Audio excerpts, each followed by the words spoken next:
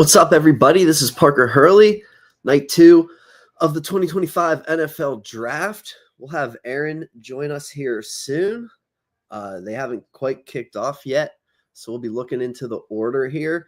But we had a really fun time last night talking through all the picks. We're going to do it again. Aaron will be on and off here throughout, but I'm probably going to stay on for the second and third round because, like I always say, the first round is where you hit your home runs or you swing for some franchise-altering players. The second and third rounds are where you build the foundation of your roster. These are where you get your actual players. And when you look at it statistically, all the players, if you're drafted on this day, Friday, the odds of you making an NFL roster, having an impact in the NFL, all those sort of things increase significantly based on a variety of things.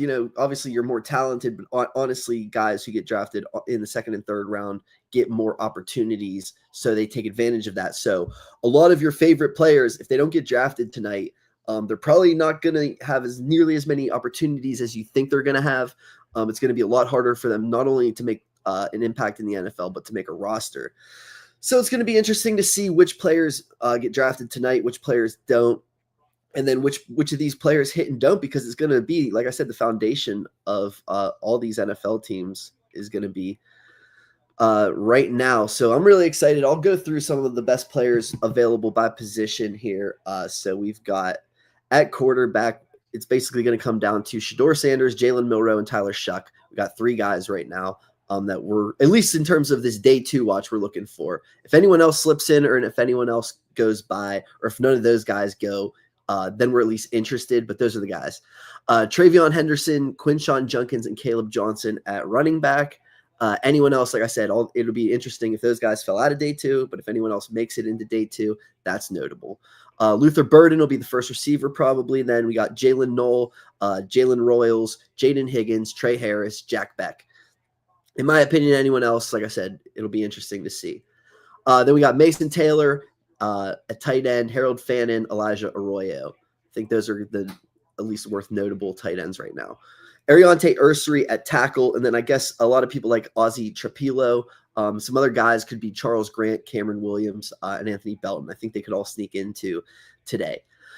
Offensive guard, I talked about it last night. A lot of these guys, Tate Ratledge, I think, should be the first guard off the board. And then there's Marcus Bow, who was a tackle, Jonas Seva-Ia, who was a tackle, Emory Jones, who was a tackle, Wyatt Millam was a tackle, Jalen Rivers played tackle. And then I also think Miles Frazier, guard, could slip into day 2. Jared Wilson's the only center I think could potentially be slipping into day 2 here. If anyone else does, that'll be worth noting.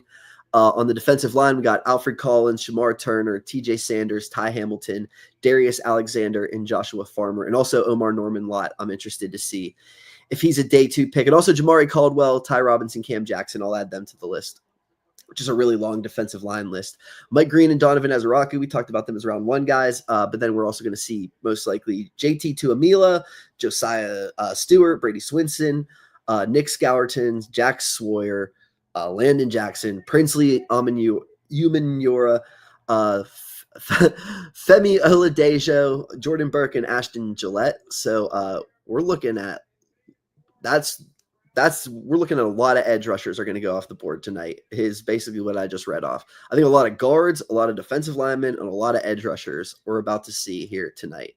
At linebacker, I think it's only going to be Carson Schlesinger and Danny Stutzman. Anyone else who gets in there will be notable. At cornerback, we got Will Johnson and Trey Amos, who could have been round 1 guys. A.Z. Thomas from Florida State, Benjamin Morrison from Notre Dame, Siobhan Revell from East Carolina. Both of them have injury questions. And then will anyone else slip in at cornerback? Jacob Parrish, a slot guy. Nick Eman-Mori, we talked about him last night. And then some guys that I think could probably be day 2 picks are Xavier Watts, Kevin Winston, and Andrew Mabuka. So you basically just heard me lay it out. Some positions are deeper than others, and that's why I like to lay it out this way, that I think like I said, you're going to see when the runs start and when they don't. And, okay, there's 3 quarterbacks, when that first one goes, does that second one is there a signal that that second one needs to go? Okay, there's 20 edge rushers, or I mean, not 20, but like I went on and on listening to edge rushers. Who's that first edge rusher? And then does it just go, 5 in a row because, now we got to get our guy. Now somebody started the trend. Now we got to go get our guy. And how did the tiers break? Okay, 5 edge rushers went, and then all of a sudden one didn't go for like 20 picks. Then it means that the league kind of sees them in these tiers. So we're going to see how that fits and works out. But I think when the edge rushers start going, they're going to start going hot and heavy here. I think, like I said, we're going to see Mike Green and Donovan Ezeraku, the pass rushers. And then some other pass rushers include Josiah Stewart and Braden Swinson. They're just designated pass rushers. But then some other guys who are, some true blue 3-down potential players, JT from Ohio State, Nick Scourton from A&M, Jack Sawyer from Ohio State, Landon Jackson from Arkansas, Princely from Ole Miss. And then, we got Femi is another guy who was a linebacker transformed to edge rusher. So if you missed on Jalen Walker, you could go for a guy like him. And then Jordan Birch and Ashton Gillette are like guys who could potentially be, 5 technique type of players who can play inside the tackles, body. So, a lot of edge rushers. And like I said, it's going to be pick your poison. And then it's really the deepest position here, especially from what I listed off. I think the running backs is going to be interesting because there's going to be 3 guys. Like I said, I just listed 3 guys for sure are going on day 2. And then who else is going on day 2? Which other running backs are going to go day 2 of the draft here. So it'll be interesting. And then I think you also look at it as, okay, we got to take these 3 guys, so it's going to be Travion Henderson, who might have went round 1. And then I think it might be a little bit of a wait for, is it going to be Quinshon Judkins or Caleb Johnson? And then it's going to be, does anyone else sneak into day 2? Or then it's just day 3, the running back day. And there's 20 something running backs going on day 3 of the draft. So that's going to be what we're going to be looking into. Or like I said, do these guys start sneaking in, or does anyone go ahead of Judkins or Caleb Johnson? So that's kind of how I'm viewing it with my tiers and things like that. And the Cleveland Browns are on the clock. A lot of people are putting them at quarterback, but I don't see that, especially considering they just traded down off of Travis Hunter to pick up a future first-round pick. They're paying Deshaun Watson like $50 million. So if you take a quarterback this year, his rookie salary really isn't giving you the benefit you think it is because of all the money that's being benefited to Deshaun Watson. And by the time you clear the Deshaun Watson salary, you then have to pay this guy. So I think the reality of the Browns in this situation is to not take a quarterback here, to build their roster up. And then they would build their roster up and then hopefully take a quarterback next year because, Mason Graham is a very solid player, but he's not a player who is going to, it's not like they just drafted Jaden Daniels and it's like, oh my gosh, the Browns made the playoffs because Mason Graham is winning all these games for them. That's not the type of player he is. Mason Graham is like a backbone type of player. Like I said, he's one of those round 2, not that Mason Graham is a round 2 player because he obviously went top 5, but that's what you're getting in round 2, or like the meat and potatoes type of players that Graham is just like to the extreme of that version, obviously, but it's still like the meat and potatoes types of players. So we're going to be also looking on Twitter and not following along with TV. So if you are following along on TV, it'll be we may be ahead by a pick or 2. We'll see. Also, they may be trying to keep it up, keep up the tab. So we'll see. We're about 10 minutes in. Aaron is going to join us here in a couple minutes. We're going to talk about all the picks.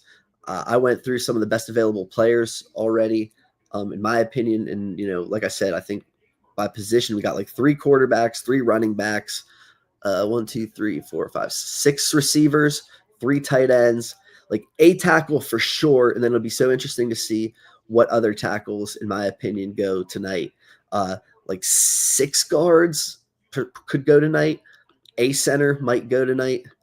And then, like I said, I'll count it out even. 1, 2, 3, 4, 5, 6, 7, 8, 9, 10, 11. I think at least 13 edge rushers could go in these next it's more than 64 picks because of the compensatory picks, but something around like 70 picks. I think we're going to see like a lot of edge rushers because I think even a couple more than I just went through could potentially be getting drafted here. So should have just started this thing at 7:10. I forgot that they go through 10 minutes of TV time. So, I mean, I got to go through the list of my top players, but now the Browns, now that we're like 10 minutes into the draft, now the Browns are on the clock versus when the draft would have started at 10 o'clock.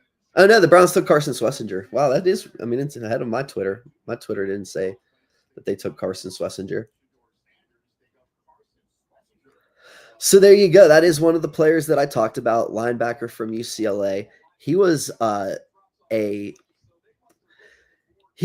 safety at like the beginning of the season, and then he came in and started to play linebacker for the UCLA because they just needed him a linebacker, and he was such an athletic safety that his coverage traits are what everyone's coveting in the NFL. So I'll look up real quick. I don't think I had a great comparison for.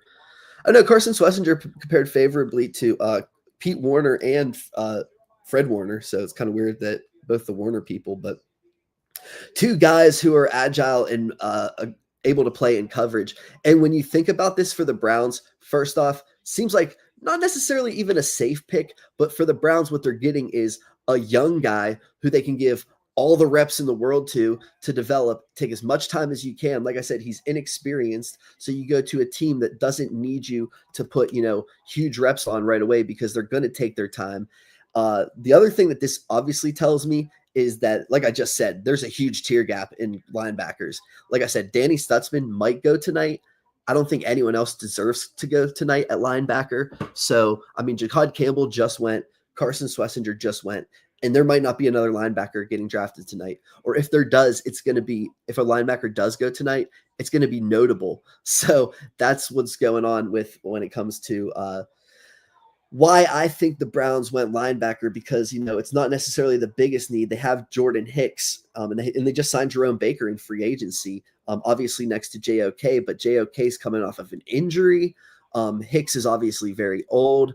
Jerome Baker, I think this is like his third team in 3 straight seasons. So it's obvious that, it's not like they're set at linebacker. But I think what they're saying is, I mean, first off, they're staying true to their board that, this isn't a need pick because, like I said, I think the Browns are really going to continue for the next few years.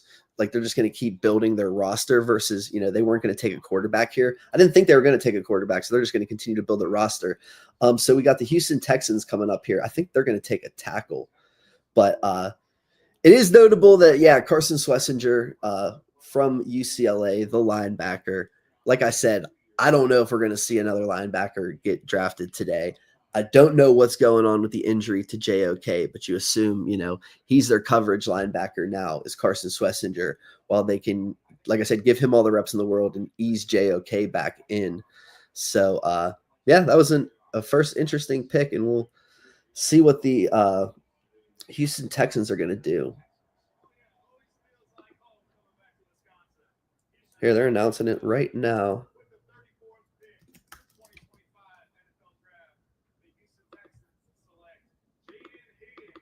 Jaden Higgins, so a receiver, which is what tells me about this is that I think that what's their names? The Texans were going to draft Emeka Egbuka.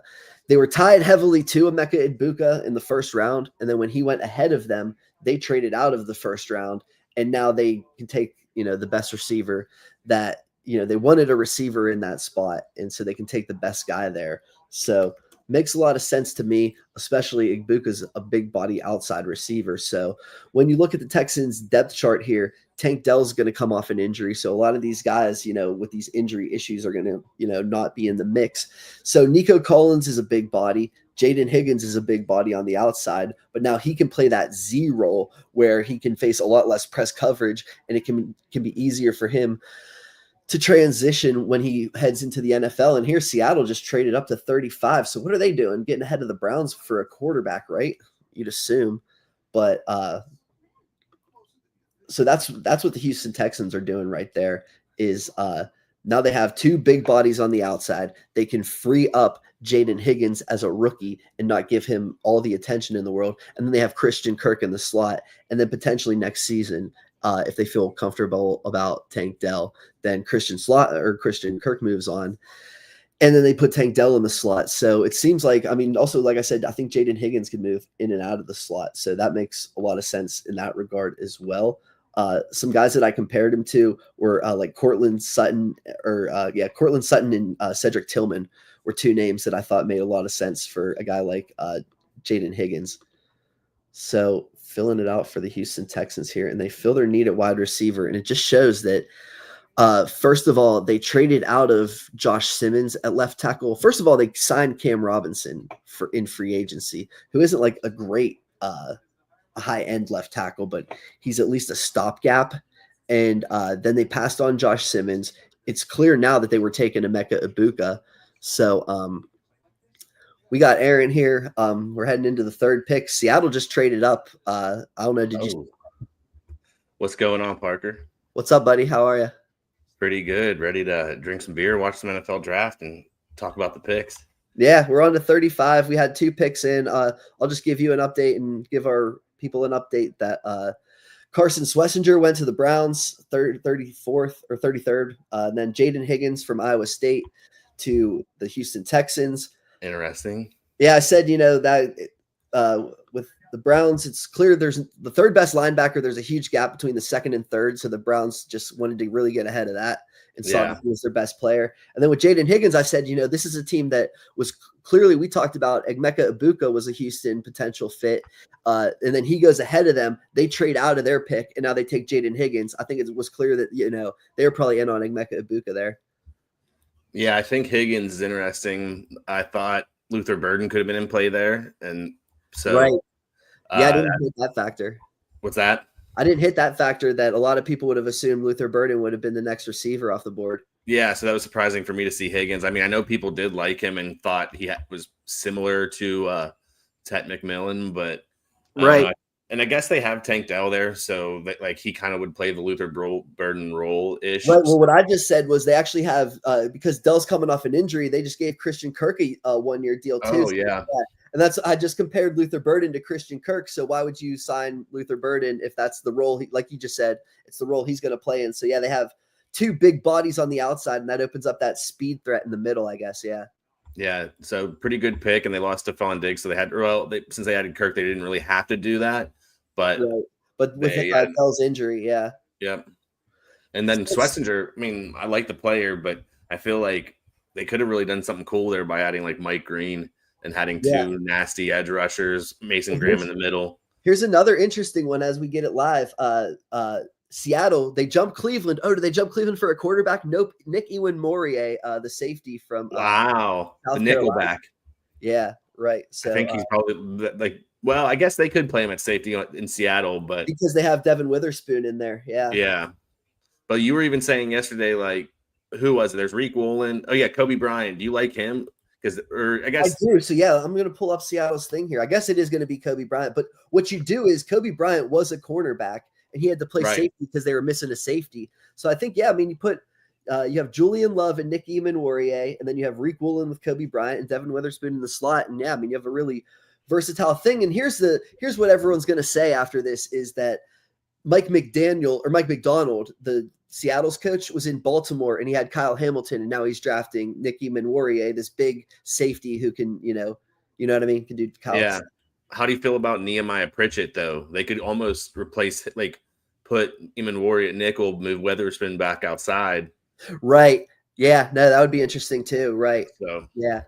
That's the thing with what's his name, McDonald. That's probably what he would do, and that's very similar to McDonald, where with the Ravens he had, while it's a different body type, Marlon Humphrey was in and out of the slot, Devin Witherspoon in and out of the slot, where Kyle Hamilton can do the same thing, Nick Ewan-Morier can do the same thing. So I think he sees his Witherspoon as his Humphrey, his Ewan-Morier as his Hamilton, and now he has his defense the way he wants to align it. They could almost do it all, they could learn it all, they could do it all. And you need the way to do that is to have a coach like the coach that they have. So exactly. Yeah.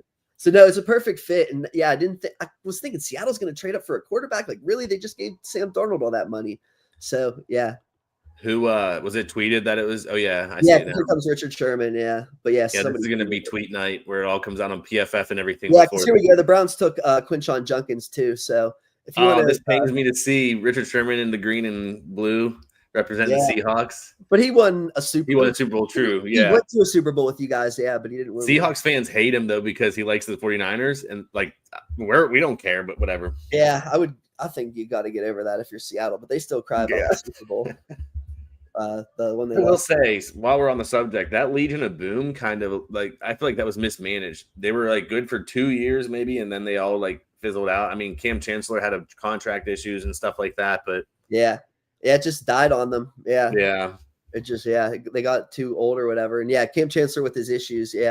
I'm talking the Niners had something similar to that offseason with everybody just leaving and Chris Borland retiring and stuff. So Nicky Memori, Seattle. I mean, him and Zabel. I just said the Browns took Quinshon Judkins too at running back. They just now. Oh, really? I'm on Twitter. Let's see it though. Quinshon Judkins. Wow. Yeah, so that's crazy. Ahead of what's his name, Travion Henderson, which was possible. But and like I said, there's 3 guys. There's Travion, Quinshon, and then there's Caleb Johnson, and then it's who's that next guy and when does he go? See, I think Travion and Caleb Johnson may fly off the board here soon too. Especially, I think the Bears at 39 really might like Travion. We'll see. Or are there pending charges for Mike Green or anything like that? Why is he still falling? No, but I think it is. I think turned off by his personality. He didn't have a good explanation for it, or things like that. I guess. Yeah. And he also has short arms, and he's not a great run defender. So, but I mean, to fall this far now, I think at some point you say there's a little more to it. But I mean, neither has Ezraku's gone. Neither has any edge rusher since that first round tier or whatever. So. Like I said, I listed off 13 edge rushers to start this show. There's 13 guys that are going to go in the next 50 picks. Who was the trade? Seattle. Who moved back? Tennessee. Oh, okay. Yeah, now we got the Browns on the board or on the clock. Oh, they took Quinshon Judkins. Yeah, so Las Vegas is next. So the Browns, we knew they were going to probably take a running back at some point. And like I said, they're just sticking to, they took an interior defensive lineman, they took a linebacker, and they took a running back. Like I said, they're sticking to, we're not going to win this season, but we're going to take building blocks that, in 2 years when that Deshaun Watson contract's over, and when we have a young quarterback maybe next year or in 2 years, that's when all these guys are going to be, it's going to be well, I'm glad we filled our roster with that guy. I'm glad we filled our roster with that guy. I'm glad we have, a grinded out runner and a coverage linebacker and a solid defensive tackle. That's what the Browns are doing. Yeah, Judkins going before Travion Henderson is interesting. Yeah, did you like Judkins? I mean, I liked them both, but as a Texas fan, Travion Henderson just was so explosive the game we played against them, and had that right before the half touchdown and stuff, and it's just I kind of liked him a little bit more going into this. Yeah. And I'm more of I know they're both speed, but I feel like Travion Henderson is probably the lightning to Judkins' thunder in that offense. Oh, yeah. And here's my comparison, which is a good lead in a little bit with how about Marion Barber? Remember that one? Yeah. Oh, yeah. That's a real good one. I like that for Judkins. Yeah, I would say Pacheco reminds me of him. He's the only person that has that running style. Yeah, that's a good one too. Yeah, for sure. Especially in terms of right now NFL, how would I try to describe him to somebody? Is that he's gonna go straight this way, whereas Trayvon's going that way. Yeah. Wasn't his nickname the Barbarian or something like that? Yeah, Marion the Barbarian. Yeah, he was crazy. Sweet. And yeah, that is. I mean, that's how Judkins he goes straight at you. He's not gonna mess around with you. And it hit my physical and athletic comparison, so it seemed to make a lot of sense. So I was like, good running style, same athletic traits. So who's up next? The Raiders. Yeah, which is another. I guess we're gonna stay on quarterback watch just because, but I think it's gonna be a little bit, honestly. I mean, I guess I don't know. There's been a lot of talk about how Brady has been training up Shedeur and loves Shedeur, and the Raiders were in on him. And if you think about it, say you get Shedeur now, let him sit behind. You didn't invest a first round pick in him, so he can sit behind Geno for a few years. My comparison for Shedeur is Geno Smith, so hey, that would make sense. Right. But also, if you just drafted Ashton Jeanty and if you just paid Geno Smith, are you saying, and you have Pete Carroll, who's an older coach, are you saying, does he buy into, let's go in this year, let's build around, this, that, the other? Yeah. At that point, they did go Jeanty, so defense would make more sense than Shedeur. At this point, yeah, I think so. Mike Green's still out there. Put him across from Crosby. Yeah. That'd be interesting. And they're the Raiders. They don't What shy if they away. took Will Johnson and people were just like, oh, they took, or Trey Amos, oh, wow, Yeah. what a I great mean, any first round talent, they could be like, we got a first rounder in the second round. Yeah. You know what I mean? So, yeah. No, they could get away with a lot of things. I have their needs as wide receiver, left guard, linebacker, cornerback, free safety. Oh, here comes Miami. What's Miami? Yeah, they traded up. Yeah, it's like the TV, like sometimes the TV's ahead of Twitter, sometimes Twitter's ahead of the TV. I kind of like this. And with Judkins, the Ohio State staying in Ohio, I always like when that happens. Oh, they're going to love that. Yeah, all those people in that area. Cleveland, Ohio State fans. Yeah, and he just won the national championships. People are going to buy his jersey and stuff. I think we were talking about it earlier, and I was kind of joking around, but then it like made a little sense. Will Howard later around for the Browns rather than get someone early, just wait, get Will Howard later. Oh, yeah. Getting Kirk Cousins. No, they're doing exactly what I said they were going to do with those picks. Is take, not bland. I don't want to say bland, but like I said, it's just Carson Schwarzenegger isn't safe, but like I said, is that you can give him all the snaps in the world, and if he goes through growing pains, that's fine because you're not going anywhere. Quinshon Judkins is safe. He's just super safe, and Mason Graham is super safe. You're just taking safe guys, which I mean, if you're the Browns, like build it back up with, you don't got to go for the fences here. Who you like here from Miami? Yeah, I'm trying to think through what are they going to do here? They weren't going to get a tackle. Are they Will Johnson? Right. Yeah, no, that's got to be it, right? You think? That makes a lot of sense. Yeah. Yeah, because they took an interior guy, so they could go edge, but I don't think they're going to. Yeah, I just feel like the need for replacing Ramsey, if they do end up trading him, is going to be pressing. Right, for sure.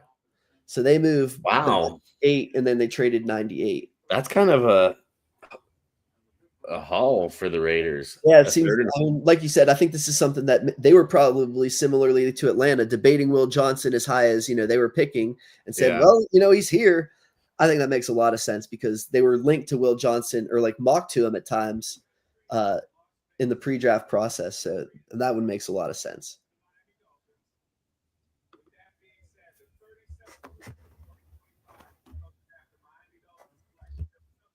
Oh, Jalen Savania, the guard. So Alec Ingold. Is he still there, Alec Ingold, or is that just like a few years ago he was their fullback? He's still there. Here, I have their he's still there. I have their depth chart up. He's still there. So this Jonah is going to play left guard for Miami. And when you break it down, you have Patrick Paul, their second-round pick last year, as a tackle. Austin Jackson, who's starting to come into his own, is the right tackle. They just signed James Daniels, who's the right guard. Now they have their left guard, and they have Aaron Brewer, their center, who they signed last year. And so, I mean, yeah, finally Miami does something for the trenches. It was so funny that, they have Devin Achane and Raheem Mostert, and they drafted Jalen Wright last year. And it's like, why don't you just get some trench depth? And they finally do something. Mostert's on the Raiders now behind Genty. So it's Achane and Jalen Wright there. But yeah, it's kind of interesting too to see this. They probably were going to put Kelvin Banks at guard if they did get him. Maybe. At 13, yeah. Yeah. Yeah, and that was heavily mocked too. So that does make sense. So take Jonah off the board here. And yeah, I definitely think there's going to be some guards. So Jonah was one of those dudes who played tackle, but he was obviously going to slide into guard. And especially now that a team like Miami took him, he's going to slide into guard. Yeah. So yeah, teams are trading up and not for quarterbacks. Patriots got a stick and pick.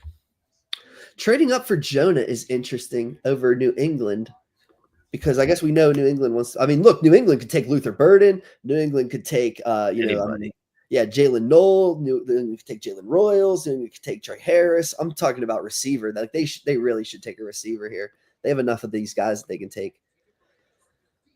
It'd be interesting. I don't know if right here would be the place to do it, but Alfred Collins kind of resembles Vince Wilfork in ways to me. Yeah. He's one of the best players, but like I said, with New England, it's like you got to go all in on getting Drake May. This whole draft has to be May people. Yeah. So, but I mean, it's definitely, he's my top interior defensive lineman, which will be fascinating to see when that goes because we knew Tyleik Williams would go round 1 because they wanted to clear off that tier. And now when does the next tier start? And who starts that next tier? Is it Alfred Collins? That'll be something I'm following because none of them have gone yet. And then Mike Green and Ezra Rocky, the pass rushers, haven't gone yet. And once they go, the edge rushers, I'm telling you, they're going to start flying, but they haven't started yet.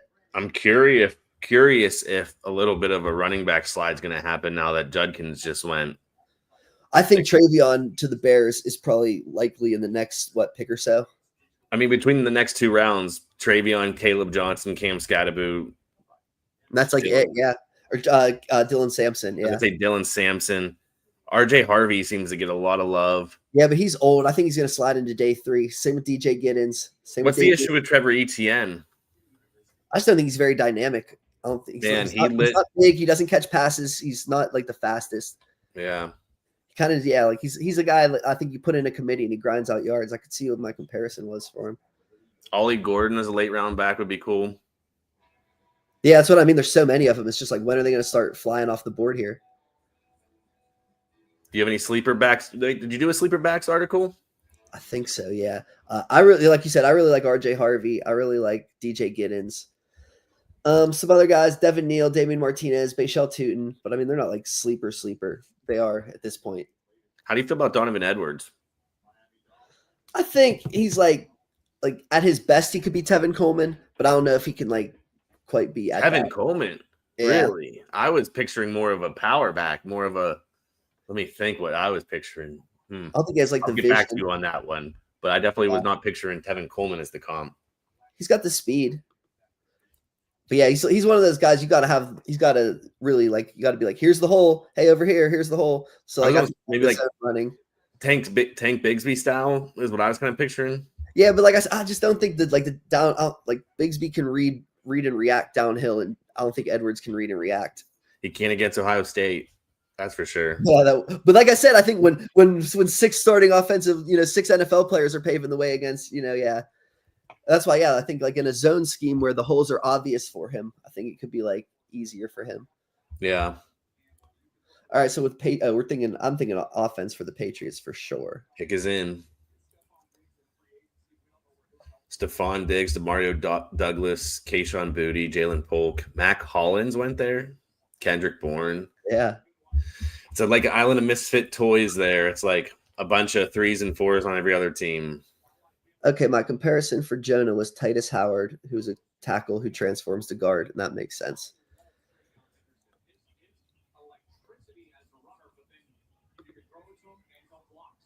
Travion Henderson to the Patriots, says Albert Breer. Makes sense, man. I was thinking there's going to be a slide at running backs. Ramondre Stevenson, not the best starting running back in the league. So, right. Travion makes sense. Yeah, now it is. The question is, when does Caleb Johnson go? And then after that, it's, who goes next? When do they go next? Yeah, are the Bears going to do it? Are they going to go RJ Harvey? Because they could pair him with DeAndre Swift in a way. I mean, not here. They would have to do it a couple rounds from now because, that's like a tier thing. Yeah, there's going to be a big drop after those two, I think. But they do need running backs, so that's – They do. So, yeah, I think that New England just took them. I think that was their plan right there. So, I think now it's the Bears. Do you take Caleb Johnson? Or, honestly, if you're the Bears here, what are you doing? You're looking at Mike Green. I mean, hey, what do you think? The issue with Ryan Poles is that he traded it off of Jalen Carter. Is the dude who trades off of Jalen Carter going to be the dude who drafts Mike Green? I don't see that. So that doesn't make sense. Donovan Ezeraku makes sense. JT from Ohio State is, I think, the perfect pick for them. Or Nick Sowerton from A&M. I think those are the great picks for them. I see them waiting at running back, like you were saying. Jaden Blue in that offense could be pretty interesting. Yeah, later. Yeah, that's a sleeper one. That's a real good sleeper one, Jaden Blue. Because he's going to go day 3. I'll be curious to see where Mason Taylor ends up today, too. Yeah, you would think he would have gone at least sooner or, at a similar point. So, yeah, the Bears are on the clock. They could go Arianti Ursary, the one tackle that I do like that. Yeah. And Mensch loves that Ursary guy. He's always talking about him. Yeah, so there you go. And he seems to be an offensive line guy, so there you go. I think it really comes down to that. Do you go Ursary or do you go pass rusher or do you go Caleb Johnson? Because then it really closes out that tier. And then I think it's going to be like 30 more picks till any running back goes from here. So do you do that and say, we're not, you know what I mean? Like this is going to end this because then, it's Cam Scatterbo. I don't think he's going to go for a while. So that's going to be interesting. I compared James Cook was my comparison. I thought that was a good one for No, Travion Henderson. Oh, yeah. You said James Conner for Scadaboo, I believe, right? Yeah, but then he's like 20 pounds lighter than him. He's not nearly as big as he was. So yeah, it ended up being like Damian Pierce and Rex Burkhead, especially his passing game value was actually real similar to Rex Burkhead. His combine actually didn't really he jumped really high, but he didn't run. And then I think his pro day wasn't very good. And I'm not, his I don't think his what's it called was as good as people think it was, because when you show up light and slow, that's not two things you don't want to do. Yeah, his measurables were not what people wanted them to be. And that's why I don't think he's going to go for a while. I think if he did run, like if he just was like 230 and he ran what he ran, it would be fine. But when you're 213 and you run what you run, that's why I think you're going to potentially even slide to day 3. So that's why I think it's Caleb Johnson, and then it's a gap. Yeah, and like I said, I just have a feeling this is going to be a slide at running back. So you might as well take him now before he is gone. So right, because otherwise, who knows? Like you said, either if you fall in love with RJ Harvey or something, you say, okay, we'll take it. Yeah, we'll wait on it or something like that. But yeah, if you think you need a guy right now, then you got to go, because I mean, a lot of these guys are questionable. Like I said, Cam Scadaboo is undersized. RJ Harvey is really kind of just a one-cut runner, and he's 24 years old. Did he just have a good year because he's beating up on younger guys? DJ Giddens is kind of do it all nothing, can't really do much of anything. Dylan Sampson should be a passing down back, but he doesn't have passing down value. It's like all these guys that are like, like guys you like, but you don't obviously love because of all these issues. So is Braxton Jones the weak link in Chicago's line that you think? Or is it? He's coming off a fractured ankle, I think it is. So I think he'll be okay by like week 1-ish, but I think it's going to like questionable for week 1, and he's due a contract next year. And I think, considering they signed Joe Thuney, they signed or they traded for the dude from the Rams, Jonah Jackson, they signed Drew Dahlman, and Darnell Wright's a top 10 pick. You kind of by process of elimination, it's like, it's not the 3, the 3 additions aren't the guy that they're going to replace, and the guy that they drafted in the top 10 isn't the guy they're going to replace. So, yeah. But I still, I don't mind Braxton Jones, which is why I would take JT from Ohio State if I were them, honestly. Yeah. I think, at some point, Ryan Pace, Poles, you got to get yourself a pass rusher here. You had to trade for Montez Sweat because you couldn't figure it out. Sweat's been up and down because he doesn't have anyone rushing across from him, because you're not drafting any of these people. Draft somebody. They got Grady Jarrett, tackle. Yeah. I can't, Odie, how do you say it? Right. I think he's fine, but he's a rotational guy. Ode Bingbo. Edo. Yeah. There's a clip. That's a clip for you. That was good. Good effort. Yeah. Hey, it's crazy to see Will Johnson still. There's only a few picks in the round, but he's still sliding. It justifies what I saw, honestly. Yeah. Like, people were telling me different, and I was like, I don't know. People were like Patrick Surtain, and I was like, what are you watching that tells you he's Patrick Surtain? Yeah. I was like, what kind of Looney Tunes are you watching here? Trey Amos is like, he's still out there. Siobhan Revel, people love him. The things with Revel, he came off an ACL injury. Benjamin Morrison has back issues. AZ Thomas ran 4.5 something at his pro day, which is like, if you run it at the combine, it's like, okay. If you run it at the pro day, it's like, we're giving you a favorable time and your time is slow. That's not good. I loved AZ Thomas, but even I understand that he's going to be like round 3. So yeah, I think it's Will Johnson and Trey Amos, but it's like Will Johnson, to me, short arms, slow, only can play zone. He's coming off an injury, had an injury and can't seem to run. I understand that. Trey Amos, I think this is about his range, in my opinion. So yeah.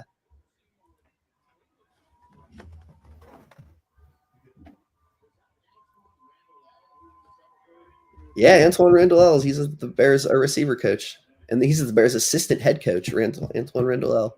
Was he at Colorado? Indiana. Was he ever at Colorado with Dion? No, he was with Detroit Lions. That's why he followed Ben Johnson. And Hines Ward's a coach somewhere too. Yeah, I forget where. Like Jackson. Maybe he was at one of those HBCU schools or whatever, I think, for a little bit. I don't know. Arizona State. No. Yeah. He was Ricky Pearsall and Brandon Ayuk's coach that one year. All right, I haven't seen the Bears get spoiled yet. Luther Burden, interesting. Interesting. Man, they got so What many. are they doing with all these receivers? They Yeah. paid. Maybe they're going to get rid of Keenan Allen and then try and still do the 3 receiver thing. But Well, Keenan Luther Allen's Burden plays gone. like who's my comp? DJ DJ Moore. Moore. Yeah. That's fascinating. Dude. That so is they wanted another DJ Moore. What are they going to? I mean, I get it because he's one of the best players available. I don't get it because, are they going to trade DJ Moore or because they just drafted Colston Loveland, who's going to play in the slot likely because you have Cole Kmet who can play tight end because you have 2 outside receivers because you don't need a slot. And then they just drafted a slot. Yeah. I mean, Keenan Allen. Allen. Olamide Zaccheaus. So, I mean, listen, I'm not like, Olamide Zaccheaus, but I mean, hey. Keenan Allen's good as gone. He's already gone. Yeah, he is gone. He's off the roster. Yeah. So that's one thing. Olamide Zaccheaus, I mean, he's never really been much more than a third or 3 or 4 anywhere. Right. So like put Luther Burden in there, but it's just interesting to me, like because you just drafted Colston Loveland and you have Colston Loveland plays a slot, and then you have DJ Moore play in the slot a lot sometimes. And Roma Dunze and DJ Moore on the outside. So you don't have outside slots. Even if DJ Moore wants to play in the slot, you don't have it because you have Bird. I mean, I don't know how much is Burden going to play as a rookie. Unless he's just trying to do you don't know who's going to line up where type of thing. Like, give me all the gadgety guys. But who are you taking off the field? Are you taking off DJ Moore, who's making nearly $30 million a year? Are you taking Roma Dunze, your top 10 pick? Are you taking Colston Loveland, your top 10 pick? I guess Cole Kmet is getting taken off the field. Cole Kmet. I mean, they could run, 12 personnel, I guess, but that's 12 personnel would be Kmet and Loveland. That's what I'm saying. That'd be the only way. DJ Moore, so then Burden doesn't play. No, I'm saying that 12 personnel is the only way Kmet's on the field anymore. Right. That's the only way. And outside of that. Which Ben Johnson did a lot with the Lions. We talked about he could be a glorified Brock Wright. But now how do you do your glorified Brock Wright stuff when you're trying to get Luther Burden on the field? I don't know. What if they trade DJ Moore?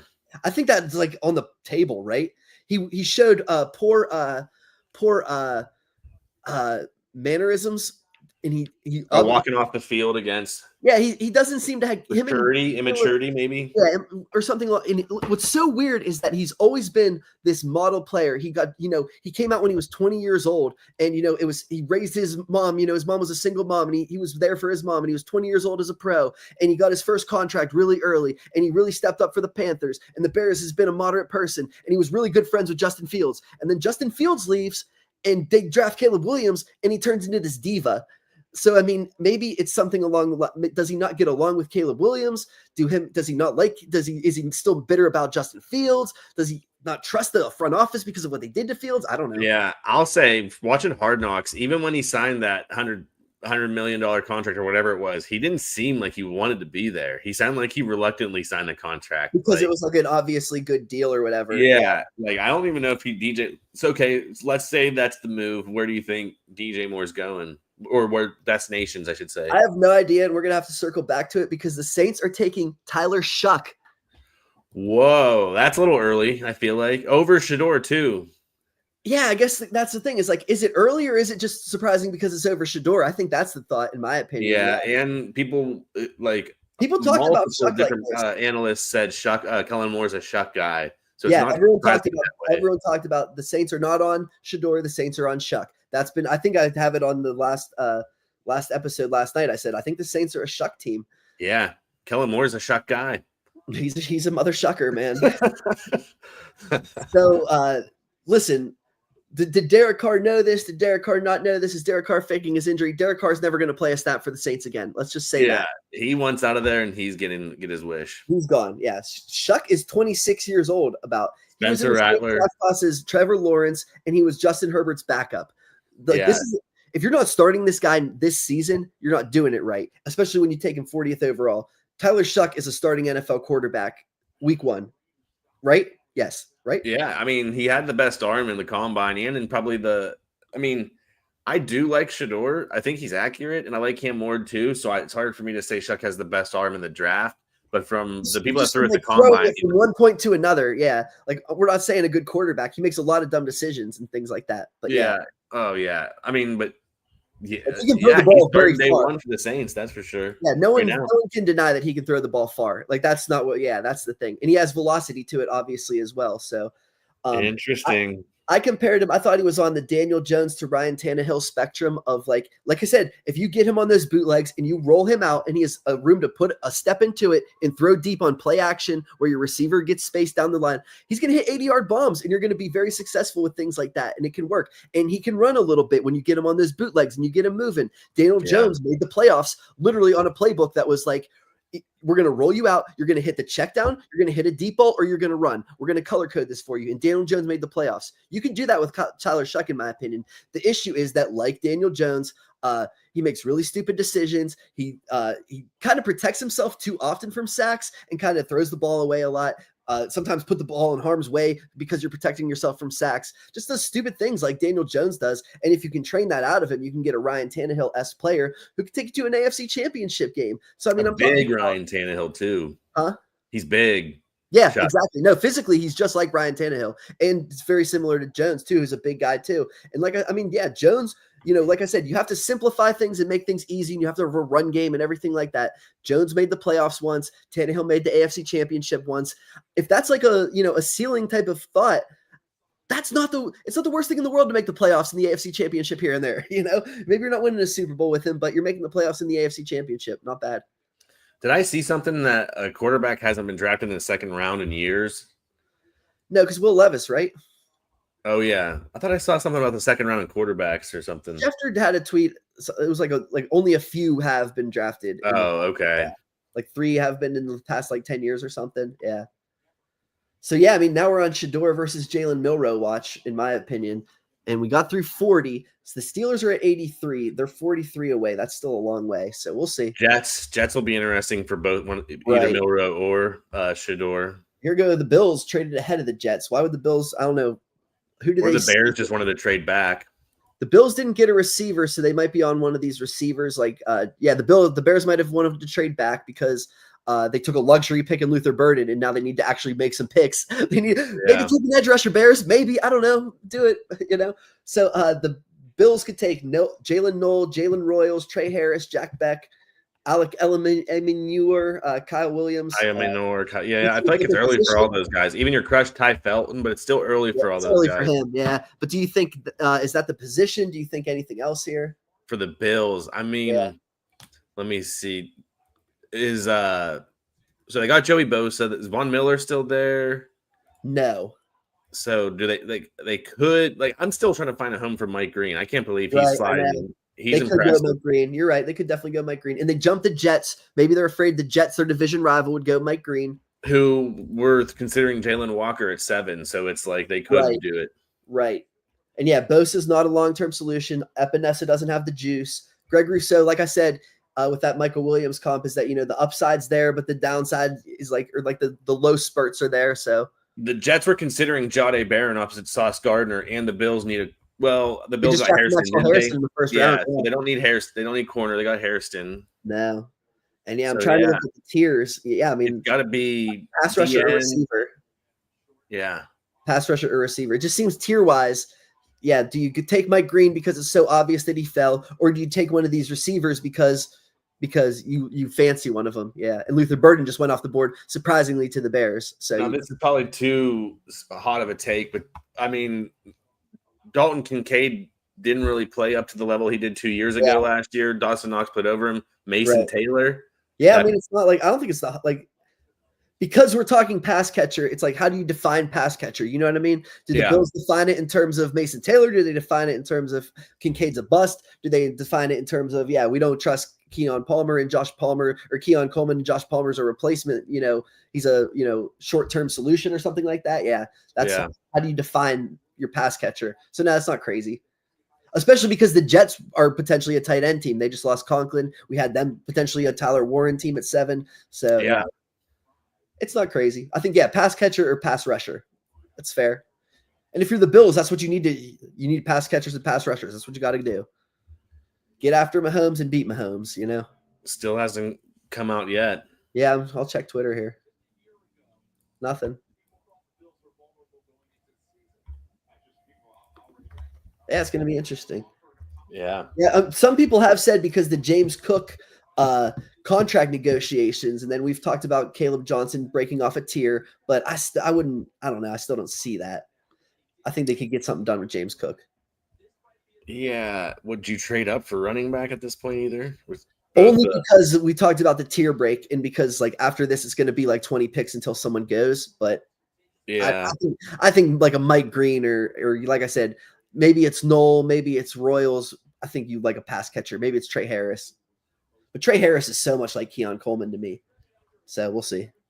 There was a report, though, at the offseason that I said it once already that Josh Allen and Keon Coleman are having issues getting on the same page. So and that's a player you could trade and get a pick for probably still while the iron's still hot or whatever. Yeah. Still a lot of potential there. I know. Could just been a Buffalo thing or something. Yeah, I'm going to look at the Bears real quick and see what's going on in Bears world.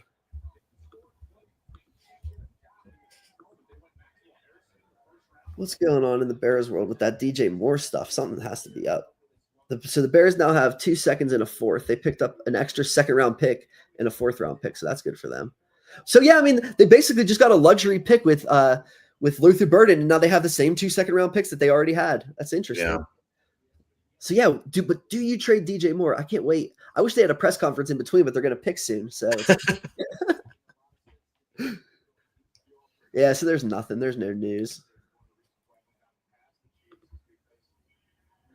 The Bears are selecting TJ Sanders, the defensive tackle from South Carolina. Bills, you mean? Yeah, the Bills. Sorry.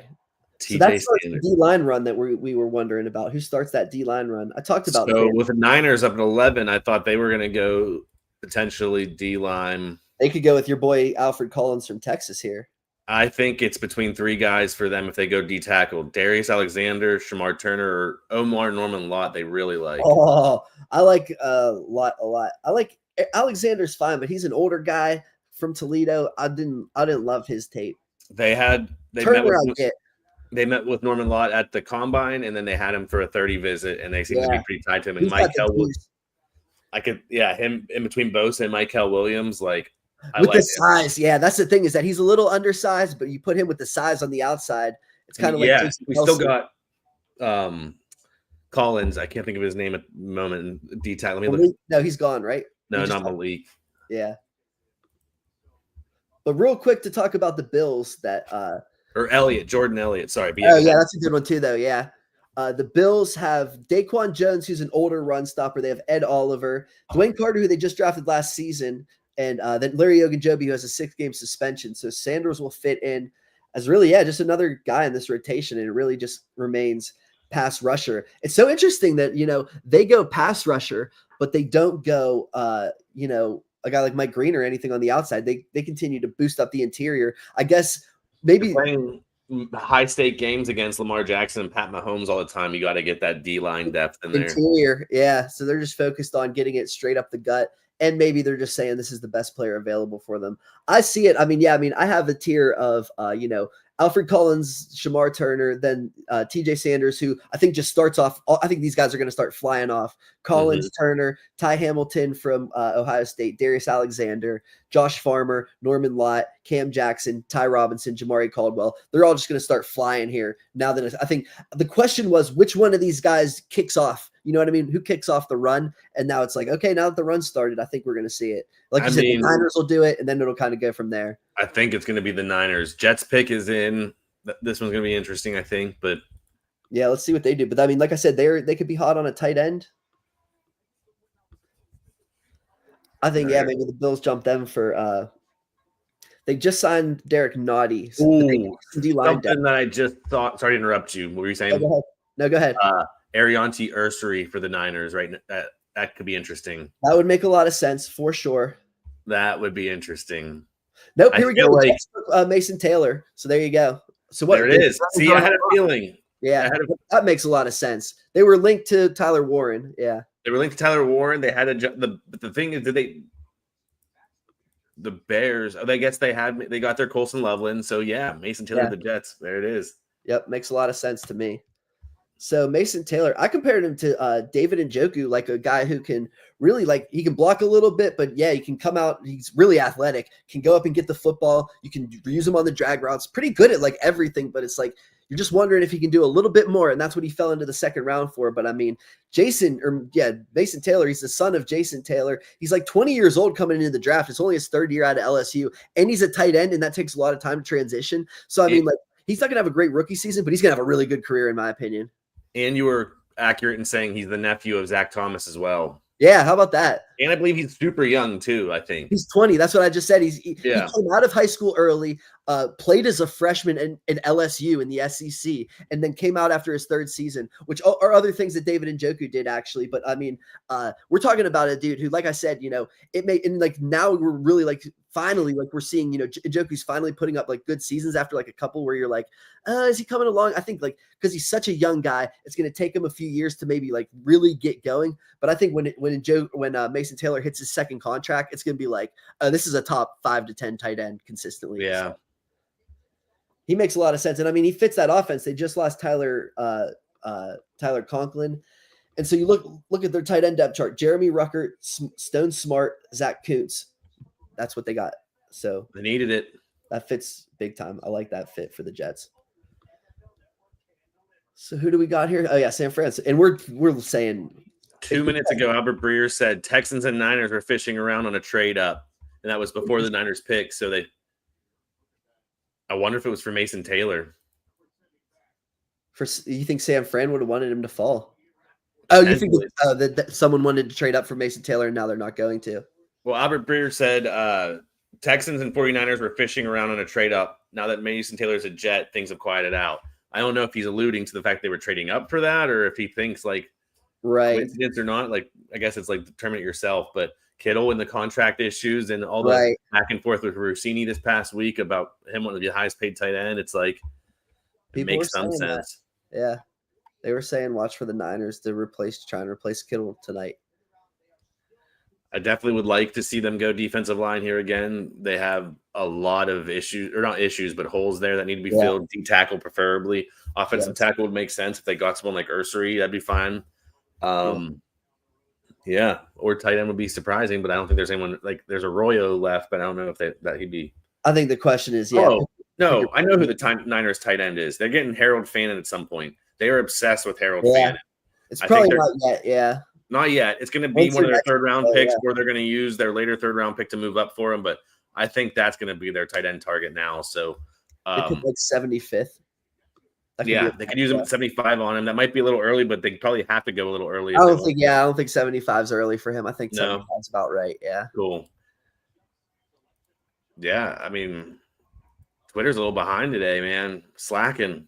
Yeah, well, we got the Jets, and they're coming out and selecting Mason Taylor right now. But yeah, San Fran is on the clock.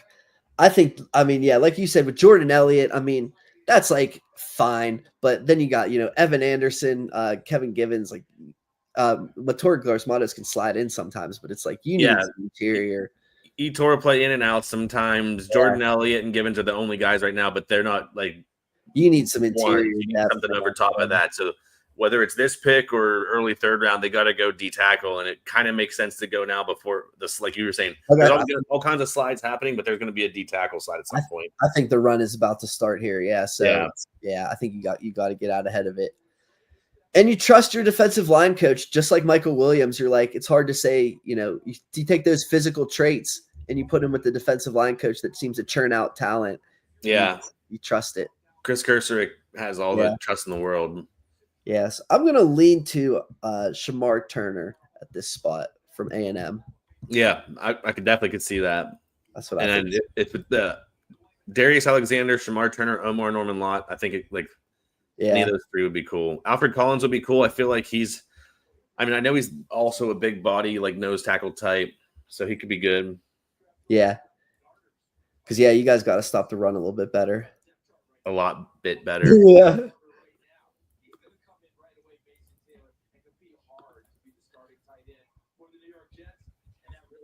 Pick is in. Oh, here we go. Yeah, here comes the San Fran. That's interesting that Twitter didn't get this one. San Fran played it close to the chest. They've been trying to do that more lately. Oh, they took Alfred Collins. Did they? Yeah. Hey, I'll take it. Yeah, we knew it was going to be, and he did top my tiers, so it does make sense. Big Alfred Collins in the middle. We were just saying they need to stop the run a lot. They really need to stop. Yeah, so that. I will say, if I'm trying to just analyze it, I do like Norman Lott a little bit more here at this position, but he is a little undersized, so it would have been a different type of tackle you're getting. Yep. When you wanted Norman Lott and Jalen Walker, who are the undersized pass rushers with juice, and they went for the two big ass run defenders who have the oversized traits. They know what they're getting, or they know what they want. Yeah, they know what they want, and that's what they've been doing with a lot of like almost. I don't know if I would say DJ Jones. I wonder what my comp for him was, but I mean DJ Jones isn't an awful comparison for Alfred Collins. I went Daquan Jones, who was a run defender for the Buffalo Bills. So, I mean, just a really good, powerful run defender would slide into that similar DJ Jones type of role for what the Niners asked DJ Jones to do. And we love DJ Jones. So, So you put him at nose tackle, and it allows somebody like Jordan Elliott, who really doesn't defend the run as well, to get upfield more. He can use his juice to get upfield more. And then you have that reliable Alfred Collins. Because, I mean, like you said, Givens is going to take a lot of burn, but Collins is going to jump in and probably play 40% of the snaps next season. Yeah, I mean, he may take a second to learn the wide nine. It's going to be a little bit different, but I'd say he's a day one starter. Yeah, he should be, or at least, like I said, heavily in that mix of getting work. So, I think then, like I said, I think it's going to continue because Shamar Turner is going to go off here soon. And then, when does Darius Alexander, even though he's a little bit older? When does Norman Lott, even though he's a little bit smaller? Josh Farmer and Ty Hamilton, are they nose tackles? Then it's going to start. So it's going to start to come here, but that does make sense that now we're starting to see it. When one went, the Niners said, all right, we know what we got to do now that one of these guys went. Maybe that's it instead of the Mason Taylor stuff, and they just misinterpreted it where the Niners said, okay, the run just started. We're not trading back because the run just started. We got to get our guy. No, yeah. I mean, they had to stick and pick their guy there for D tackle. There's too many holes. Like I say, I'm going to say it this whole draft. They got to keep going back to the D-line well, and you don't move back when you got to do something like that, especially with there's so many good D tackles left. So I like it. Right. All right, so here we go. We got another one. Dallas has taken Ezeraku, the pass rusher from Boston College. I like it. I think Ezeraku definitely has some learning to do, and definitely has. But I mean, who better to learn from than Micah Parsons? So I like the situation. And who better to put him across from than Micah Parsons? Yeah, so it really it eases the idea of, like he's not going to get many one-on-ones, or he's going to get a lot more one-on-ones because Parsons is going to draw all the attention. So Ezeraku, every time, his biggest thing is he has the ability to, bend, get flexible, and turn the corner. I compared him to Harold Landry. It's a Boston College thing, obviously, but and also they've same size, same athletic profile, same everything. They have the same exact winning pass rush move of bending around the edge. That's really all they do. Then they struggle against the run. It's really a designated pass rusher. So makes a lot of sense for me. I liked him. Yeah, I think he makes the loss of Dexter Lawrence a little bit easier, and also it helps. Like they were going to use Joseph Asai off the edge. They probably still will, but it kind of frees that up and lets him drop back to the linebacker a little bit more. And Asai's on. He's coming off the ACL injury. He's probably not going to play until later in the season. What? Osai's on not Osai. Marion Overshone. I'm sorry. Oh, yeah. Right. Yeah, you're thinking of Texas. Yeah. Texas guys. Yeah. Right. Yeah.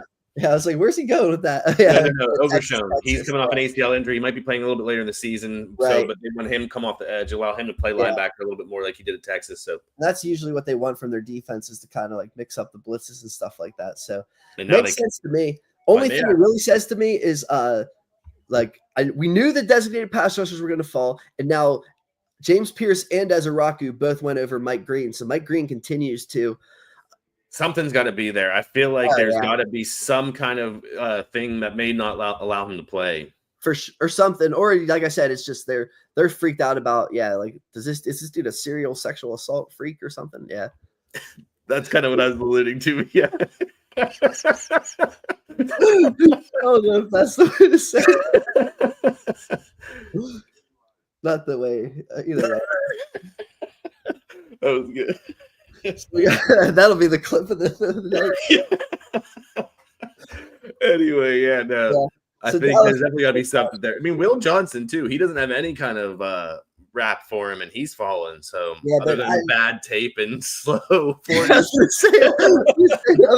other than not playing very good, he's what's going on for him. But I mean, it's starting to get to the point where he is. I mean, it's like Mike Green, Will Johnson, Trey Amos. And then, I'm like, that's really like the best players for me. So, I want to say too, like we've heard all that stuff about people want to trade back. The meet's in the second and third round of the draft. Yeah. We're kind of getting to the later round of the second, early round. This is where people are going to start moving around, trying to get their guys and stuff. Yeah. Start getting, which has happened with the Bills moving up, and other teams, and Seattle went and got their guy real quick because they said we really like Eman Warrior. So teams are starting, like you said, someone was calling San Fran. So teams are really ruffling and shuffling here. So we got Indianapolis next, and then we got the Rams, which we're gonna just talk about. Is this the Jalen Milroe thing? But yeah, I mean, go ahead. I until they do something to solve the back. I mean, they have Carson Bennett or whatever, Stetson Bennett. But I mean, until they do something to solve the backup for Matt Stafford, I'm going to keep thinking it's Milroe. Speculative, yeah. But then they didn't get their first round pick, so this is their only. Are they going to? Like I said, do you want to take a shot with Stafford, or do you want to try and Shedeur? Oh yeah, I mean they could go Shedeur, yeah. But I just think, I mean, like I said, if you're the Rams, you're probably like exploring upside and the upsides with Milroe. Yeah. Whereas Shedeur, like I said, he's a pocket passer with questionable athletic traits, and he thinks he's Patrick freaking Mahomes back there. Would you be worried about bringing him out to LA? Shedeur? Yeah. I'm honestly more worried about his on-field play than like his personality. That's how I feel. I'm like, he needs to get better in the pocket. He needs to, improve his decision making. Totally. When he does that, that's where I'm at. Yeah. So yeah. I think now is to the point where he starts to fall. I compared him to Geno Smith. When did Geno Smith get drafted? 39th overall. So yeah, now Shedeur is probably I'd say it's starting. Raiders 48. Yeah, I think if you get past, what'd you say? Yeah, the Raiders. If you get past the Raiders with the Rams, the Raiders, Seattle, if you get past those three, then you start to say the Steelers are probably the team that's going to take him at 83. Like because no team is linked to him. Then you start to say, yeah, personality wise, he turned off certain teams. Dion said, we're going to dictate our draft position. Well, you turned off the two or three teams that were going to draft you when you dictated your draft position, and now there's only one team that's going to draft you, and they're just going to wait until it's their pick. Yeah. So you think there's no possibility of them moving up to get him late second round to make sure they get him? Yeah. Like I said, I think if you start to get past this, where now Vegas is going to pass on him twice in the second round, the Browns have already passed on him twice in the second round, the Rams are about to pass on him. If you get to that point, who are you jumping? Who are you really jumping? You know what I mean? Yeah. So. Yeah, I mean, and Shuck filling need at New Orleans. So New Orleans are filling up. The Giants are off the board. Yeah, it's really Jets, Rams, and Steelers left. That's pretty much it. Considering Cleveland's not going to do it, yes. What do you think? I just had a random thought, but you said Dallas. Yeah, right. What if Bucks took a shot at Shedeur? I guess so. Yeah, I mean, I haven't considered it, but I mean, now you're going to start to get to the point where you have to start considering things you didn't consider. But yeah, I think it would. I don't think it would be at this point in the second round, though. I think it would be maybe it would have to be third round, but at some point, some teams would be like, I mean, we'll try. I'm sure Tampa Bay picks before the Steelers. No, they pick 84th, and the Steelers pick 83rd, so it's now or never for Tampa Bay. So yeah. But I don't think they're going to. So, yeah, I don't think it's going to. They went to Emeka Egbuka first round, though. I didn't see that coming. He's not physically talented enough to deal with the whatever it is that comes with, maybe he does. He is turning teams off personality. He's just not physically talented enough to deal with that. That's his real issue, is he thinks he's the man, and he's not. Yeah. They definitely shocked with the JT went to Indy. There you go. Who did? JT from Ohio State, who we've been calling. Him and Latu. That's a good one. I might have said something about that yesterday because I do like that pairing. I think you were talking about, because I was like so sure that they were going to take tight end, and you were saying, what about edge rusher or something? But I do. But I think I may have said even. Well, here's the thing: they have Kwity Paye, Ebukam, Latu, and now him. So that's a nice little foursome. That's a good group. Yeah, and then they added Cam Bynum and Tarvarius Ward to the back end. Like solid defense they got going on there. Yeah, they got to figure out what's going on at quarterback. I feel like it's make it or break it for. But we talked about it last night. They gave him every resource in the world. They have, a bunch of legitimate receivers. They have a running game. They have a tight end now. They just drafted who's going to impact the running game and give him a quick outlet to throw the football to.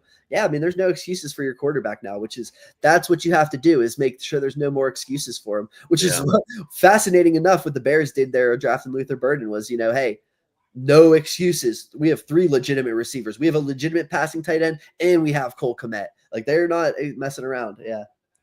Yeah, that's still, I mean, unless this is something new that people are doing and it's going to be 3 wide receiver sets. That's over the top. What's that? That's over the top. No, yeah. What? What is? The Bears, yeah. Oh yeah, I mean they got so many receivers, but then like I was gonna say though, the Bucks with They Godwin, did it too. Yeah, they did it too. they You're did right. it too. Like there might be something going on with these three wide receiver sets. Swing, swing, and swing. Well, here we go. The Rams took Terrence Ferguson, the tight end from Oregon. So this is, yeah, I mean, I'm telling you, Shador is going to fall to 83. It's like the vibe I'm getting. That's an interesting pick there. That is interesting. I thought Arroyo, but I didn't like Arroyo's tape, so I'm not surprised that Arroyo didn't go high. I'm probably biased, but I thought even Gunnar Helm had a little bit better play than he did. But the issue is the combine. Helm had that issue with the combine. Yeah, the picture about or whatever, but yeah, he still ran so slow, and you question his athleticism. Whereas Terrence Ferguson had a really excellent combine, so I think that's the big difference there. Terrence Ferguson, yeah, I mean he's comparable to Jake Ferguson from the Dallas Cowboys. No relation. Yeah, no, but it is funny. In the Rams, there goes Tyler Higbee's role in the offense. So they got Devontae Adams, Puka, and then Tutu in the slot with you would assume Tyler Ferguson. I mean, I don't think he would take Higbee's role week one, but probably by the end of the season, it'll be Ferguson. Yeah. What's the deal with Higbee? Was he just underperforming, I guess? Yeah, I think they've been like looking to replace him for a while and just haven't found the right tight end. They must really like Ferguson. I mean, a little more than I do. I don't mind Ferguson. Yeah, this high on him. They like got their guy. It seems like he had a great combine, and yeah, Higbee got injured last year. 66 yards. What do you get injured with? Torn ACL last year, but that was in the playoff game. So he came back towards the end of the season. That's it. Yeah. So he's healthy. I don't know. I guess they're just going to go two tight ends, and Tutu will just be a very specific role player. Or really, I think, like I said, Higbee's not the most dynamic threat. And coming off an ACL, they probably said he's not very dynamic and he's aging, and we don't want to deal with his money in the future. So Ferguson isn't like, oh, put him in day one and what an impact starter or anything. He's just, like I said, he'll probably be a solid number 2 as a rookie and then transition into a starting tight end. They got to, yeah. I'm just looking into this. That's one of the first head scratches to me so far, but I get what you're saying for sure. It's a little higher than I like Terrence Ferguson, but I have Harold Fannin as my next tight end, and you were talking about him at like 75. So, I mean, at some point, one of these tight ends. I just think the Niners are going to reach for him because it seems like there's just such a crush there. They had. I'm saying I don't think that's a reach anymore now that Terrence Ferguson is going 46. Oh, I get what you're saying. Yeah. So I mean, it's like, yeah, at some point, like I guess these tight ends, like they're picking their flavor and saying, yeah, I mean, like this is the tier or whatever. Yeah. And it's kind of like Trey McBride just reset the market. So people are probably thinking, let me get tight ends in the draft rather than having to pay somebody. So right. Because they're young and cheap and all that. Yeah.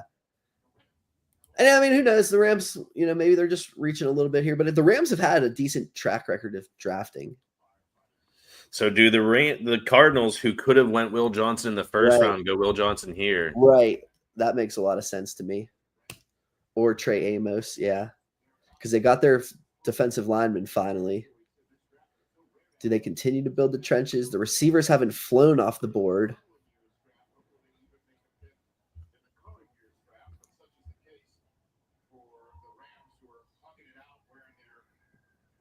Yeah, nothing on the Arizona yet. Matthew McConaughey just tweeted to the 49ers about Alfred Collins, and all it says is sweats early, sweats late.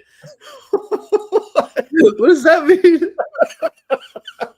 Thanks for the analysis, Matt. First one in, first one out type of guy. Maybe that's what he's trying to say, actually. That's a good one. Okay. Sweats early, sweats late. I mean, you look at Arizona here. I mean, Zay Jones is a starting wide receiver. They could replace him. Their whole entire interior could be replaced, although they signed Evan Brown in free agency. That's still a replaceable thought. Calais Campbell's old, but they have Walter Nolan. Josh Sweat they signed, but they could use some edge rusher help. Akeem Davis Gaither they signed, could use some linebacker help. They could really go like a lot of ways here. Yeah.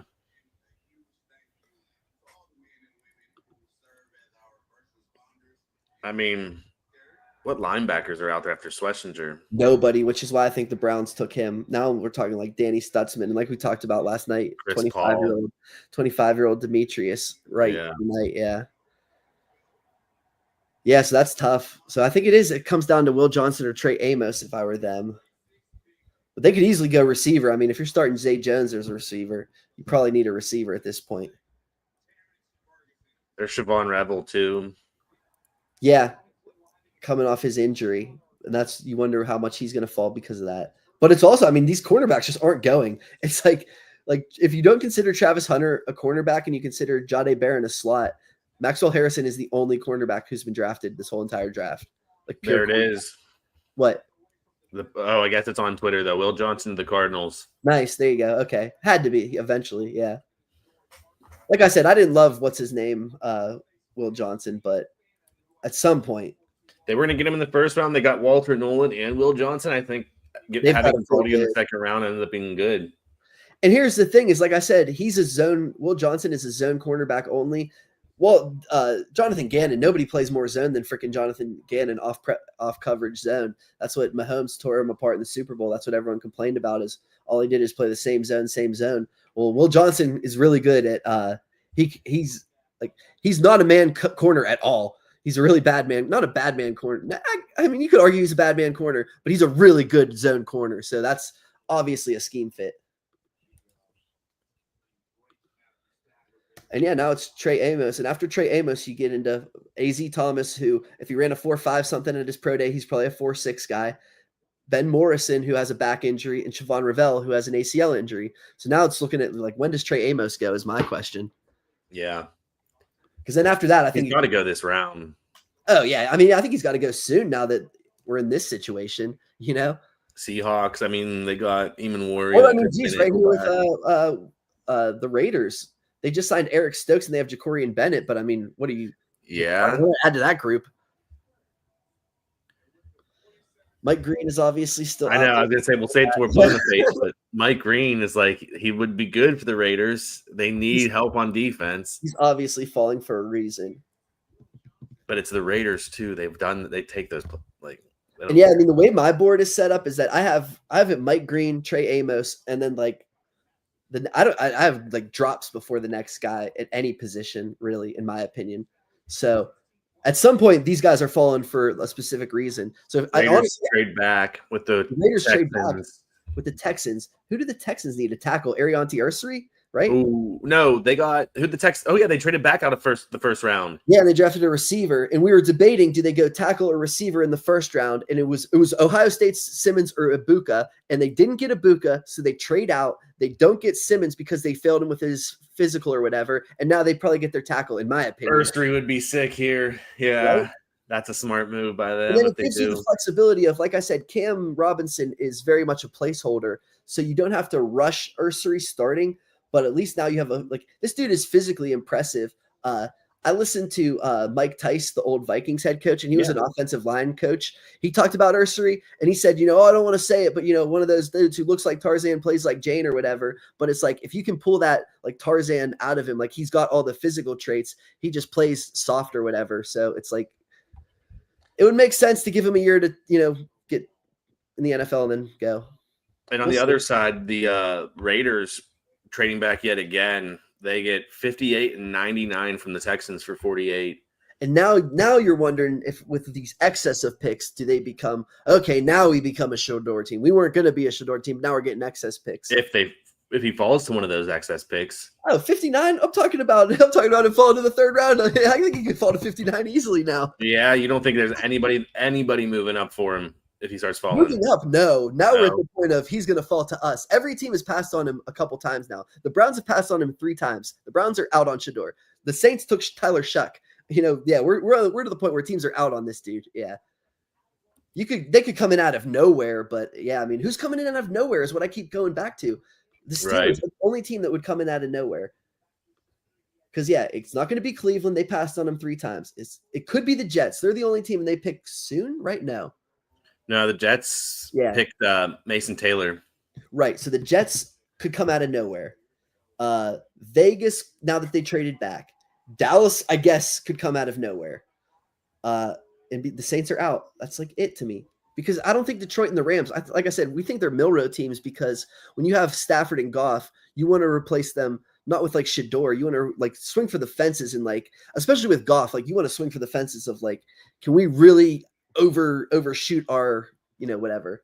Like, I don't think they're a Shedeur team. Shedeur isn't physically impressive. I'm going to say it like 20 times tonight, but he's just so not. You're thinking, just to recap what you just said, if he doesn't go 58 to the Raiders, he's fallen in the third round of the Steelers.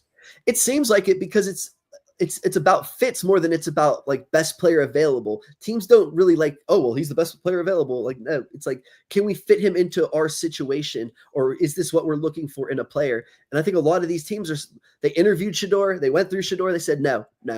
But yeah, I mean, we know that the Giants said no. We know that the Browns said no. We know that the Saints said no. And then we're starting to go through other teams are saying no. So yeah, I mean, and yeah, if Vegas trades back and says no, then what are they telling you?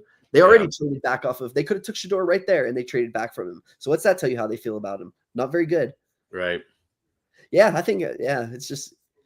Well, when you bring the attitude of you think you're a top 5 pick and you're not impressive physically, like I said, Tua says all the right things, and Tua does the right things, and Tua is in the right place at the right time, and Tua goes really high despite a lack of physically impressive tools. But Shedeur acts the way he does, and he may not even have the physical traits that Tua has, but that's what's causing this slip, in my opinion, for him. Because, like I said, even if you thought he was Geno Smith in college, is going to take a lot of dumb sacks. Geno Smith went like 40th overall, so now Shedeur's like slipping ish. So we'll see. It looks like it might. I think if I'm reading this right, Josina Anderson is confirming it's Arianti Ursary for. Yeah, I just saw that tweet too. Yep, and that makes sense. We just talked about it. So I mean, if you're the Texans, it didn't go the way you thought it was going to go in terms of we thought they'd be sitting there with Simmons and Igbuka and go with one or the other. They didn't get either of them, but they get their tackle and their receiver. And Ursary. Well, they had a chance at Josh Simmons, and they traded out of the first round and let him go to the Kansas City Chiefs. So, which means that they flagged him medically, and hopefully they don't pay for that in the playoffs when they. That's probably going to happen now. Ursary, bookmark that one. Yeah. But I don't think he's going to start right away. Or if he starts, do you put him at left guard? No, because you would put him at right guard. They have they would put Titus Howard at right guard, and then they would put him there and then shift him out next year. But I don't even know if Ursary would start next year, or you would give Cam Robinson 6-8 weeks, and then Ursary starts by the end of the year. But I think he has ironing out in his game to do, and I think that's why Washington took Connerly, and then there's been like 20 picks before Ursary, because I think that there was a gap between those two as players. That was an interesting pick, though, taking Connerly as early as they did. Yeah, and I was listening to a Washington thing, and he seemed to think that they're going to put Ursary or Connerly at right tackle, and then shift Brandon Coleman to guard, and then eventually Sam Cosmi will be back from injury, and you'll have Sam Cosmi and Brandon Coleman at guard. You'll have Connerly and Tunsil at tackles, and then Tyler Biadasz at center. So they kind of figured it out there. And it goes back to what we said with Caleb Williams, Jaden Daniels, Drake May. You got to get these guys, everything in the first 3 years. The first 3 years of a rookie quarterback. If you think you got somebody, you got to do whatever it takes. Put them around and protect them. Do what you can. Yeah, which is what those teams are doing. It's interesting that Denver went. And what I was reading about Denver is that they had every intention to take first off one of the tight ends and second off Travion Henderson. But then when Jahdae Barron fell to them, they viewed him as they were one of those teams that McShay said had him as a top 10 prospect and just said what are we going to take Travion Henderson? We can take a top 10 prospect in the freaking draft at number 20. So they didn't help Bo Nix at all. And that's interesting because they're a team that you'd argue more than the other teams needed to really help Bo Nix this year because he did a lot. He did a lot well, but they were relying a lot on their defense, and they were relying on Sean Payton drawing up, scheme, shot plays and things like that. So how long is that going to last? Here's a take. Here we go. Let's get hot. Denver's going to finish in last place in their division next year. How about that? Wow. Well, yeah. I mean, you got Chiefs winning it, I'm assuming, and then Justin Herbert. Raiders doing better than the Broncos in the division. The Raiders getting just lift. I mean, Pete Carroll, Geno Smith, Ashton Genty, a lot of all-in stuff. Brock Bowers heading into year 2. Max Crosby will be wrecking stuff. Christian Wilkins will be healthy. But that defense in Denver is going to be nice. Yeah, you're right. Denver. That's a take I'm working with. I'm flipping out there. I just think that they didn't help Bo Nix the way that you should. I think Bo Nix was a little a little bit of random variance in shot plays, a little bit of maybe coming back to earth coming for Bo Nix here in year 2. Tough division, tougher schedule. Maybe he starts throwing a few picks. Maybe he gets in his head. Maybe the defense, I mean, like you said, it's a no-name defense. Maybe those no names don't live up to their name. Yeah. Hey, I mean, I'm calling it. Let's go. Denver, last place. Would not be a surprise if Hufanga and Dre Greenlaw got injured again. There you go. And their defense just starts to slip. And who are their big pass rushers like Nick Bonito and Jonathan Cooper, not like, household names like, oh, they had a random spurt year name. Those are the type of people who had their big years for them. They do have a guy like DJ Jones, who's a great player. Zach Allen's a great player, but still, yeah, I mean, hey. So Bengals taken here. Yeah, they got their pick in. Any Twitter update? I haven't seen anything. I mean, they need edge. So again, Mike Green makes sense. Yeah, Mike Green would be, but they just went Shamar Stewart. So do they continue that interior defensive line because we thought they were going to Harmon last night, or do they go offensive line? Hendrickson though, contract stuff there. I mean, yeah, you could double dip there. Definitely could double dip there. But I mean, Green is falling now. Yeah. We got a comment. Oakland will mess it up. Ben Bat, welcome to the chat. Demetrius Knight, the 25-year-old linebacker. There you go. Finish behind Denver. Oakland will mess it up and finish behind Denver. Oh, you heard my hot take. Okay. I probably am too biased towards Pete Carroll. I'll admit it. I'm that person. I love Pete Carroll. You've always loved him. He's what I would call a floor raiser. He would raise the floor of that program, in my opinion. And you know who else raises the floor? Geno Smith. Who else raises the floor? Ashton Genty. I just think they have a high floor, and Denver has a much lower floor. I think the floor could fall out from under them. I'm surprised Demetrius Knight went this high, honestly. Yeah, I like it's surprising, but linebacker for they need a linebacker, so it's a good pick, but early for Knight. Yeah. My question was who was going to be the next linebacker, and now we know who the next linebacker was going to be. Still too. And maybe I like this tape. Like I said, now I'm just knocking him way too much for being 25. And I'm just sitting here, he's 25. But I mean, it's still like when you're playing against 19-year-olds and you're the physically grown man. And that's what he looks like. He's like a physically more mature person than everyone else. That's his issue there. Man, Seattle ran their pick in. Interesting. Jermaine Pratt is probably just getting immediately replaced. And he's always been kind of an issue with them. Didn't they just give for Jermaine Pratt money? Not sure. I think so. That makes sense. Yeah. Or was it Geno Stone? They did give Geno Stone money. Okay. They may have given him both money. No, Jermaine Pratt is gone after this year. So yeah, that's what you're doing is you're replacing Jermaine Pratt with Demetrius Knight. I think that you could have taken bigger shots and swings and things like that. So Demetrius Knight could have been a good pick here for Seattle, but you wonder what Seattle's going to do now. Yeah. Well, does that start a linebacker run? I personally don't think so, but does it? Yeah. They could go D tackle. Oh, yeah. Well, they could go a lot of things here. But like Omar Norman Lott for them. Yeah, that would be a nice one. Shamar Turner. This question of being undersized. Yeah, Shamar Turner, I'm surprised Shamar Turner has fallen so far after San Fran's pick. I thought people would really start jumping on him as like one of the last like guys they really like left. Yeah. Yeah, they could go linebacker. We just wide receiver after losing Lockett. Right. And I mean, they're starting Marquez Valdes-Scantling, and Cooper Kupp is, like on his very last legs. And I mean, Cooper Kupp, what's he play, like 500 snaps a year these days? He barely even plays. So, I mean, you have like Smith and Jigba barely plays Cooper Kupp, and then Valdes-Scantling who drops everything. You might want to take a receiver. Fits in there. I mean, my comp for Kyle Williams was Tyler Lockett, so I see because he played. Or Jack Best, I feel like would Ty Felton maybe. But maybe too early. Too much slot. You have too much slot to take those. Trey Harris or Jack Best, so you could have size. Jack Best seems like a good fit. If you'd go that route, I wouldn't hate them continuing to take another one of these guards. I wouldn't hate that at all. Say we took Gray Zabel, and now we're going to take another one. I think their interior offensive line needs that much help. Especially if they're going to play Zabel at center. Right, but it sounded like they were going to stick him at they said left guard, I think is where they they did. Oh, okay. Yeah, what's his name said in the press conference. Yeah, I listened to that. Because I didn't mind the Michigan center. Of all their interior guys, I thought the Michigan center stood out the most, and he is probably going to start. But then I mean, you have Anthony Bradford or Christian Haynes or Setoa Lemu are competing for right guard for Seattle. I think all those guys are, if you could try and upgrade over all those guys, do it. So what are your knocks on Chris Paul, linebacker?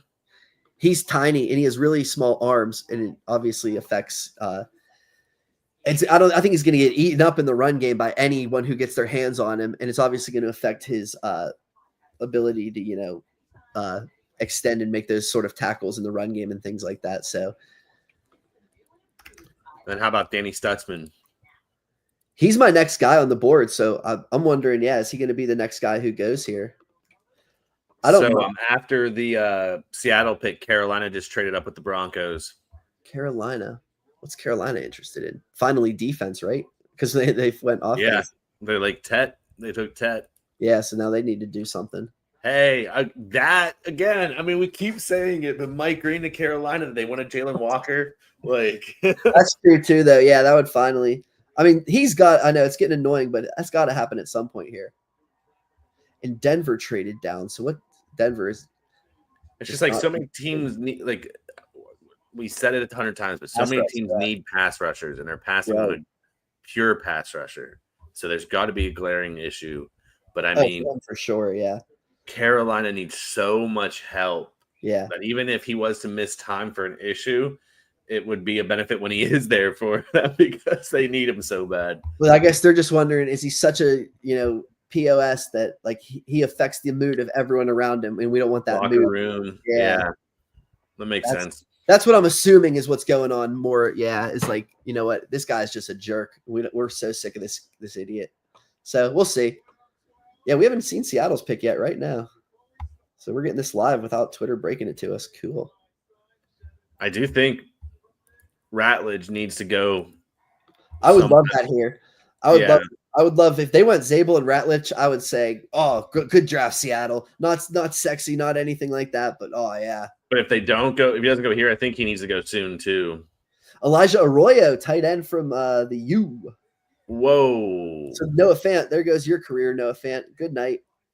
Or they're gonna run like one of these 2 tight end offenses. Yeah, but I mean, Noah Fant's never been impressive, anyways. No.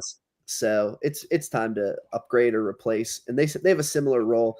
And I mean, we talked about it. It should be a pass catcher, and they just said we're looking at all these pass catchers, and we're looking at Elijah Arroyo, and we're saying that's our, he's a mismatch weapon. I wasn't as impressed. I thought, Cam Ward threw him open on a lot of throws. I was more impressed with Cam Ward watching him than I was impressed with him.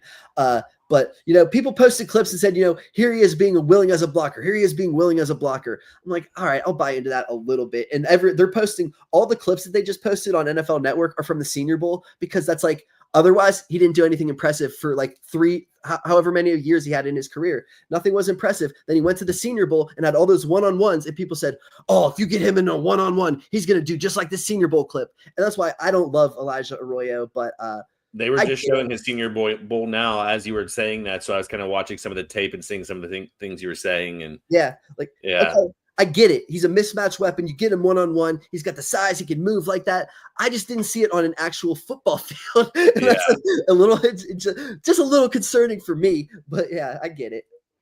And it's good to get Sam Darnold a somewhat safety blanket. Like having a good tight end is always good. So it makes sense. I think Fannin. I mean, I would.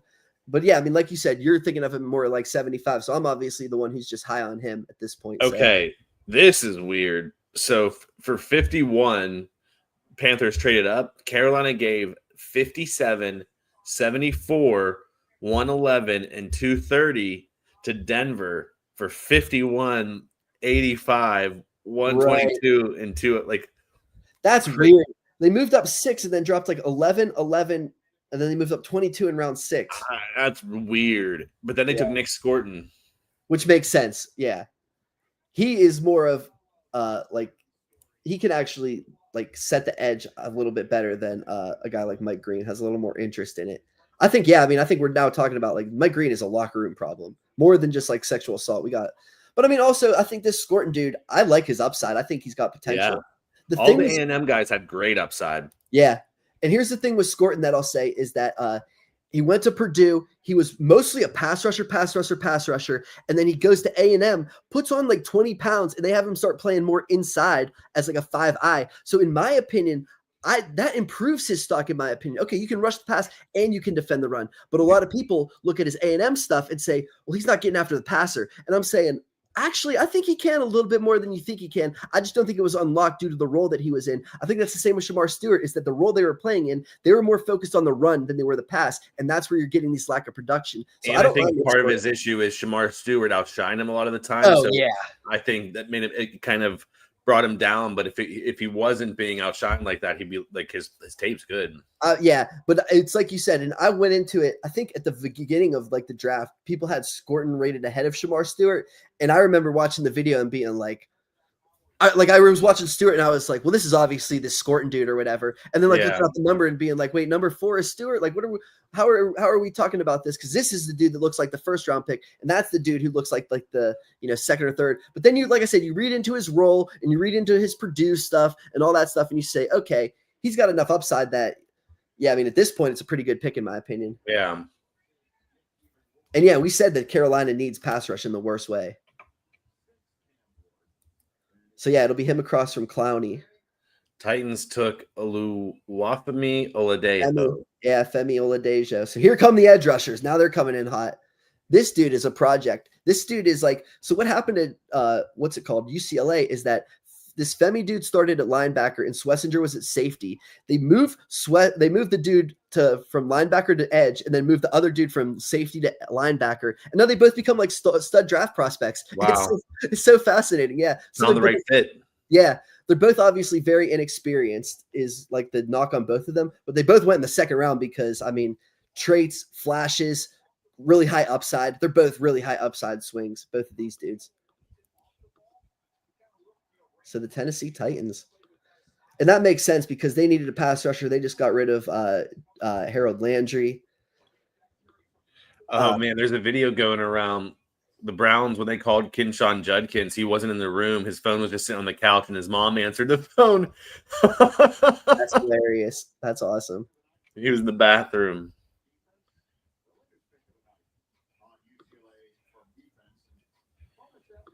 So who's on the board now? Yeah, where are we at? Things are flying now. Shedeur watch. Tampa Bay's on the board. Yeah, you think, you're a sneaky Shedeur. Now, if I had to hang my hat on a team drafting Shedeur, I like Raiders more than the Steelers. Which is coming up real soon. Yeah. But like I said, they already traded out of a chance to draft him. That's what's so interesting about it. Now they have the picks. Extra picks, yeah. That's like I said, the Bears can justify taking Luther Burden by, well, we just picked up an extra second-round pick. So it's things like that that makes. Well, the Bears also had that extra pick from however they had that, but they were like Carolina Panthers, but then they they drafted Burden and then used that extra pick to get two second-round picks, and then So they went from having 2 picks to then now they have 3 second-round picks. Yeah. Yeah. So Tampa Bay. Who was that second round pick from for the Bears? Do you know? Carolina from the Bryce Young trade. Oh, so then they got it from Carolina, gave it back to them, and then. Oh yeah, is that what happened? Yeah, I guess so. I believe so. No, the Bills. It was the Bills. It was the Bills. Yeah. Okay. Yeah. They got 2 picks from the Bills. Okay. Yeah. So I mean, Tampa Bay here. I mean, they can't go offense right after they just drafted Ibuka. Their offensive line looks pretty solid. Bucky Irving played well. Yeah, they got to go cornerback here. They need to go Trey Amos here. Now I would start to get concerned. That would be cool too. Good fit. Yeah, if they didn't go Trey Amos, I would start to get worried here about what's this guy's deal. What's wrong with him? Siobhan Revel potentially, but right, or Benjamin Morrison, all these guys that. But I mean, Revel's got the ACL and Morrison's got the back, and that's what makes you say, then what's wrong with Amos if those guys are starting to go ahead of him? Is what I would start to say. Is this too early for Stutzman? Not now that what's it said? I put him as my next best linebacker in the draft. So I mean, yeah. I think Stutzman could potentially go here. Yeah, he's obviously very athletic. And I mean, you saw Todd Bowles got the best out of Devin White, who I wouldn't say that's a good comparison, but in terms of role of like see ball, get ball, run and chase, maybe over pursues, misses too many tackles at times, can screw your team over, but Todd Bowles got the best out of him in that defense. So I think they have to go, defense here in some regard. I guess they could go offensive line, but they can't go pass catcher here. Although all these teams are going, they're all, like you said, they're all getting like 4th and 5th receivers or 4th and 5th pass catchers. I feel like there's some kind of trend meta that's about to happen in the NFL, where it's like either 3 receivers or 2 tight ends, some kind of just jumbo pass package. Yeah, or it's like I always say with pass rushers is, you can never have enough because you want to just keep rotating them and keeping them fresh. And it's like, yeah, do you do that with your receivers now? Is like just, keep shuffling them in. And okay, this person, now we have this guy here and that guy here. And then we shuffle this guy in and then we shuffle that guy in. Yeah. Mixing and matching with all this sort of stuff that. And it's copycat league. Plus a lot of the league is people from a Shanahan tree, and Shanahan loves to have that blocking tight end that plays as another lineman. So it's like you get that extra tight end out there to block and be the extra lineman. So right, versatility and all those things. Yeah, I mean, there's a lot going on. But yeah, I mean, the Bucs, Emeka Egbuka, Chris Godwin, Mike Evans, McMillan, who they drafted in the 3rd round last year, who we now think stinks because they drafted someone to replace him. And then Sterling Shepard, I mean, that's not even bad there. And then Cade Otton had a good rookie season as a tight end. So, I mean, and then Bucky Irving and Rashad White. I mean, they did Cade Otton have a good season? I thought a pretty decent rookie season, yeah. Because I was going to say Gunnar Helm potentially surprising here, but again, bad combine, probably too early for him. Cade Otton's in his 3rd season. Geez, where did the time go? He had 600 yards last year, so I mean, yeah, good, but yeah, I mean, he could be replaced, but I don't think Helm has the upside that you say, oh, well, this is a big upgrade over like, oh, he's going to get way more than 600 yards next year. Like, I don't think you're saying that with Gunnar Helm. Yeah, and I guess if they want to get it's probably, I mean, Landon Jackson, Jordan Birch, potential area. Yeah. Oh, here we go. Benjamin Morrison. So, yeah, I mean, now something's up with Trey Amos because we knew they were going to go quarterback, but now they take the dude with the back injury over Trey Amos. And Siobhan Revel. Right, who has the ACL, but yeah, they must feel more comfortable with his whatever. Yeah, some people like Azariah Thomas, too. I like Azariah Thomas, yeah, but he ran 4 something at his pro day, 4.5 something at his pro day. That's not going to get you drafted high. And yeah, Benjamin Morris he was like one of the best cornerbacks. He's super fluid, super athletic. Just, I mean, he fell this far because of his back injuries.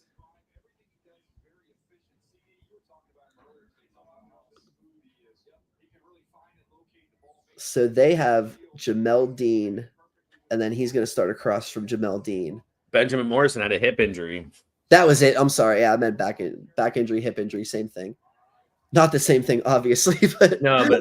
I was thinking it might have been in conjunction with the back injury potentially. No, I think it was. Yeah, I think that's what was they're flagging it for. I just kept saying the wrong thing. I'm pretty sure is what happened.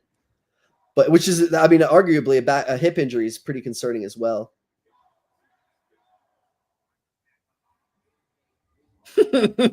Roddy White quote tweets Josina Anderson saying the Saints picking Tyler Shuck. He said they did us a favor with this pick, man. Man is trash, LOL. Josina's Twitter is always one of the most interesting places. Oh, I love it. She's out there. So what are the Packers gonna? They got to go edge rush now. Here Mike Green. We said it for an hour in the green jersey. They were gonna take a pass rusher, and instead they took a receiver. We said, are they gonna take a receiver or pass rusher? Receiver or pass rusher? All right, get your guy here. I mean, it could be Landon Jackson from Arkansas, Princely from Ole Miss, Josiah Stewart from Michigan, Swinson from LSU. If just a heads up, you lagged a little bit. You got some latency going on. I don't know if there's. Oh boy! All right, I'll check it out. That was better. Okay, cool.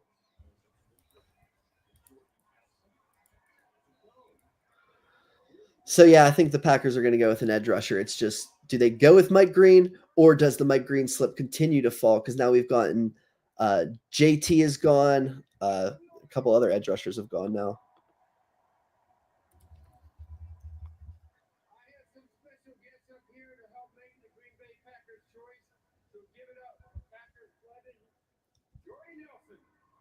Jordy Nelson on stage. Who can it be?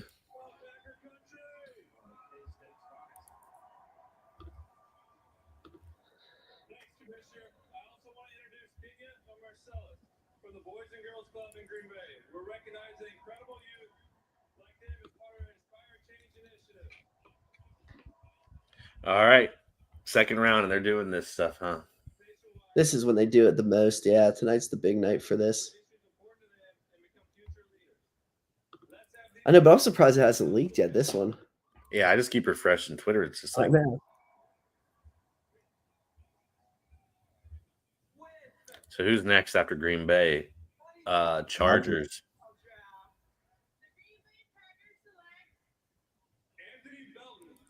Wow. Who was it? Anthony Belton, the left tackle from NC State. All right. Oh, he's going to play tackle, DJ. He's talking about he's not going to play tackle. I think he's going to play tackle. I think, yeah, you replace Rasheed, or you don't replace Rasheed Walker, but here comes some competition for Rasheed Walker. Some people had Belton as a day 3 guy, but I did list him as he is my next tackle on the list. Some people had Ozzie Trapelo, but I had Belton because he's so big and his upside is so high that like I thought he was athletic too, so I would take a shot on him. I thought he was a powerful big man who could play left tackle in the NFL. So I had him higher than other people did. All these tackles, man, 6'6", 300 plus. It's like this dude's massive. If you get one that can move.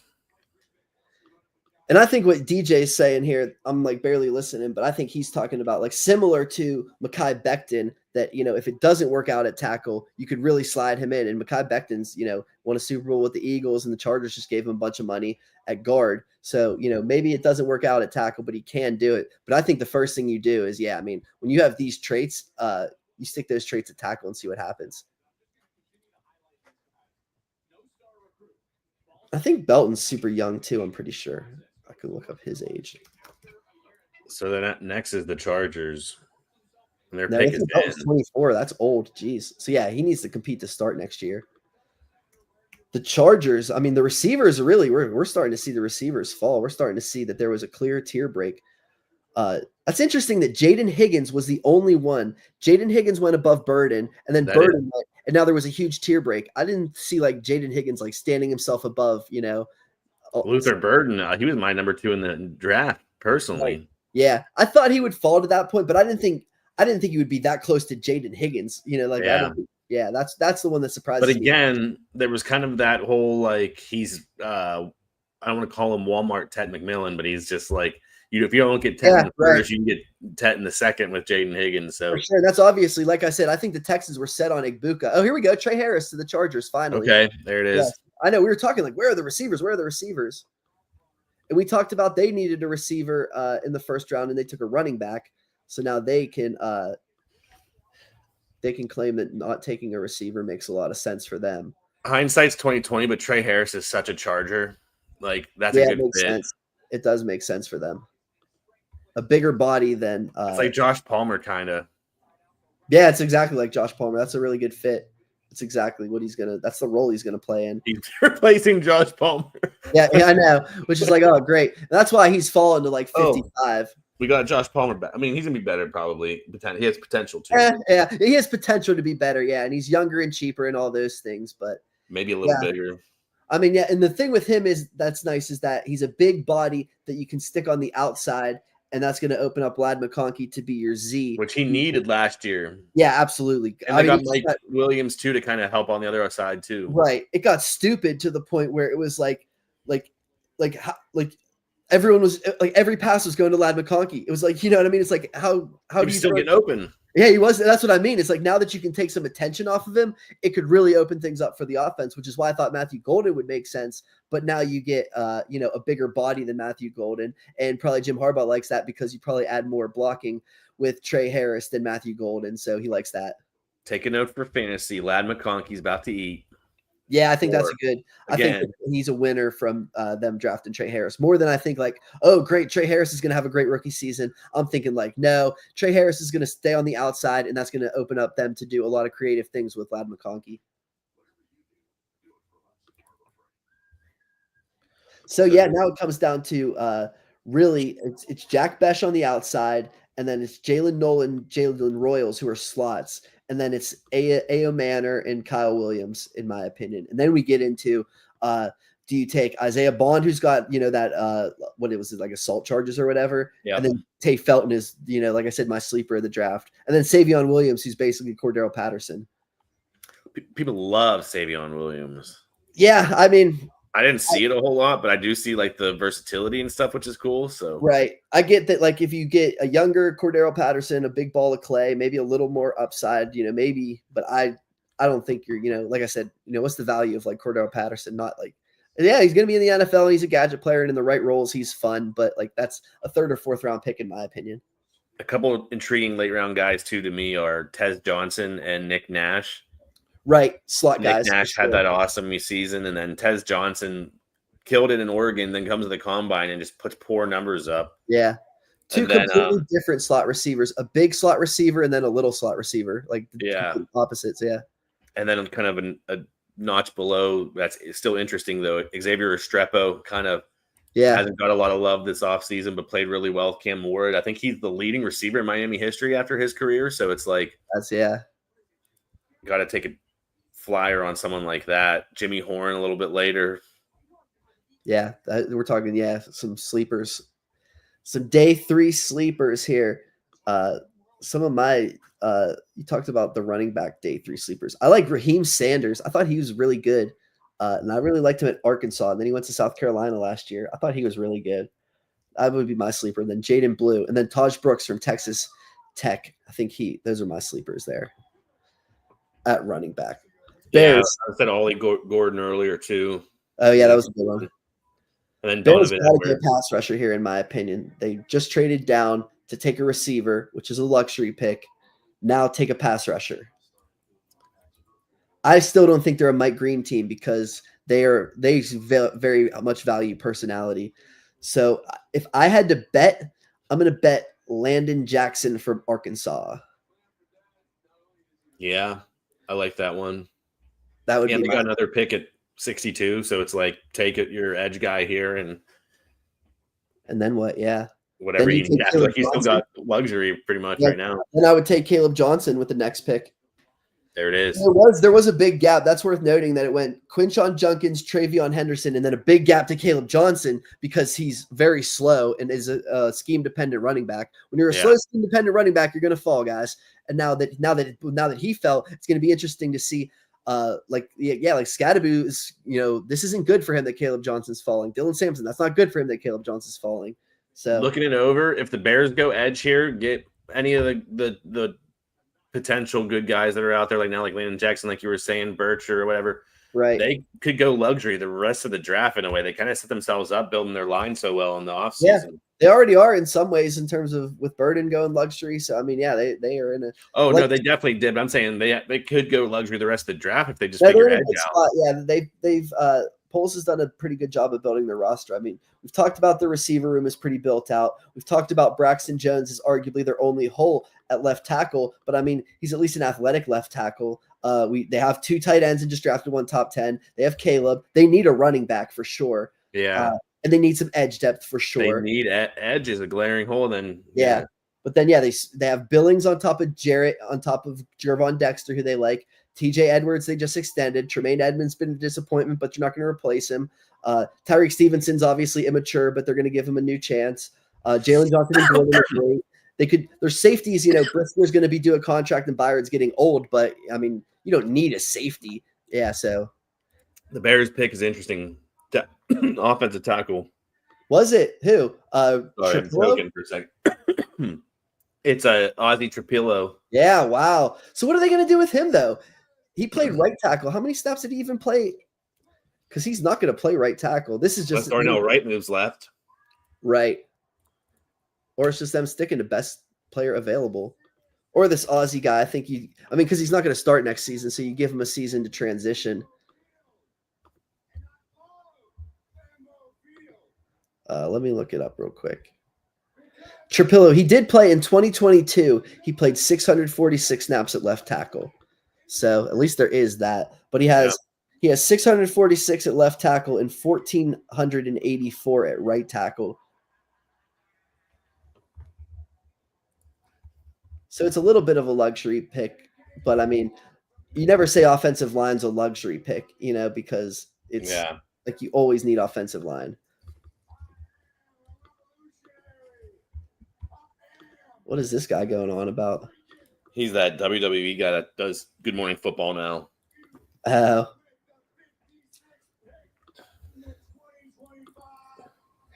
So yeah, I mean, big questions out of the Bears. Is Trapillo going to move to left tackle? And is DJ Moore going to get traded? How does Luther Burden fit in there? What's up with Cole Kmet? They just drafted a tight end in the top 10. You could really, like, every pick brings bigger questions than the next pick, in my opinion. Especially, I mean, it's a new regime. It's Ben Johnson. This is a new thing for him. Whoa, somehow Twitter is already on the Raiders. So the Lions traded up with Denver and took Georgia guard Tate Ratledge. Oh, there you go. That's such a man. What a Detroit pick. That's like the most Detroit thing ever. And the Raiders stick and pick Jack Besh. There you go. All right, so let's do Detroit took Tate Ratledge. And what's that mean for them? That means that they're probably going to stick him. Well, I mean, they have Graham Glasgow and Christian Mahogany, but Mahogany was a 6th-round pick last year and only played because of injury. So they're probably going to stick him at right guard. So yeah, he competes for right guard snaps. He is like he plays so tough. He's like such a tough guy, such a run first guy. They drafted Tyleik Williams, whose like number one thing is defending the run, and Tate Ratledge, whose number one thing is being a run blocker. And they're both like total badasses, like punishers. Like they'll eat kneecaps or whatever. You know, they drafted 2 kneecap eaters. So and I was gonna say bury Dan Campbell to just keep building that offensive line, and anytime there's a crack, you fill it. So like right, that's a good pick. So yeah, no, like you could say like, oh, Mahogany showed flashes as a rookie. That's great. He'll slide in as a starter. It's no. We like Mahogany and we drafted him and he's a badass. We're just going to draft another badass and then those two can compete. And even then, they still have Dan Skipper, who's like a swing tackle, but he plays all over the line. But they still added to the line, like yeah. The only thing with them is like they're still. It's so interesting that these guys are passing on edge rusher. A lot of these edge rushers aren't flying off the board the way that you would kind of anticipate. Yeah. It shows that they all have holes in them, and Mike Green is leading off the holes. But then, I mean, I wrote about it for our website that all these edge rushers have questions, and it's been the clean ones have been JT, Nick Scourton, and then Femi, who is the high upside guy. They went really high upside for the UCLA kid who was just a linebacker like in October. So and then Scourton and JT, because they're the cleanest guys and they can play the run, are why they went higher. And then now you got Landon Jackson can't bend. Jack Sawyer has short arms. Princely is lacking athletic traits. Swinton and Stewart are pass rushers only. Mike Green has his issues. Jordan Birch is almost like a 5-tech instead of an actual edge rusher. So it makes sense that this is falling. Yeah. But yeah, Detroit couldn't pick one of them, and they didn't like one of them. And neither did Chicago, though. These teams who need edge rusher are passing on them. So shows that there was a gap. There was a gap in that tier. Baltimore's first-round pick was safety. Malachi Starks, that's right. So wait, who did Vegas take? Did we talk about Vegas yet? Vegas took Jack Besh. Jack Besh, that's a cool one too. Yeah. I mean, they needed a receiver in the worst way. We're talking about Trey Tucker and Jacoby Myers are really their 2 outside receivers for the most part. Jack Besh might become the number 1 there. And kind of like him and Brock Bowers, that's like Jack Besh plays receiver the way Brock Bowers kind of does in similar ways too. So it's like you got 2 towering guys there playing receiver for you, big bodies. Yeah. I like that a lot. Yeah, I mean, he's going to be a quick outlet for Geno Smith over the middle of the field, a big target. Big target to get open. Yeah, right. And that's the thing is that he's a big guy. Jacoby Myers is a little bit smaller, and then Trey Tucker's your speed guy. I still think they need receiver help, even with that group. But like you said, that's why you think Jack Besh could lead the group because it's not the most inspiring group. So, I mean, that's a great outcome for him. So here's the question that we're going to get into. Jack Besh in fantasy or Jaden Higgins. Jaden Higgins goes ahead of him, but he goes to the Texans who have a logjam of sorts at receiver. You know what I'm saying? Versus now Besh is the man here, but he goes like 20 picks later. Yeah. I mean, Besh seems like the easy one answer there for me. You think, yeah, just because of the role.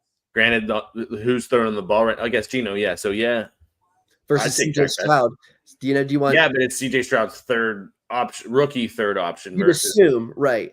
Right. But then, yeah, there's like I said, there's like that 20-pick gap of the Texans think Jaden Higgins is far and away better than Besh. Do you agree? Do you agree with that? You know, but like you said, yeah. That it's the Texans' third guy. And then it is, are the Texans going to throw the ball a little bit more where the Raiders are going to be running the ball with Ashton Genty? There's that. But so Yeah, finally broke the bank or whatever the term would be, and Mike Green goes to the Ravens, and that's such a Raven move. Course. Yeah, that's such a Ravens move. Such a Raven move. We're stupid for not have been talking about it, but we were talking about Besh so much. Okay, so let me update my friggin' thing real quick. Besh to the Raiders. They're flying in now. You thought that they would go with 2 playmakers, the Raiders would. And now they go. I really like that. I mean, we got to figure out what the issues are. We won't ever know. But as far as a football player going to the Ravens, they got a good one again. And now the Ravens will put him in the culture and all that. No, he'll be a great fit in the culture and this and that. And the reality is that which isn't a bad thing for this young man. So that's good. Oh yeah, right. Yeah. well phrased. There you go. So, it makes sense though. And then the other thing that I would say about this pick is that the Falcons traded a future first, which was insane, and we freaked out about that. But they did that to jump the Ravens, and they took James Pierce. So the Ravens miss out on James Pierce, and now they still get Mike Green. And they're looking at the Falcons and being like, you could have sat back, and why did you – they could have sat back. Yeah, but the Ravens also passed up on multiple edge rushers for Malachi Starks. They could have had we just went through – I'm talking about designated pass rushers here. James Pierce, Ezeraku, and Green. All they missed out on was Ezeraku, and they got Mike Green and JT. And the Falcons picked 46. They traded up from 46 to 26, and they could have got. When did Ezeraku go? Did he go before 46? He better gone before 46, or the Falcons would look dumb. They already look dumb. He went 44th. Thank goodness. If he went after 46, either way, if you're the Falcons. Do you want Mike Green in a future first-round pick, or do you want James Pierce? That's the question, and that's what it came down to. And they chose James Pierce. That's a tough sell. First tweet I see, Justin Tucker and Mike Green on the same team. And that's the thing with the Ravens is that they're a strong organization, a strong culture. They sweep things under the rug until they need to, until they need address it. Yeah. They're really good at that, Ray Rice, until the video is public. Oh, nothing happened. Oh, wait, we saw the video months ago. We just did nothing about it. Same with Tucker. We've known about Tucker since 2014. We just did nothing about it. All right, Ben, welcome back to the chat. Ben Battaglia said, the Bears are having a sneaky good haul so far. They are, and they're just sticking to the best player available. I'm still questioning the fit, but when you're the Bears and you're a team that just picked top 10 in the draft, maybe you're not worried about how players fit. Maybe you're worried about the fact that I'm a new coach, I'm getting my guys, and I don't care about how Cole Kmet fits. I'm fascinated. I'm so fascinated to see how DJ Moore fits in here. And I wasn't going to draft Luther Burden in Dynasty anyways, but I mean, it'd be so hard to take Luther Burden in Dynasty. Like, how does he have any role? And then I don't know if you missed it, but we were just saying too, my comp for Luther Burden was DJ Moore, which is super ironic to start. But then also we think there's a chance that the Bears could possibly be shopping DJ Moore. In Hard Knocks last year, he made a $90 million contract. Wasn't happy to be there. Wasn't happy that he signed it. And Caleb Williams scrambling last year that runs like a comeback route, just goes off the sideline, doesn't care about the play anymore. So touting, a lot of now touting. It's like, where could the Bears trade DJ Moore and what can they get for him? And what did they give up for? Or what was the initial trade? Was it a first and a second? Wait, what were you talking about again? When the Bears acquired DJ Moore from Carolina, was it? That was the Bryce Young trade. That was a steal. Yeah. Okay. But what was the trade? They got like 9 DJ Moore, pick 41 this year, and like a second round last year, which turned into Gervon Dexter for Bryce Young. In like a day 3 pick or something. Yeah, it was a haul for trade the for the Bears. Yeah. So like they could just like trade DJ Moore and still win that trade. It's still fascinating because DJ Moore is not old. He's in the prime of his career. They just gave him money. All those things. Honestly, this is probably just biased thinking, but they could trade if Steelers trade away Pickens, DJ Moore at the Steelers. I'd love it. That would be a cool fit too for the Arthur Smith offense. Use him a little bit more like a utility guy. Oh man, I would go nuts. I would be freaking out. I really like that fit. And the other thing I'll say about the Bears is, they have a good haul when you look at it in terms of, they got a real good tight end, they got a real good receiver, they got a tackle. I mean, this Chapello dude, I know that what's his name? Brandon Thorne likes him a lot more than I do, but this dude is long and lean, and a lot of the time that doesn't work out. That he's like 6'7", and he's almost like too long. And a lot of the physical comparisons I came to are guys like Charlie Heck and Cornelius Lucas, and those aren't like Cornelius Lucas is like every year you rank him like the 27th best starter because he's like too long, and then you can get under him a little bit too much. And so like I wasn't the highest on this Trapolo dude. I would rather take that big ball of clay Anthony Belton. I know Brandon Thorne, who's like the best in media, disagreed with me, but Belton went ahead of Trapolo. So Yeah. I like the physical balls of clay more than like long and lean. And he wasn't athletic enough to be that lean, in my opinion. So I don't love the Bears haul, honestly, to be quite honest with you, because I'm not a big Burden guy and I don't understand how he fits. I do like Colston Loveland though, but I don't understand how he fits with Cole Kmet. And then you add Burden. Like I just don't know. I don't really love the Bears draft, to be honest with you. Sorry, Ben. So the Broncos are on the clock technically with us knowing the pick. So what are you thinking there? Let's look at their thing real quick. They got to go offense now. Like I said, I just like went on that rant about, they're going to come in last place in their division because they're not helping Bo Nix. Like, help Bo Nix here. What are you going to do? Caleb Johnson, the running back? It's not a great fit. The Harold Fannin, the tight end, that would be a really Sean Payton thing. That would be a Sean Payton thing, is to have Harold Fannin be like a move tight end that you could really. I don't want to see that right now. Right. But that would be my thought. Because then, you got, like I said, the receivers are Knoll and Royals, who are slots, and then A.O. Manor and Kyle Williams, who I just don't know if Kyle Williams, is it time for Kyle Williams here? Maybe. If Denver goes defense, I think it would be stupid. They have to go offense here. Who do you think? Is your volume off? Did you mute yourself?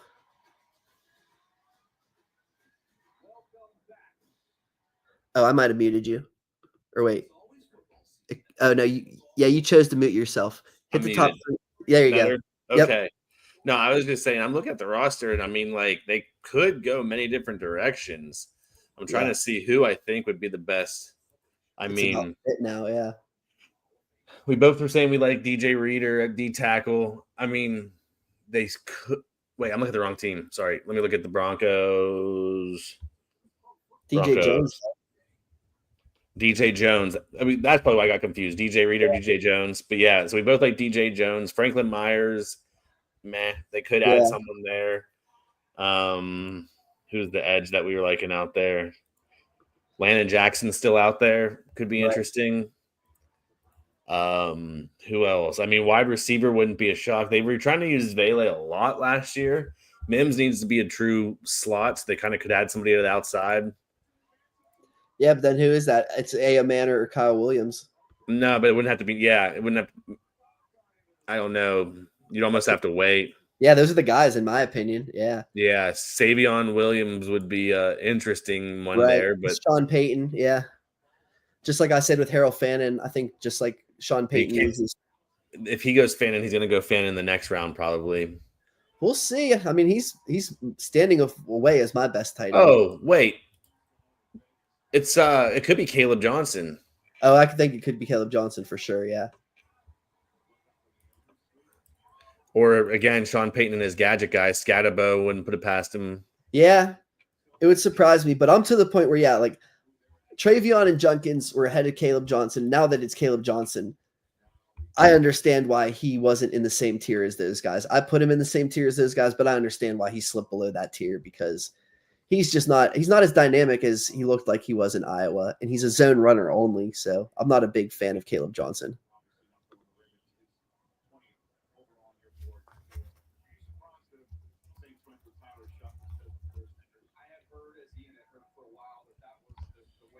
Yeah, we are. Now the TV's a lot really behind. And we just got to the point where did Vegas trade out of that pick again, or did Vegas took Jack Esch over Shedeur Sanders? So I'm telling you, they're out on Shedeur. So Shedor's going to fall to 83 here. Shedeur is going some point in the third round for sure. Now we're to the point where, like we both said, there's some wild card could trade up for him, but I still don't see it. You look at all these teams. Not many of them need guys. Good tweet from Vic Tafor from The Athletic. Given Shedor's strong ties to Tom Brady, Raiders passing on him at 37, 48, and 58 only validates other teams' reservations and doubts about the QB. Yeah, no doubt. Same with Jalen Milroe is slipping here. And then after those guys, after Shedeur and Jalen Milroe, it gets into Ewers, Howard, McCord. So we're talking about there are two quarterbacks left in this draft, in my opinion. And yeah, we're talking about the Steelers. We're talking about the Jets are a wild card. And then what else are we talking about? The Steelers, Dallas. And then the wild cards. Then we're talking like, so yeah, I mean, it's hard to find like who even needs a backup. Buffalo has Trubisky. New England has Dobbs. Miami has Zach Wilson. The Jets have Tyrod. The Cleveland has 2 quarterbacks. Like I don't want to go down the whole list, but I mean, yeah, right. like it's getting to the point. Pick is in for the Broncos. Who? RJ Harvey.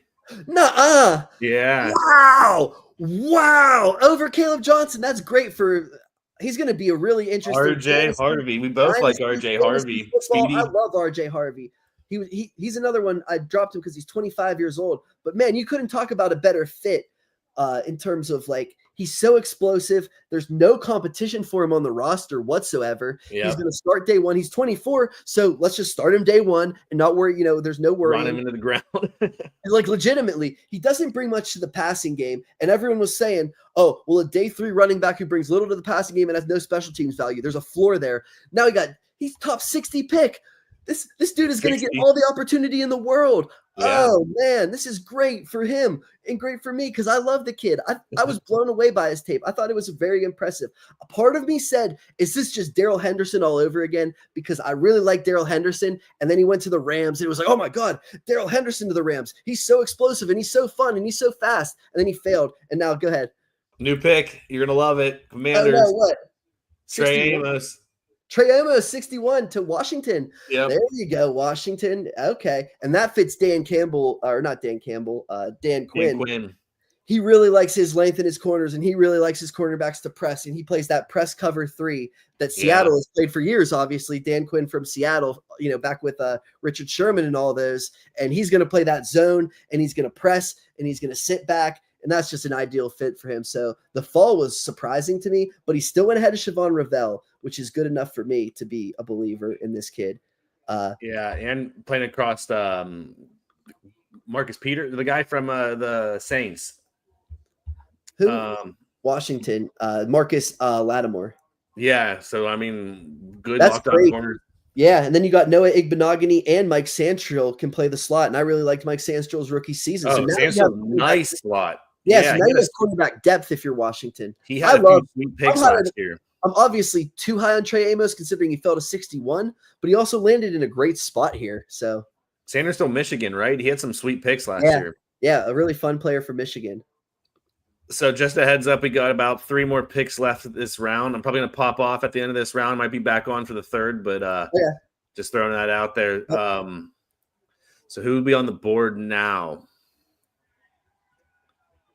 Who is it? Okay, we got the Bears. The Bears are on the clock. Nice. Technically. And now on the actual RJ Harvey went ahead of what's his name? Caleb Johnson, which is awesome. Yeah, that RJ Harvey, that's a good pick. That was really exciting. Yeah, it's exciting for his fantasy value. He's going to go a lot higher in Dynasty than people projected. He was the 5th running back off the board? 1, 2, 3, 4. He was 5th running back off the board. So, he's going to go high. The question now is, Jack Besher, RJ Harvey, probably an RJ Harvey due to immediate production and things like that. So, Ben said, what did Ben say? Most got the quarterbacks already. Isn't Cleveland the last one other than Steelers? Cleveland has Joe Flacco and Kenny Pickett and a future first-round pick. I think they're going to wait till next year. Yeah, like Ben or someone said, at the very least day 3. So like we said, I keep going through the quarterback teams, and it's the Steelers, and then we talk about the Jets are a wild card. We talk about Detroit's a wild card. We talk about the Rams are a wild card. We talk about Dallas and Minnesota, but Dallas did just trade for Joe Milton. So do they really need a quarterback? Not really. We've talked about Las Vegas has traded out of quarterback enough times that we can understand that they're not doing it. They'll add at some point, but it's like they don't. The Shedeur watch right now is firmly on the Steelers. It's like, which is 22 picks away now. Yeah. Yeah. We're getting to the point where it's probably going to happen. Yeah. So is Jalen Milrose there too at this point. So right. Take your pick there. Yeah. And then Cleveland, there's a good chance they could go the Ohio State boy Will Howard later in the draft. Maybe. So they'll probably just do something like that and wait till next year for to invest. There isn't a need for quarterbacks right now. No. These teams don't. Surprising team for Milroe, though. I like the idea of Milroe backing up Fields and playing in the Jets and stuff. So that would be interesting. Right. And it's not that there isn't a need for quarterback. It's that these quarterbacks have significant notable flaws, and it makes sense that they would fall. Yeah. is what it is. So Washington took the cornerback, which I love that. Trey Amos. And the Bears took Shamar Turner, which is interesting because they don't like any of these edge rushers. Wait, the Bears just took Turner. Before. Yeah. Obviously he's my top defensive lineman available here. Grady Jarrett's getting old. Andrew Billings is coming off an ACL tear. You have him and Gervon Dexter moving forward.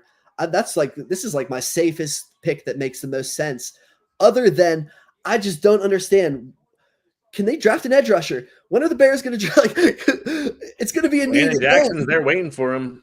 Yeah, and I understand. I wasn't a fan of Landon Jackson either, but I would have taken JT Tui whatever over Luther Burden, and then now you're not in this situation. So I do like them waiting a little on edge if they're not going to go right now and getting like a Baron Sorrell or Jack Sawyer a little later. But yeah, when do they pick next? I guess is now the question here. I think they do pick a decent point again.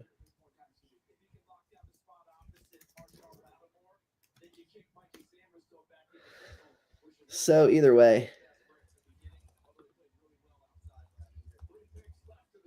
3 picks left in the second round. And we know one of them, so 2 picks left in the second round. And the Bears don't pick again until 109. So, they're kind of like done for a little bit here. So that's their haul. The Bears picks in. Did you see it? What? Yeah, the Shamar Turner. So you saw that already? Yep. Oh, okay. Yeah. Yeah, which is what I was saying. It makes sense, but it's not an edge rusher. So Chiefs are on the clock. And Ben said at that point, why not take Shedeur round 4 or later if you can wait on it? And if he's taken it, so be it if you didn't love him. We talked about that as well. There's going to be teams that are just going to be like, well, at this point, I might as well take a flyer on him. I was mentioning Tampa Bay Buccaneers. That would be an interesting one, having him back up Baker. Did you mention somebody else taking a flyer? Oh, the Lions, someone like that. Lions and Rams, I've consistently said. And then we know the Jets would potentially be a team. And it's just like if you're the Steelers, it's like, isn't he just like your best player available? Or like him and Milrow? Like who else is even like, you know what I mean? Like who's worth taking at this point? I don't like Caleb Johnson that much. Do you take a receiver? No. Trey Amos is running back though. I know. But I don't know. To me, it's just like, yeah, you could wait till round 4 and try and get Shedeur, or it's like, just take him now because he's the best player on your board. It's like, yeah. So, or he's not the best player on their board and they don't like him at all. So we'll see. Yeah. So we'll see. I think it would be a good value at that point. So why wouldn't they? So who do you like for KC? They went what? They went offensive line, so now I think they should go defensive line. So I guess now it would be Landon, whatever. Norman Lott. Yeah, that would be a great one. I was just thinking too, they should probably go interior instead of I was thinking edge, but they should go interior. Or Ty Hamilton from Ohio State, Darius Alexander. You're starting to get to the point where I could swallow a Darius Alexander pick. I liked Cam Jackson a lot from Florida, Josh Farmer from Florida State. Cam Jackson the big boy? Yeah, he's a nose tackle. Most of these guys are nose tackles at this point, except like the real big boy. Oh, no. He's the other. Yeah, no, that dude's not going to like round 7. Yeah. I saw the Steelers were interested. Yeah. Yeah. Yeah. In round 7, it's like, why not take a shot? But yeah, there's Ty Hamilton's a nose, Josh Farmer's a nose, Cam Jackson's a nose, and then Norman Lott and Darius Alexander are like the 3-5 techniques. They're not the nose tackles. And then Jamari Caldwell's a nose as well. I like Jamari Caldwell. I like the Shamar Turner pick for the Bears, though. They needed to finally do something. They need to do something up front. It wasn't an edge rusher, but at least it's somebody. No, it was, they went interior, but still, I feel like he could be a big edge at times and move out, but he's going to play interior most of the time. Yeah. So here's an interesting one. Next year only, fantasy football, RJ Harvey on Denver or Quinshon Judkins on the Browns. RJ Harvey. Right? Yeah. I think so too. Yeah. Sean Payton's offense. Yeah. What a winning night. And no competition either. Yeah. Like what a win. The way he just kind of like took Kamara and ran with it and utilized him as a rookie too. Yeah, it's like he knows how to take rookies. Yeah. Yeah. I think it's explosive elements in that offense. That's interesting. Where did Travion go? Travion Henderson. Where did he go? To the Patriots. That's a weird one too. I like that. Ramondre Stevenson wasn't doing it for them. They needed something there. I like that one. And they had Antonio Gibson last year, and that's obviously a huge upgrade over him. But they have Ramondre, who's a power guy. So Travion or RJ Harvey? Just next year, RJ Harvey probably still, just because of what I said, Sean Payton, how he's already so touches. What's that? He's gonna get so many touches, yeah. RJ Who are you saying he's gonna get only so many touches? RJ Harvey, yeah. Because of Jaleel McLaughlin? No, I'm saying I was agreeing with you. Oh, he's going to get so many touches. Yeah, I thought you meant like X amount of touches, like only so many. I got you. Yeah, no, and just the utilization. Like, I don't know if I can trust Kevin Stefanski completely utilizing, or not Stefanski, but Vrabel, but yeah. Right. Yeah, especially with what's his name? Ramondre Stevenson would be in the mix. So like, yeah. A lot of the value with Henderson is going to be pass catching, and you have Drake May, who's a scrambler, so he might scramble more than check down to your running back. So it's all going to be design stuff to Travion. So the goal line will be Ramondre still for the first year, probably. Versus, I mean, yeah, like we said, who's competing with RJ Harvey at this point? Estime could take some goal line, but Harvey's but they had the Estime experiment, and he didn't really play. Right. Yeah, RJ Harvey might be the second best running back next year. At this point, someone must have told the beat writers to slow down because those picks were coming in hot for second. It's like some teams are leaking and some teams aren't. It's interesting. I wish I would like keep track of that. Because yeah, KC hasn't leaked anything.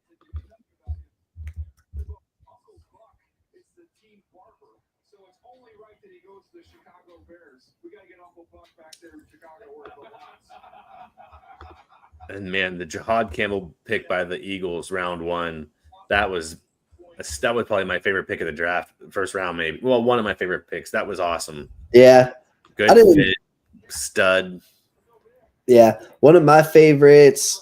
I liked Walter Nolan to Arizona a lot. Oh yeah. Yeah, I like that. That was a good one. And then for them to double down and then get Will Johnson on the way round, that was good too. Arizona had a good draft, yeah. I mean, Detroit, it's not flashy, but Tyleik Williams and Tate Ratledge, I just think that like fits their mentality, fits their style, fits who they are. It's like such an identity thing of like, this is who the F we are and get the F out of our way. Yeah. I love that one. I like the Bills kind of going D tackle after going corner. I mean, it's a little biased, but I do like the San Francisco focus on stopping the run. I was about to say, yeah, you guys added 2 big guys that are going to fit, that are going to start really next well. year. Yeah, you added 2 good starters next year. We're doing the 2024 Rams and trying to get our Jared Verse, Braden Fisk, and Kobe Turner. Correct. Omar Norman Law to the Chiefs. You called it. Nice call. That was a good one. Yeah, that was a good call this deep into the draft. Let's go. Yeah, his thing is that he only played a limited number of snaps and almost none of them were against the run. So he's a part-time player and doesn't play the run. But if you're the Kansas City Chiefs, what you're assuming is that we're going to lead a lot of games. So we're going to have teams passing against us. So we need a closer. And maybe he's not going to play all the snaps, but when he plays these closing moments in fourth quarters, he's going to have all the juice and he's going to be fresh and we're going to wind him up and he's going to get after it. So that's what I think about him. I mean, Jerry Tillery played well for them, but they needed someone better off the Chris Jones there.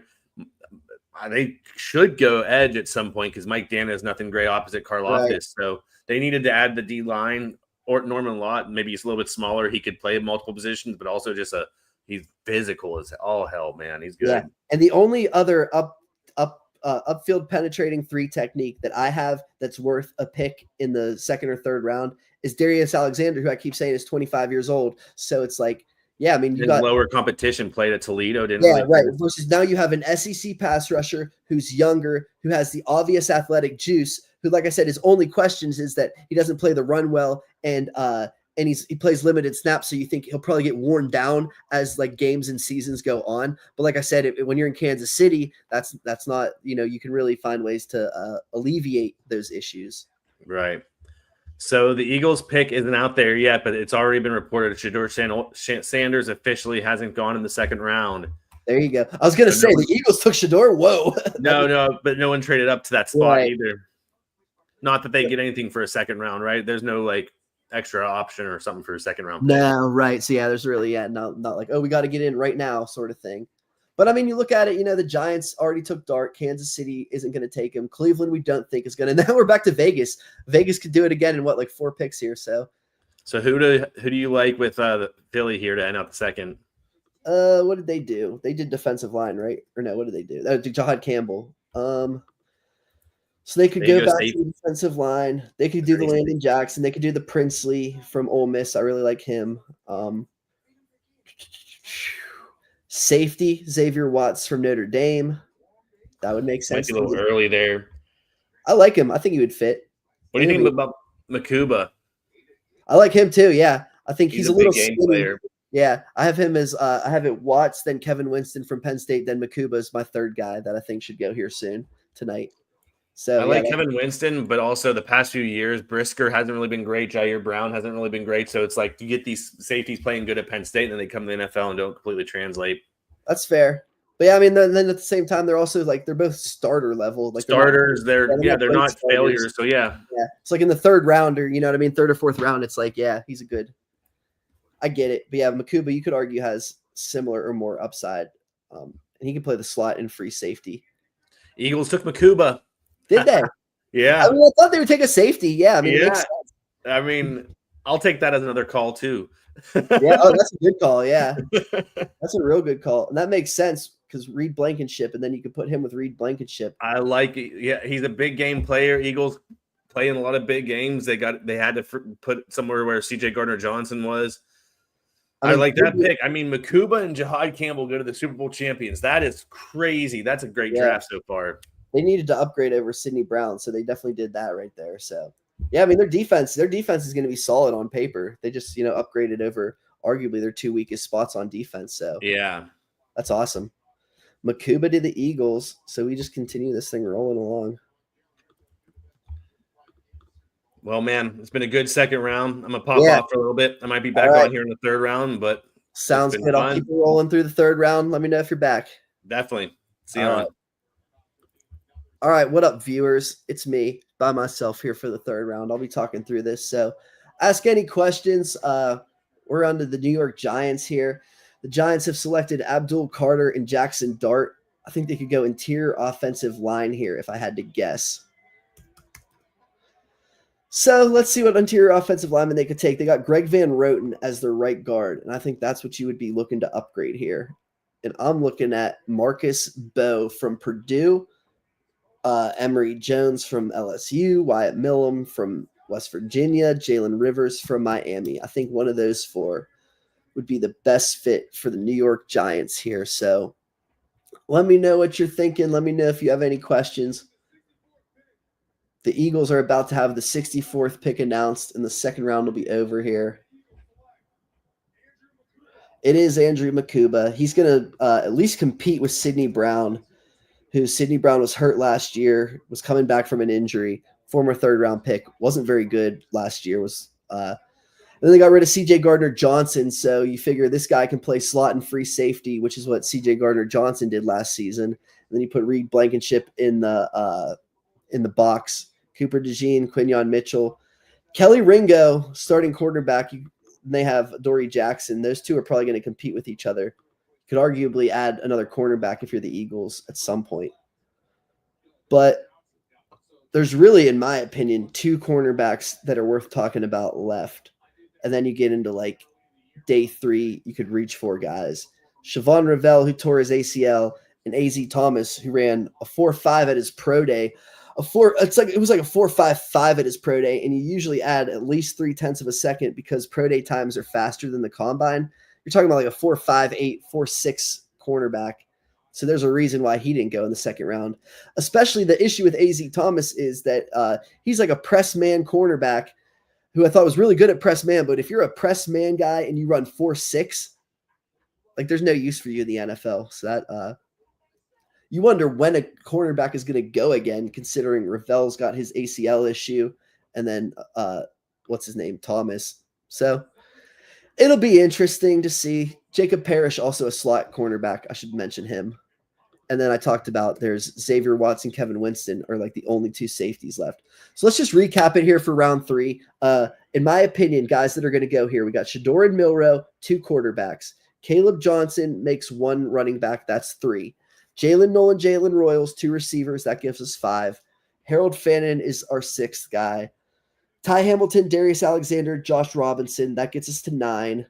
Edge rushers, Josiah Stewart, Braden Swinson, Jack Sawyer, Landon Jackson, Princely, Birch, Ashton Gillette. 1, 2, 3, 4, 5, 6, 7. So that gets us to 16. Danny Stutzman gets us to 17, the linebacker from Oklahoma. A.Z. Thomas and Siobhan Revelle gets us to 19. That's cornerback. Jacob Parrish is 20 at cornerback. And Xavier Watson, Kevin Winston are 20 and 22. So I have 22 guys that I think are going to go for sure here. Who the other 10 are: Jared Wilson from Georgia, Marcus Bowe from Purdue. Then it'd be interesting to see who else besides those 10. So it'll be really interesting. Yeah, I've got like 22 guys for sure that I would be stunned if those 22 guys don't go. Then there's something seriously wrong with them, including A.Z. Thomas with his 4.6. Even at 4.6, I think at the end of round 3 here. But what's going to be interesting is Darian Porter, the cornerback from Iowa State. I grade him as a day 3 guy, but this dude ran like 4.3, and he's like 6 foot something impressive. He's basically Tyreek Woolen clone, and we know that Woolen fell to the 5th round. And everyone regretted that, so no one wants to regret it with this Porter dude. But like I said, I just didn't see it on his video, so I think he could fall to round 3, Darian Porter from Iowa State. The question will be if he goes ahead of Siobhan Revelle or A.Z. Thomas, because he's 6'2", 195, and ran a 4.3 flat. That's like legitimate. And then he had a 6.7 3 cone, which is super impressive for being 6'2", nearly 6'3", to run a 6.7 3 cone, because it shows that you have to bend and be agile, and you have to get really low. So this dude not only has straight line speed and burst, he has loose and fluid hips. Like I said, he was a receiver, so it took him a while to adjust to playing cornerback, and his tape isn't very good, but man, you figure this guy's going to go. And when this guy goes, everyone's going to talk about it. And you wonder, does he go over the guy who ran 4.6? Do you take a 4.6 guy or a 4.3 guy? The 4.6 guy with really good tape or the 4.3 guy with really bad tape? Who do you take? Or do you take the guy with a torn ACL from a small school? Or do you take the 4.3 guy? It's at least worth questioning. Here you go, the Giants. Darius Alexander, the 3 tech from Toledo. So there's one of the 22 guys I thought would be gone here. This is just where you're going with best player available. If you're the Giants, they're not hitting need necessarily, although they could upgrade over Nunez Roches. Put him, he's going to be your 3 tech. Dexter Lawrence is your 1 tech, your nose technique. And then Nunez Roches is really your 5 technique. So he's kind of an upgrade over DJ Davidson, but you wonder in nickel personnel, which of those two is going to play more between Darius Alexander and Nunez Roches? You'd assume they would rotate, obviously, and probably be like a 40-40 split. So it'll be Nunez Roches at the 5, Lawrence at the 1, Darius Alexander at the 3, with Burns and Abdul Carter on the edges. And then do they trade Kayvon Thibodeau as their other edge? Or they just say, we're starting to really build something here. We got some depth on the D-line. We got some depth at the edge rusher. They have a pretty good defense here on paper. If Jackson Dart's any good. I know my one call was for Brian Dable to get fired, but we'll see. Ben comes here and says, not sure if you mentioned it, but Oakland needed to start taking other needs like O-line rather than any offensive player. I guess you're talking about quarterback. Are they a quarterback team or not? And they have other needs. Yeah, definitely mentioned that. I mean, it's hard to find teams that are going to draft a quarterback until you get to in the 4th round. What I said it to start the show, I'll say it again, is that in the 4th round, that's when you just start taking shots. Like in the 4th round, you just start taking flyers. Oh, Ashton Gillette goes to the Chiefs. That's a good fit, a really good fit in my opinion. He's going to be just like Mike Dana. That's it's the exact clone of Mike Dana, or a very similar player to Mike Dana, a guy who could play all the way from the edge to the 5 technique, potentially on specific situations could play the 3 technique. But the thing with him is that he's going to be able to set the edge and defend the run, whereas Omar Norman Lott, I just said, has very big issues against the run. So you add an edge rusher who can defend the run, and you add an interior defensive lineman who gets upfield and can really get after it in the pass rush. And when you look at the Chiefs, what did the Chiefs do? Offensive tackle, interior defensive line, edge rusher, trenches. They just built up, they're trying to win up front, and that's what they're looking for right there. Really, I liked Ashton Gillotte. I thought his tape was awesome. I thought he was going to fall to like the 5th round because he's a tweener. He really is. Like, he's a little too slow to be an edge rusher. He's a little too small to be an interior guy, but he just gets after it, and he plays with really good hands and leverage. And the fact that the Chiefs took him to start off the 3rd round shows that they're going to be invested in him. It's about where they took Mike Dana, who turned into a great starter for the Chiefs and is that same body type that, you can't necessarily figure out his role. So love that. Love Ashton Gillotte. To the Kansas City Chiefs, and back to Ben's question, Las Vegas, he meant, not Oakland. He's talking about, I'm pretty sure you're talking about Shedeur Sanders, right? Saying that they have other needs, so they're not going to be able to take Shedeur. Probably true. Did they just take a cornerback or no? They need a cornerback at some point. And let me look at what they just did. They took Ashton Jeanty and Jack Beck. So they've taken the offensive needs. Offensive line, do they need offensive line? Here's the issue. One, there's who is even left at offensive line? A project left tackle and a project right tackle, and then a bunch of interior guys who used to be tackles. Now they have to shift to the interior. So they could draft a left guard for sure, and he could potentially be a starter. That's the only hole they're looking for is Jordan Meredith at left guard. He said, no, I mean how they took a wide receiver instead of 0 O linemen. Yeah, I guess what you have is Colton Miller is your left tackle. I think DJ Glaze had a better rookie season than I guess some people, because I don't see that as a huge need. And I mean, DJ Glaze became a starter in the 3rd round after his rookie season. I liked him. I thought he was fine. So you got your tackles, in my opinion. Glaze is entering his 2nd season, and Colton Miller's a franchise guy. You've got that. They drafted Jackson Powers Johnson in the 2nd round last year. He was a rookie. He was up and down, but a pretty good rookie season considering he didn't start the season. Andre James did, and he was playing guard. So now he's going to shift from guard to center. So that's figured out. Dylan Parham's a pretty good starter.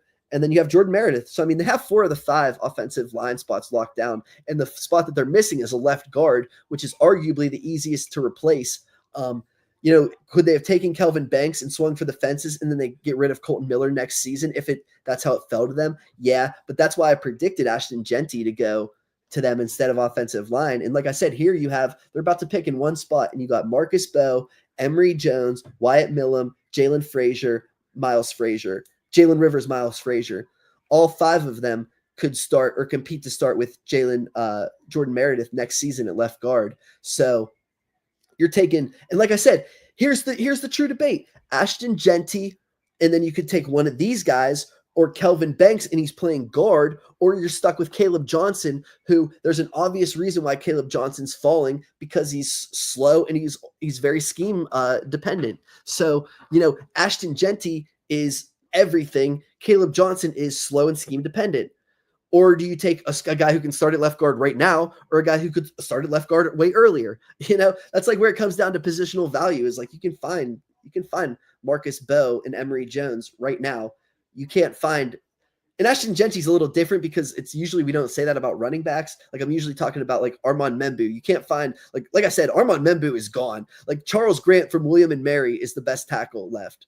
And Cameron Williams, who like has serious technical deficiencies, but he's just a ball of clay. Like that's all that's left at tackle. Tackle is gone for this draft. If you want a starter at tackle, too late. You lost your start. But if you want a starter at guard, I just listed 5 guys, and then we're going to get into day 3 and there's going to be starters, And like, obviously some of these guys like Charles Grant could turn into a starter. Yes. And like all these other guys who go day 3 could be starters.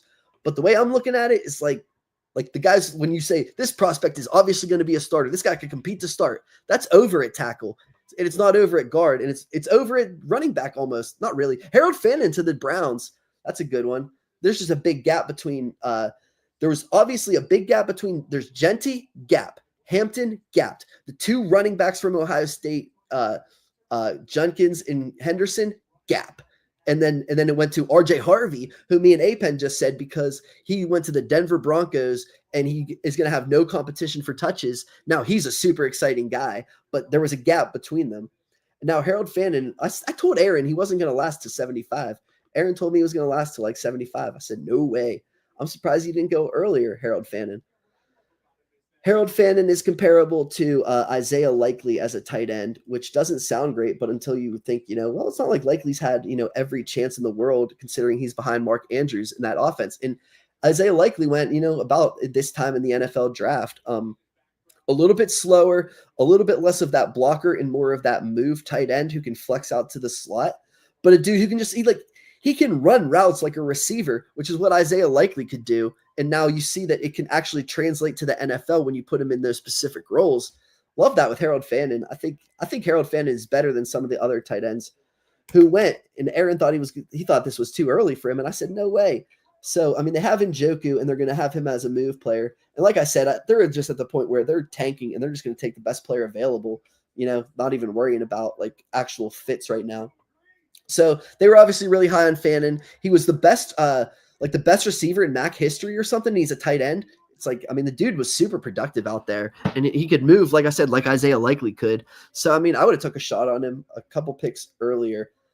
Really like that. Who are the Raiders going to take here? They're really flying in, and I'm like talking my butt off with Aaron out of here. So any other questions, Ben? I think that answered your question for the most part about offensive line, and that here the Raiders took Darian Porter. I was just talking about him. Man, that's high. And now here's the thing. Now they took him ahead of Siobhan Rivell because of the ACL and AZ Thomas because of the 4.6 40. They took the 4.3 kid, the 4.3 guy who has really bad tape. He's raw. He just doesn't know how to play cornerback. He's 4'3", 6'2", can sink his hips, has all the traits in the world. You know who drafted him is Pete Carroll, and you know who drafted Richard Sherman is Pete Carroll. So, and you know who drafted Tariq Woolen? Pete Carroll. So there you go. Pete Carroll likes to draft tall, athletic cornerbacks with really long arms and raw tape. And he's not 2 for 2 because he's had other I don't know who else he's drafted. He's definitely drafted Brandon Browner, and that's arguably a hit. I'm sure he's drafted other long arm cornerbacks, Thorold Simon or something, he's drafted like Thorold Simon and guys like that. Walter, what the heck was that Walter dude's name? Walter Thurman? Is that right? Walter Thurman. Sounds right. Pete Carroll drafts long arm cornerbacks with speed, and he did it again. In the 3rd round, Darian Porter, he drafted a long arm cornerback with speed. It's hit big time with Reek Woolen, Richard Sherman, Brandon Browner. He's had misses, but he's done it often. It's what he does. So it makes a lot of sense to me. It's still, like I said, I liked AZ Thomas's tape so much better, but in the NFL, it really isn't about like it is about how smart you are and like how good your technique is. But at some point, like if you're not physically capable of doing it, then you just can't play in the NFL. It doesn't matter. Like you could be the smartest dude in the world, or you could be a step ahead every single play. But if you're not fast enough against some of these dudes, you just can't hang with some of these guys. And that's the reality, is that sometimes you just say 4.3 and raw over 4.6 and has solid feet and knows what he's doing. Sometimes you just take 4.3 and raw because that's what wins in the NFL eventually over time. So that's what the Raiders did right there, taking him over AZ and Siobhan Rivell, a guy that I thought maybe could have slipped into day 3. But you knew because of the traits. I talked about him just like 5 minutes ago saying, I don't think he's going to fall. And he didn't fall.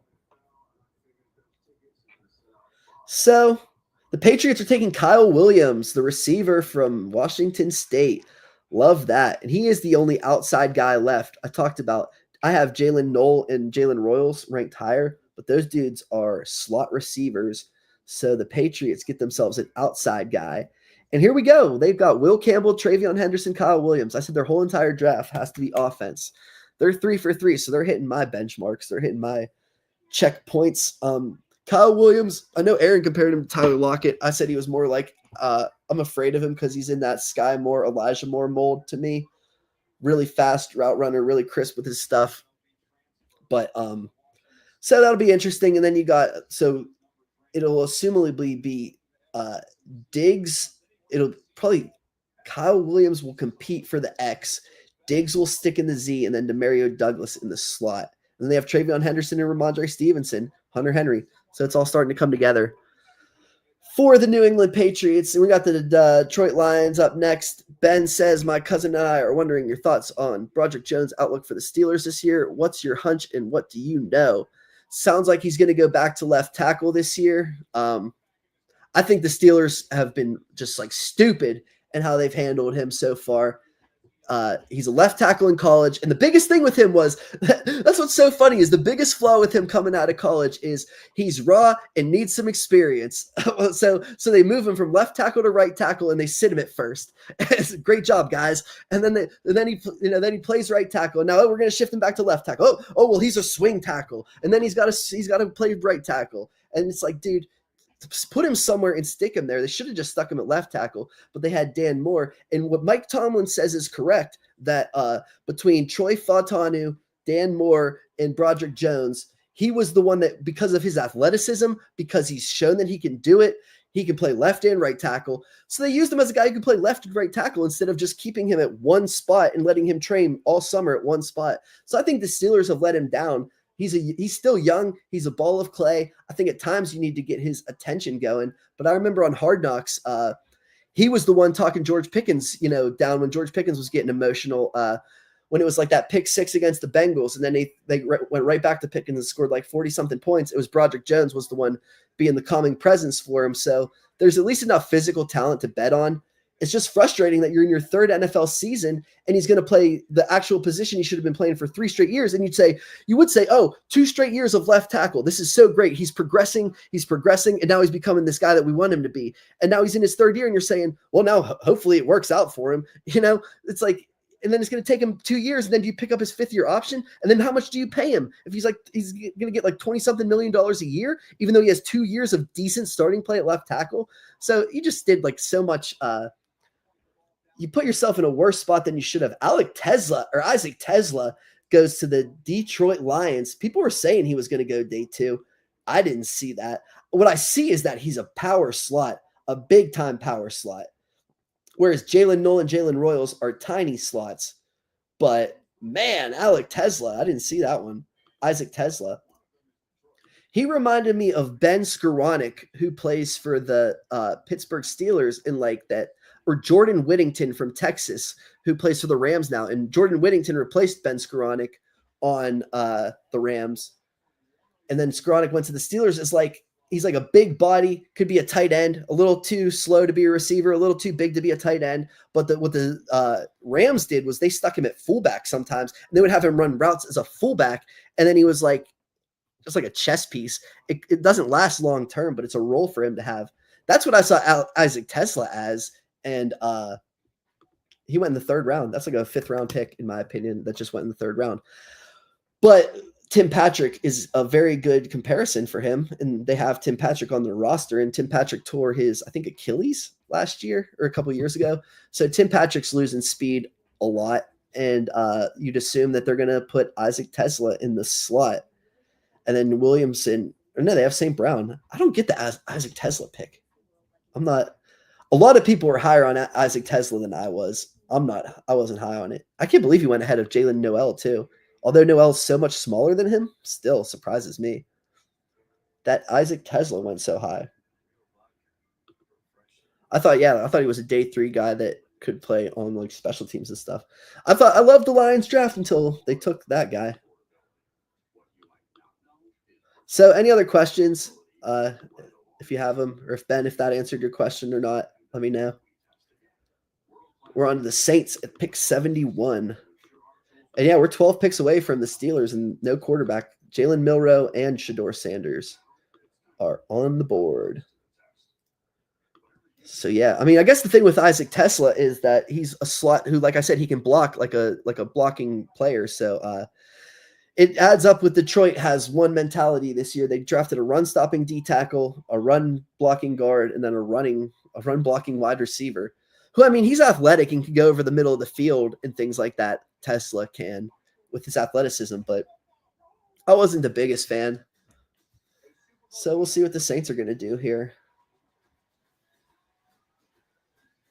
The Jags picked up 2 future 3rd round picks for the Lions to get Tesla. And yeah, he ran a 4.43 at 214. I just don't think he can sink his hips into routes or anything like that. I guess he's fast enough to be a big slot. Like I said, he's too slow. If he gets matched up on the right guys, you can run seams down the middle of the field. But I'm not the biggest fan of Isaac Tesla. And yeah, nothing's come in yet for the 71st pick, which is who? New Orleans. And New Orleans took Shuck already, so they're not a quarterback team here. So we're going to get through 71, and there's going to be 2 quarterbacks left for the Steelers. Olave, Cooks, they could use a receiver potentially. They could use cornerback. They could really use a cornerback here. Siobhan Revell or A.Z. Thomas could be the 2 picks here for sure. So we'll see if that's the case. Probably after this pick, I'm going to take like a 30-second break, and then I'll be right back on. So it's going to be dead air here for 30 seconds. But either way, if you have any other questions, we're talking about Steelers mostly. That's where Ben's interested in. We talked about the Raiders draft plans, though. So if anyone's interested in anything else, the Steelers are like 11 picks away. And here we got Buffalo has a quarterback. The Jets may take a quarterback. Denver, San Fran, Dallas, New England, Arizona, Houston, Indy, Cincy, Tennessee. I don't see any of these teams taking a quarterback before the Steelers. In my opinion, the Steelers are down to Jalen Milroe or Shador, right? I mean, which other guy are you going to take at 83? Both of them are probably going to be there, it feels like, unless someone trades up above the Steelers because they know they're going to take them. Ben said he gets it and he understands how the Steelers mismanaged the situation. Yeah, and I mean, some of it could be that Broderick Jones is raw and he may have never, he definitely could have never picked it up and all those things. And it's obvious that it's still like, the light bulb hasn't clicked for him yet. I think that's the biggest issue, is that like all the same technical flaws he had at Georgia are all the same technical flaws he has now, which I guess that's my issue. It's like, it's been 2 years and he showed no progression, which is what's so frustrating. And you could blame him and say, the dude's got to progress. It's been 2 years. You could blame the Steelers and say they need to get better at this. Vernon Broughton from Texas. So now we're getting into dudes are just falling. Like I had a day 3 grade on Vernon Broughton. So these are 2 straight guys that I had day 3 grades on that are going ahead of guys that I did not have day 3 grades on. So we're really getting into the thick of things here, folks, with this draft. And the Saints aren't even drafting for need. They're just drafting to fix the trenches up a little bit here. Where Vernon Broughton will fit in, I mean, they have Godchild's a run defender. Brian Brees is a first-round pick who hasn't lived up to it. And then there's Kalen Saunders and Nathan Shepard, and I guess he'll mix in with that. You'll have Shepard. Shepard is going to have a hard time making that roster, in my opinion. The Bills pick is in. Once a pick comes in that isn't like obviously in, the Bills are clapping. Once one of those comes in, I'm going to take like a 30-second break as we're like 10 picks away from the Steelers, which is what everyone's here for. That's what me and Ben are here for. I'm here because I love doing this. I love all these players. I love going through all this. This is fun to me. I like looking at all my tiers, and I'm surprised that Tesla and Vernon Broughton, 2 guys that I have 2 tiers. We're talking 2 tiers below what I have. How are these guys getting drafted 2 tiers below what I have? Me of all people. That's just how I feel. So what are the Bills going to do? They should take Siobhan Revell. They were thinking about him in the first round.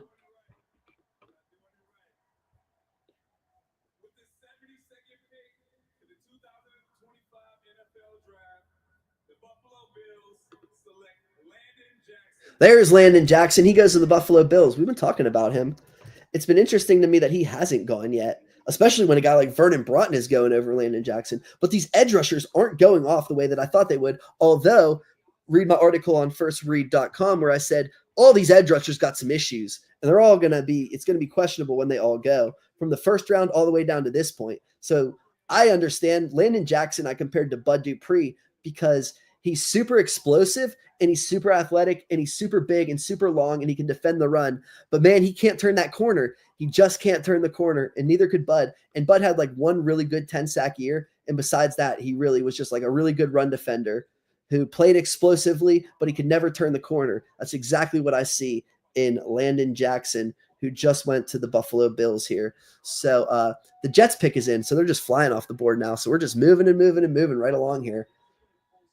But that's what I saw with Landon Jackson, was a guy who was like Bud Dupree, although he fell this far because I think they see that when a guy like Bud Dupree has a 40-inch vertical at 260, but he can't turn the corner, you're still a third-round pick, sort of thought, or you're still just a run defender. That's where Landon Jackson is, and that's why he fell this far. I don't know if I would have taken him earlier. If I was the Bears, I probably would have. Other viewers in here have Chargers fans, whatever, like some shit on those teams too. Yeah, all these other viewers in here. The Rams, I think, could take Jalen Milroe, but they're not until after the Steelers, so the Steelers are going to be up here. We've been talking about every player, every team, every pick so far. We've been nailing it down. So any other questions you have specifically, just let us know. Oh, there we go. A.Z. Thomas finally went. He got to the Jets. So there he goes. That's a dude off the board that we knew was going to go at some point here. So they have Armand Membu, Mason Taylor, and A.Z. Thomas. I love what the Jets are doing. Man, I love all three of those dudes. A.Z. Thomas is going to play on the bench. He's not going to start over Brandon Stephens as a rookie. That's for sure. So A.Z. Thomas will be behind Brandon Stephens as that outside guy.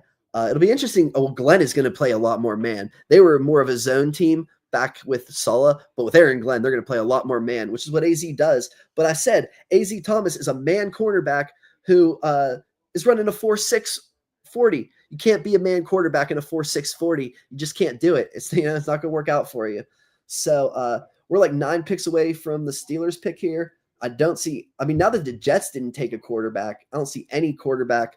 Denver, San Fran, Dallas, New England, Arizona, Houston, Indy, Cincinnati, Tennessee. No quarterbacks being taken in the next 9 picks. So the question is, who do the Steelers want between Shedeur and Jalen Milroe?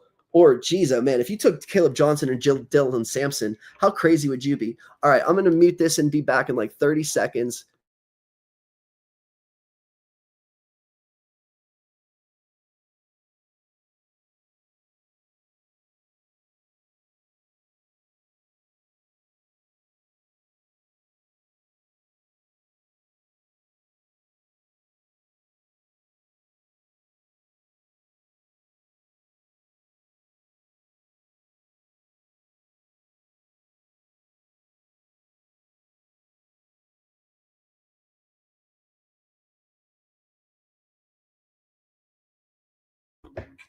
All right.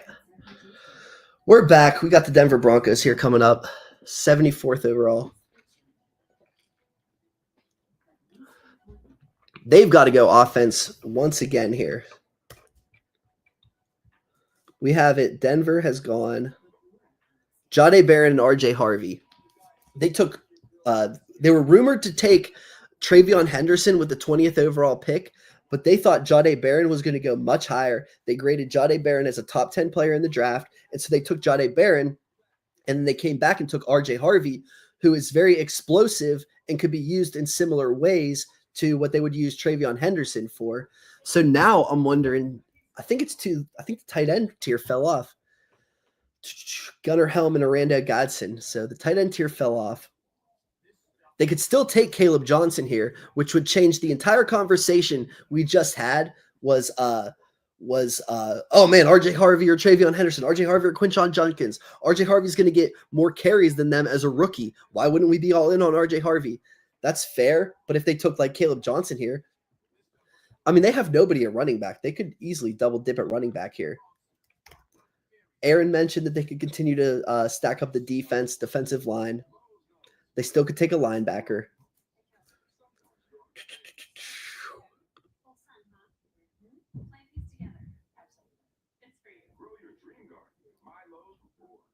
Pat Bryant, a receiver from Illinois. Ugh. I wasn't impressed by Pat Bryant's tape. I thought he could really he could go get the ball. He was long, but I wasn't inspired. I didn't think he could. I thought he was slow out of his breaks. I thought he couldn't create separation. I thought his best trait was his ability to stretch his arms out and make plays. But one thing I will say is that I wasn't high on Devon Vele, and he had a good rookie season for Sean Payton. So Sean Payton seems to have somewhat of a way with these guys, but man, where does Pat Bryant fit into this? And Pat Bryant, in my opinion, is a day 3 player. And how about Jalen Noel, the wide receiver from Iowa State, is falling like this far? I can't believe that. Falling behind guys like Pat Bryant, Isaac Tesla. What's going on with Jalen Noel? Why is he falling so far? Don't get that one quite. Pat Bryant, that was like my 20th best receiver, a day 3 guy for sure. So that wasn't a good pick, in my opinion. I just don't see it with him. And I understand he's a much bigger body than either Jalen Royal or Jaden Higgins, but Man, I like Alec Ayamainer is a guy who obviously is falling in this draft and obviously isn't going to be, he's not going to be anything because if he was, people would think he could separate and they would have taken him by now. And they don't think he can separate and they haven't taken him. So we're back for Aaron here. Pick 75 here. We got the San Francisco 49ers. Wondering if they're just going to keep building up the trenches. But we're to this point in this draft where day 3 guys are flying off the board. In my opinion, guys I have graded day 3 to where all of these guys are like day 3 guys. Like these guys, this is a bad draft and these guys are falling. So these guys are not impressive to me whatsoever at this point. Anyone who gets drafted after here, like honestly, we're to this point to, guys that I'm disappointed are still here. Siobhan Rivell obviously got flagged for his ACL. He obviously failed medicals. Jacob Parrish must be too small. Xavier Watts, surprised he's still here. Shador and Jalen Milroe, obviously surprised they're here, but they're, crashing. Ty Hamilton's a 1 tech. Darius Alexander, that's a win for me. Josh Farmer, that's a win for me. Caleb Johnson, that's a win for me. Jalen Noel and Jalen Royals, I'm surprised they're both here. Royals had an ankle injury. I'm not surprised he's here because of that. So the Broncos took Pat Bryant. I wonder who my even comparison was. Was Dontavian Wicks for Pat Bryant.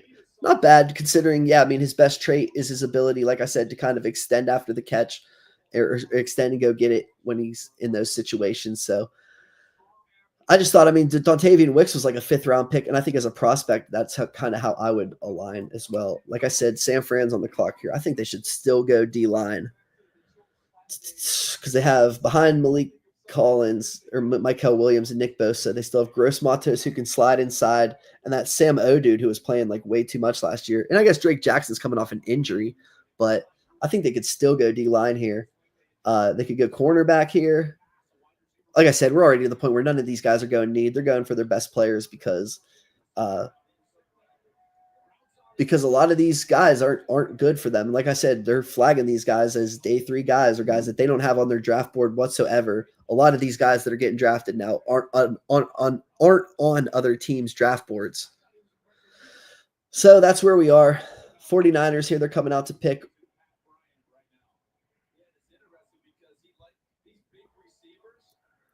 The Patriots are picking 77th. Well, who's picking 76th even? Dallas is picking 76th. Patriots traded for pick 77.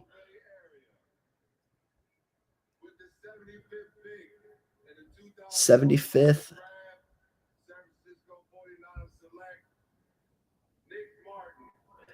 Oh, wow. Nick Martin, linebacker from Oklahoma State. Let's see where I even had him ranked. Like I said, we're taking day 3 guys here. Nick Martin. Did I give him a 5th round grade? Where the heck is Nick Martin at? Nick Martin, I gave him a 5th round grade. A 5th round linebacker here going in the 3rd round to the 49ers, in my opinion. So I really liked what the Niners were doing. I obviously don't love Nick Martin. Let's see who my comparison was for Nick Martin. Khaliki Hudson, not great for Nick Martin. Undersized guy. I'm not a fan of this one. I didn't see it with him. 5th round grade. Khaliki Hudson means I think he's going to be a special teams option at best. But like I said, in the 3rd round of this draft, that seems to be what's going on here. I think, D. Winters will obviously start over him, and then Fred Warner will obviously start over him. They signed Luke Gifford, who I think is better than him. Jalen Graham, they drafted Jalen Graham in the 7th round. I don't think he's much better than this, or I don't think this Nick Martin guy is much better than Jalen Graham, who they drafted in the 7th round a few years ago. So that's where I stand on that pick. Not a fan of Nick Martin. I think he could play special teams. And I think at this point in the draft, a lot of these players, like I said, a lot of these guys are getting flagged. A lot of these guys are only getting drafted because they're special teams guys. We talked about Danny Stutzman misses too many tackles. Jeffrey Botts is a pass down only guy, if that apparently. Chris Paul is way too small. Smell Munden has injury issues. It makes sense that, if you need a linebacker, you want a linebacker. It makes sense that the guys that I have are falling down the board or whatever. There you go. Revel goes to the Cowboys. That makes a lot of sense. They said ACL be darned. He's fallen far enough. The Bills passed on him multiple times despite showing a lot of interest in him, which shows me that they obviously flagged him in some way, whether it be medical or not. The Dallas Cowboys, so they've selected Donovan Ezeraku, Siobhan Rivell, and Tyler Booker. Other than their first-round pick, their second and third-round pick are pretty solid players. A pass rusher in the second round who can get after it, a cornerback who has a lot of upside, but is coming off an ACL injury. I think the issue with Rivell, too, is that he's like 24 years old. He's from ECU. He didn't play the best competition. His best traits are off the football. He's not really a man guy. It's going to fit in Dallas because they're going to play a lot of zone. But, I mean, I saw this Siobhan Rivell hype and said, what? Like what are we talking about? This guy's going round one from East Carolina? What are we talking about? I get that he's like tall and things like that. I get that Darian Porter is already off the board. So, I mean, I was sitting there saying, yeah, I mean, if you're telling me to compare Darian Porter and Siobhan Rivell, we're talking. If you're saying Siobhan Rivell's a first-round pick, I'm like, man, this is a bad draft if Siobhan Rivell is a first-round pick. So, and it's been a bad draft considering guys like Nick Martin, Vernon Broughton, Darian Porter, all guys that I've graded in the 5th round are all off the board. Or all on the board. Or all off the board, yeah. Here come the Panthers.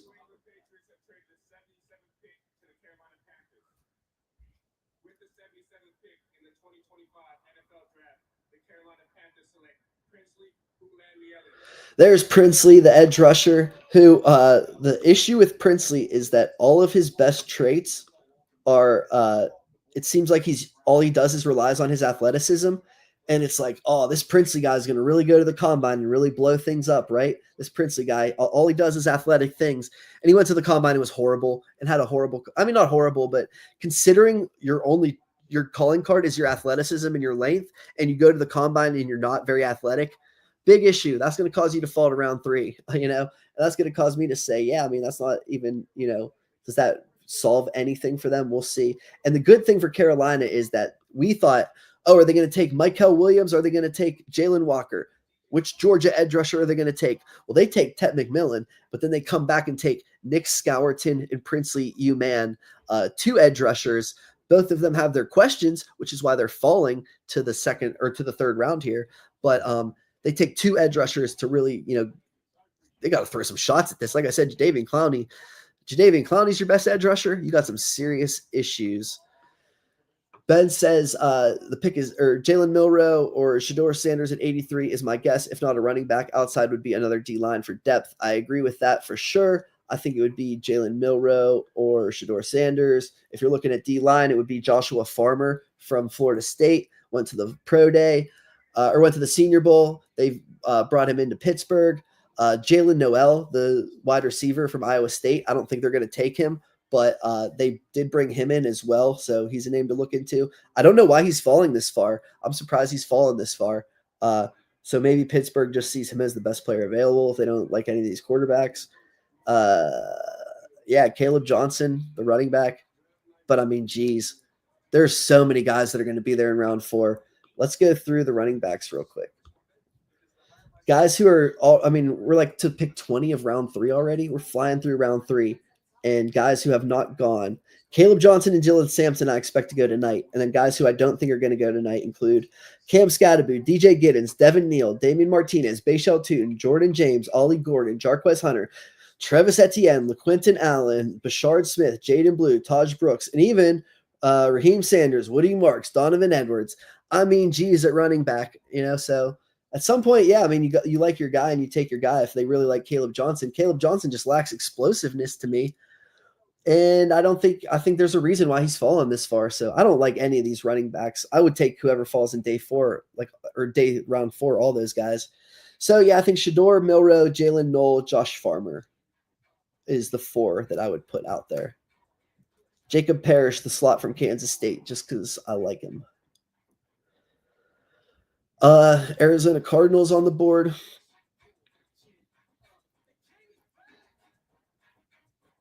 See what they do here. And then like I said, some of the best guys. I still have the 2 quarterbacks, Caleb Johnson, Royals and Knoll, 2 slots who are falling. Jacob Parrish, a slot cornerback. Xavier Watson, Kevin Winston, Danny Stutzman, who misses a lot of tackles. Edge rusher, I still have Jordan Birch. I know some of these guys are falling. I didn't just take them off. Jordan Birch, Jack Sawyer, Braden Swinson, Josiah Stewart. Starting to make sense who's all fallen.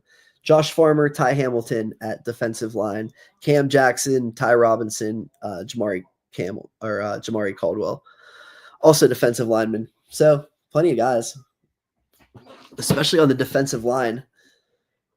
There's guys on the defensive line and running back that are going to fall to round 4 by a lot.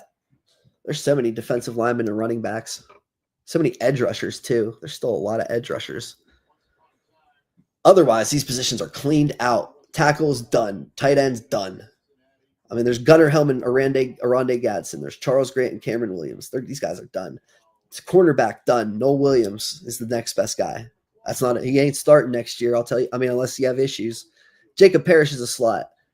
I mean, yeah, we're running out of positions, in terms of my opinion, in terms of guys who can start in the NFL, we're running out of guys like quick.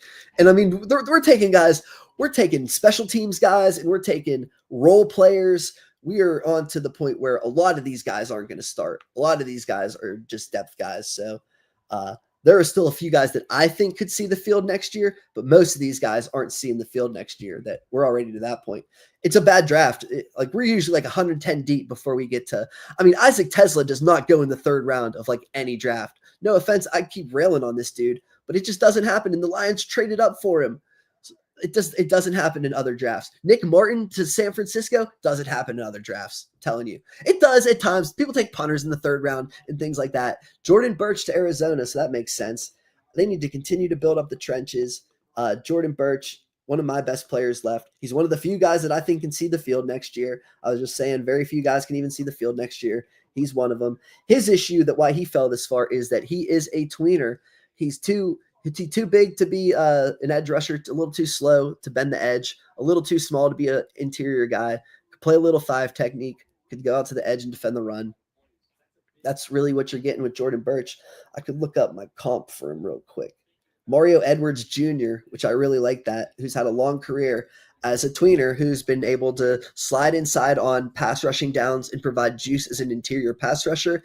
And then he defends the run as an edge rusher. And he's made a long career of that. And I think he was like a 1st-round pick.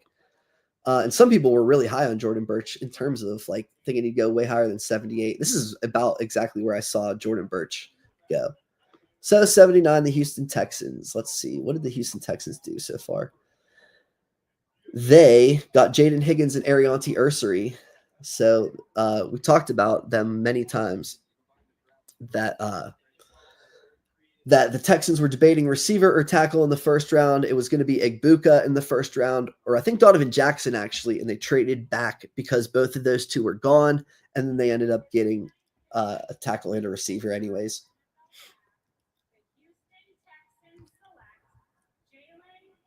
There he goes. Jalen Knoll, the receiver, goes to the Houston Texans. This is, like I said, the Texans are saying, we had such a high grade on Jalen Knoll. Oh, here's a funny one. They drafted both Iowa State receivers. That's funny and interesting. Not really, but they did. They drafted the outside receiver and the slot receiver from Iowa State. So, I mean, geez, how hurt is Tank Dell? Or like I said, they've understood that last year – they've understood the value of wide receiver depth with all the injuries they had last year. They were like, that ain't happening to us again. We're not falling for that. We're not going to have bad wide receiver depth ever again. So we're going to draft 2 of them. Here, Tank Dell's going to miss all of next year. Christian Kirk's probably there for 1 season. You got Nico and Jaden Higgins on the outside. I thought Jalen Knoll was better than Jaden Higgins. They took Jaden Higgins like 34th. They took Knoll 79th. I thought Knoll was better. We'll see. Jalen Knoll, I compared him to Hollywood Brown, the NFL's version of Hollywood Brown. Not a 1st-round pick, but a guy who could play the slot, could burst out of his breaks, play down the field, get the ball in his hands. We're here to 80. I mean, Shedeur is obviously not going. Be hilarious if the Colts took Milrow. Royals, my last receiver.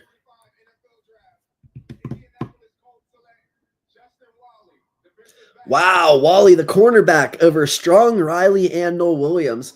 This dude I liked his tape, and then I just didn't think he had, the traits. And I think he was a 1-year starter.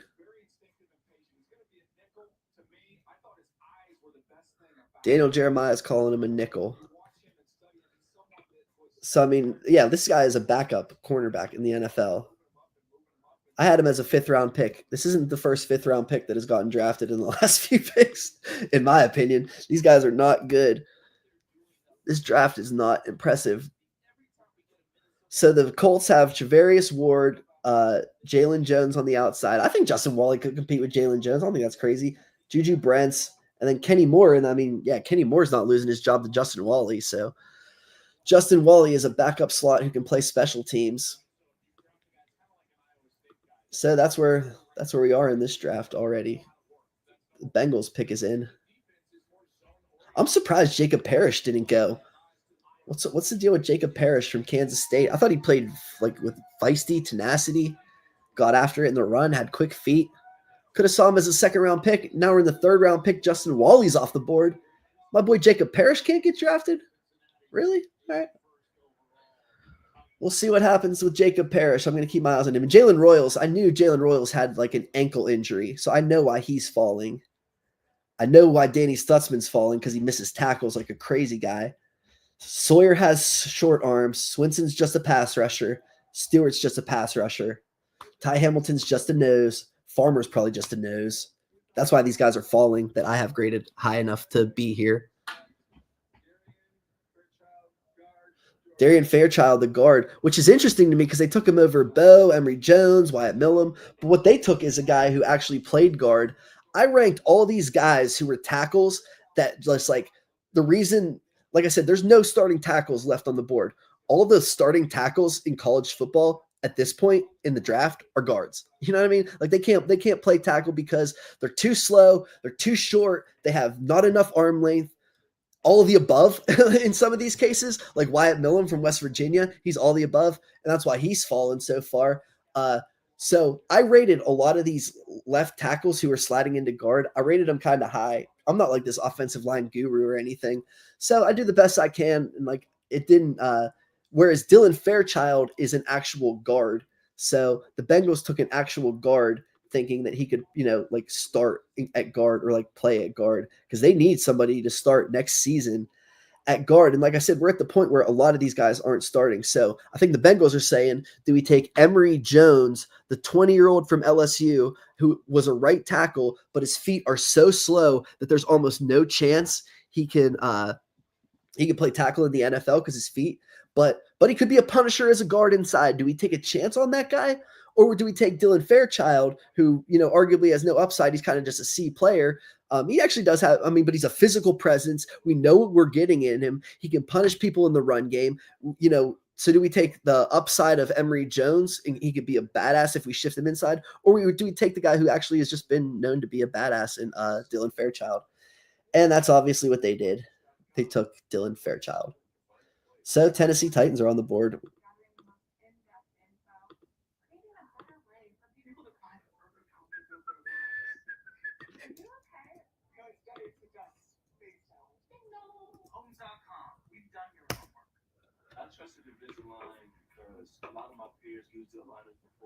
The Steelers are selecting Caleb Johnson. Jesus.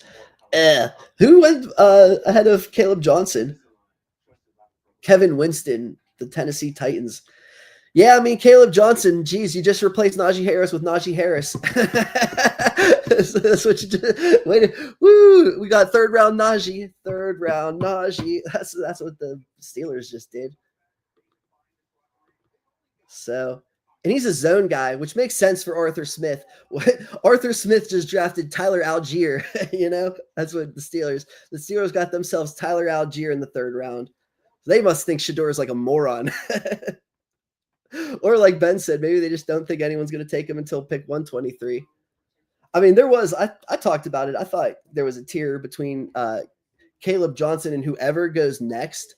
So, but at least in terms of Dylan Sampson and DJ Giddens and Cam Skadaboo, they're like at least like have electricity to them. Caleb Johnson is he's legitimately slow. Like if Najee Harris ran a 40, I bet he would have ran the same 40 as Caleb Johnson. He just didn't. Chris Carson was my comparison for Caleb Johnson. Yeah, they just replaced Najee Harris with Najee Harris. So they'll get the same production. They'll go 9-8 next year. They'll pick 20th overall, and they won't pick a quarterback next year because they'll be picking 21st overall, and they won't be able to pick a quarterback, and everyone will say, oh well, this quarterback, I don't even know. I can't think of a good quarterback. I wish I could think of a good quarterback who will be a free agent next year. Oh, they'll just take this quarterback who's a 1-year rental, and then they'll just draft really well, and they'll go 9-8 again next year. It'll be great. That'll be so much fun. Let's do it. Anthony Richardson is the Steelers' 2026 quarterback. Let's call it right now. Anthony Richardson. Who else? No, Anthony Richardson. That's the one. Yeah, Anthony Richardson will do decent for the Colts, and then they'll get rid of him. The Steelers will sign him for nothing. Oh, we could never draft a quarterback with the 22nd overall pick because we went 9-8. What are we gonna do? That sucks for Steelers fans. That's a good prediction by me, by the way. Book this. Mark it. Anthony Richardson. Is Shedeur eligible for a last year of college if he doesn't get drafted? I don't know how the rules work now with NIL. I'm pretty sure you still can't hire an agent, right? I don't know. I'd have to look that one up. If you hire an agent, it used to be if you hire an agent, you can't go back to college.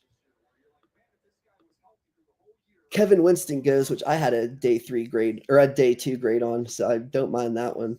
I had Caleb Johnson rated as like 60th or whatever. Like, it's not like a terrible pick.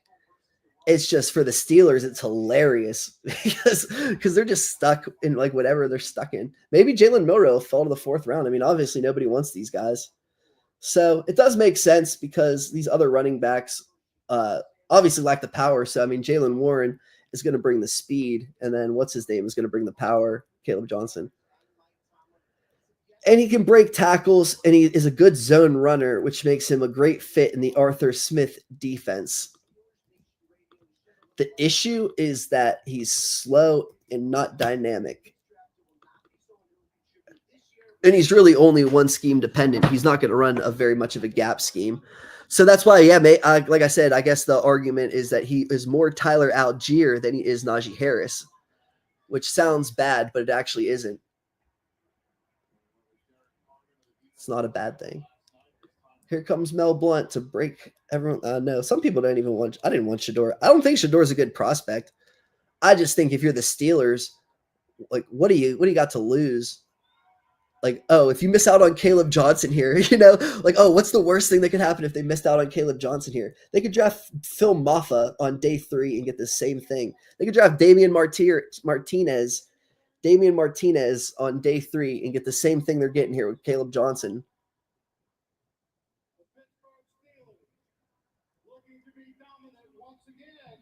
Johnson will be a good fantasy pick, though.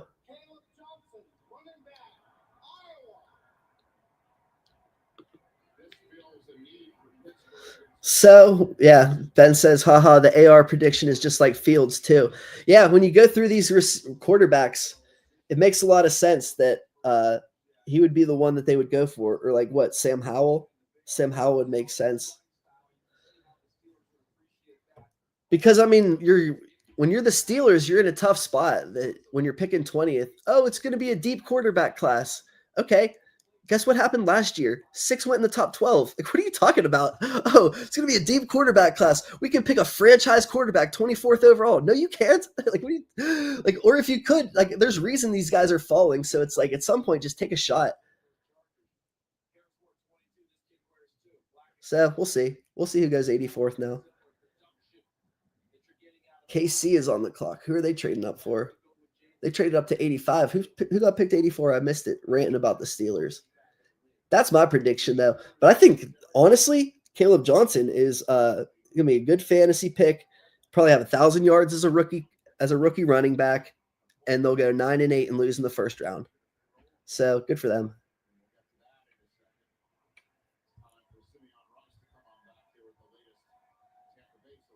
Yeah, who did Tampa take? KC traded up to 85. We don't know who Tampa took.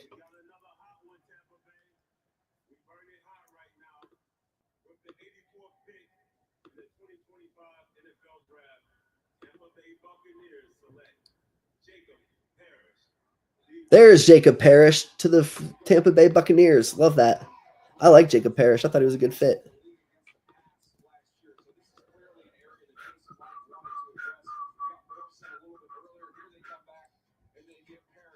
So the Bucs go 2 cornerbacks. Smart of them, because last year one of their biggest issues was they got injured at cornerback and teams were throwing all over them. Their defense couldn't stop anyone do anything. So they come in here and go defense.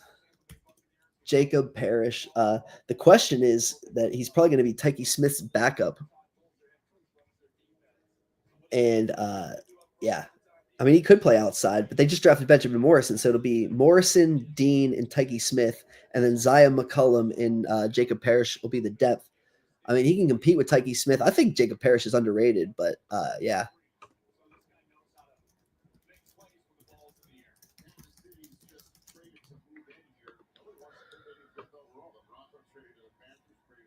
So we'll see what's going to happen here.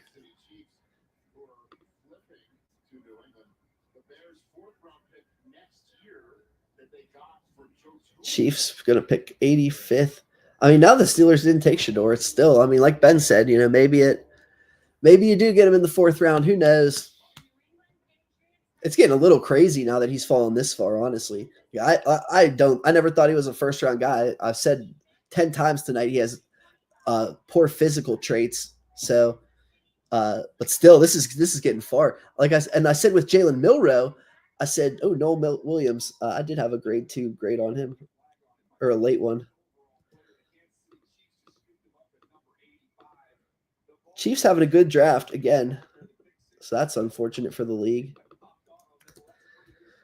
Noel Williams, how's he fit in? Competes with Shamari Connor for slot snaps.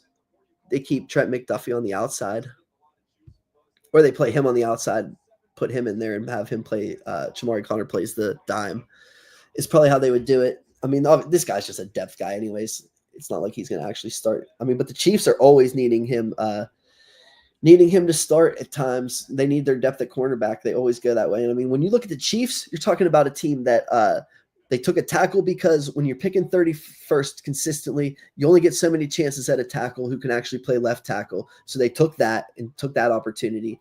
Then they took a defensive lineman who can rush the passer, because they need that upfield penetration. Then because they sold out on pass rush with that pick, they took an edge rushing or a run defense edge rusher. And now they took a cornerback, because you can never have too much depth at the cornerback position. So that's what they're thinking with Noel Williams, the cornerback from Cal.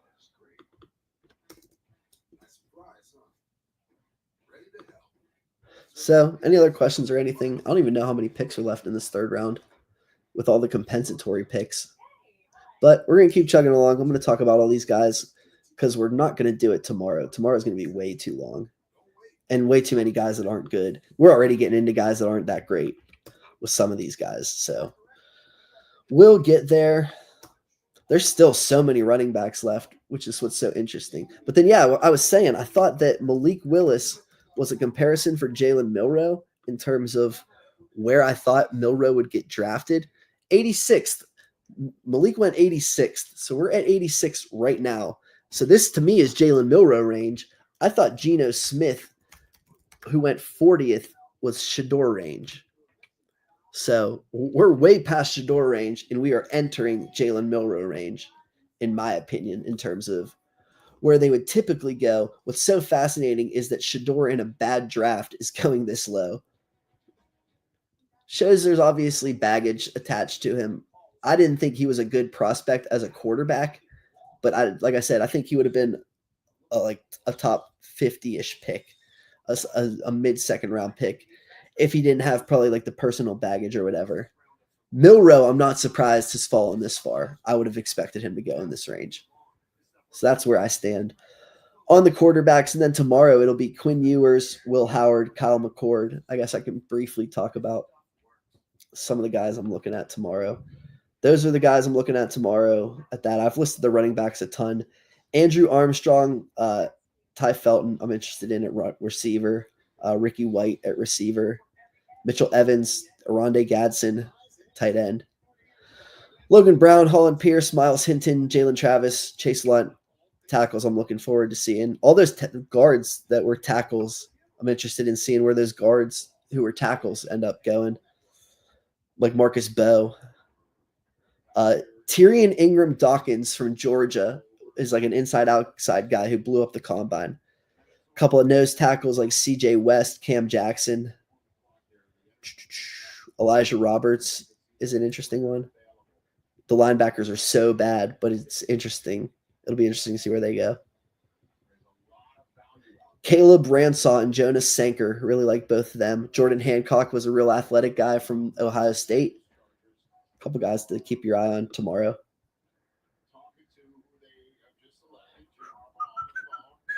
Who the Chargers going with?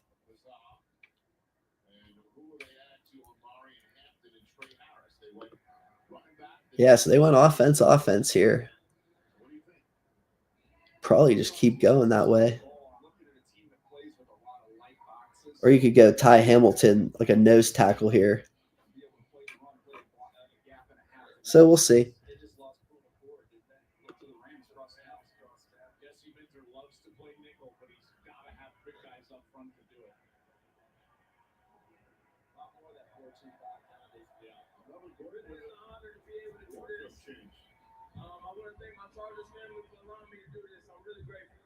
Just announced the pick.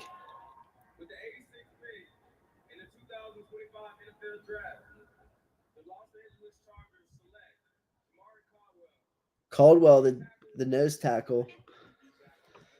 So that makes sense. The Chargers' whole philosophy has been built on running the ball and defending the run. They add themselves a nose tackle. Not a surprise there. Yeah, I thought he was really good, honestly. Teair Tart, they acquired, and he's good, but he seems to the Titans cut him. They seem to think he was like lazy or something along those lines. So the Titans cut a guy like Teair Tart. The Chargers signed him because he can defend the run, and they just didn't have enough up front. But now they can get a guy like Jamari Caldwell in there. I don't think Caldwell is that bad of a player. I had him in this day 3 range or this round 3 range. So it makes sense to me that this is exactly where I thought he would have went to a similar team. I'm not surprised that he went there. I mean, now we're getting to the point where we're running out of nose tackles to even take. Ty Hamilton, Josh Farmer, Cam Jackson are really the only nose tackles, in my opinion, left.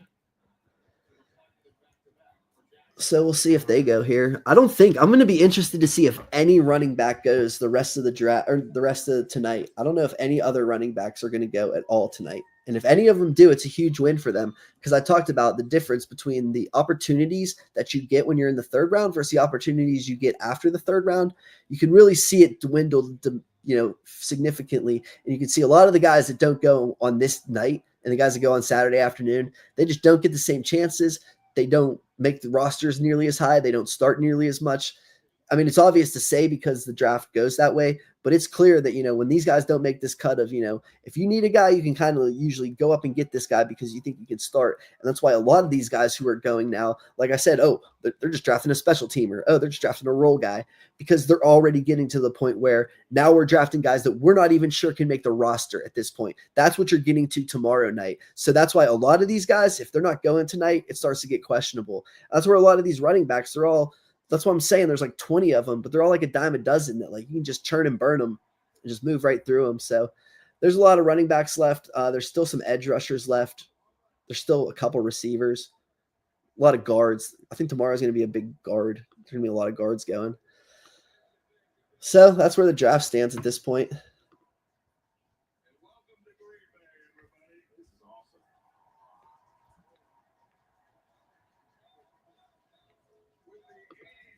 Packers. In the 2025 NFL Draft, the Green Bay Packers select. They took Savion Williams, who I compared to Cordero Patterson. I think a lot of people compared him to Cordero Patterson, but and that's exactly, he's a big guy who arguably would be a better running back than he would be a receiver. So He can't really run routes. He doesn't do much proficiently as a receiver. But we'll see. Yeah, he's a lot better with his ball in his hands. He can do gadget stuff. But what was interesting with me that, why I didn't love him is that if he's so good with the ball in his hands, he wasn't like this dynamic kick returner like Cordero Patterson was. So it's like you have this Cordero Patterson comp, although you don't, you don't like fit there or whatever. Yeah. So I don't love Savion Williams, but I think the guy like Matt LaFleur could use him pretty well, honestly. So it's going to be interesting to see how they use him. They drafted Matthew Golden. They have Jaden Reed. He's almost like a Jaden Reed backup more than and like I said, I think you could arguably put him as your backup running back. He could be the Packers' backup running back more than anything. Worth considering. I mean, he went tonight, which is a huge for him. Like I said, going round 3 when you're a guy like Savion Williams, who you don't know what your role is, but it's a perfect example of Savion Williams. We don't know what his role is, but we're going to go. We don't know what his role is, but because we drafted him in round 3, we're going to exhaust multiple avenues to find out if we can make him work in the NFL. If Savion Williams falls to round 5, we say, we don't know what his role is. We're not spending any time finding a role for him. If he can adjust to us, that's great. If he doesn't, then he's got to go. That's the difference between getting drafted tonight and tomorrow, in my opinion, is now the Packers will actively create a plan for this guy versus the Packers are saying, you've got to fit us. That's the difference between day 2 and day 3 to me. So it's a big deal, in my opinion. Caleb Branshaw goes to the Jaguars, which is so interesting because they have Jerrion Jones, who's a slot, and then they have they just signed Jordan Lewis, who's a slot, and this guy arguably should play slot. Although, I mean, Darnell Savage is a slot. What are you going to put him in safety? Him and Savage are both safeties who should probably be better off in the slot. How many slot guys can a team have? I mean, Darnell Savage, Jordan Lewis, Jerrion Jones. I mean, some of them are going to play safety and some of them are going to play outside. But, I mean, these guys they have 5 slots on their team, the Jaguars. I like Caleb Branshaw, but, I mean, he's a slot player.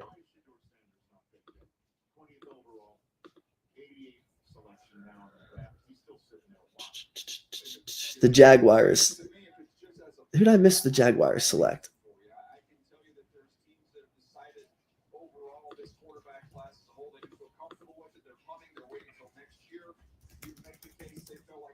Who else did the Jaguars draft besides Travis Hunter? I guess nobody because they used all their picks, huh?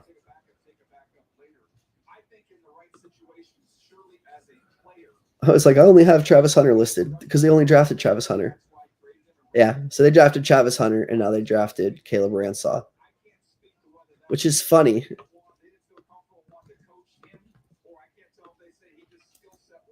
It's funny because, yeah, all they drafted is Travis Hunter and then a slot. And now they pick again here at 89, so.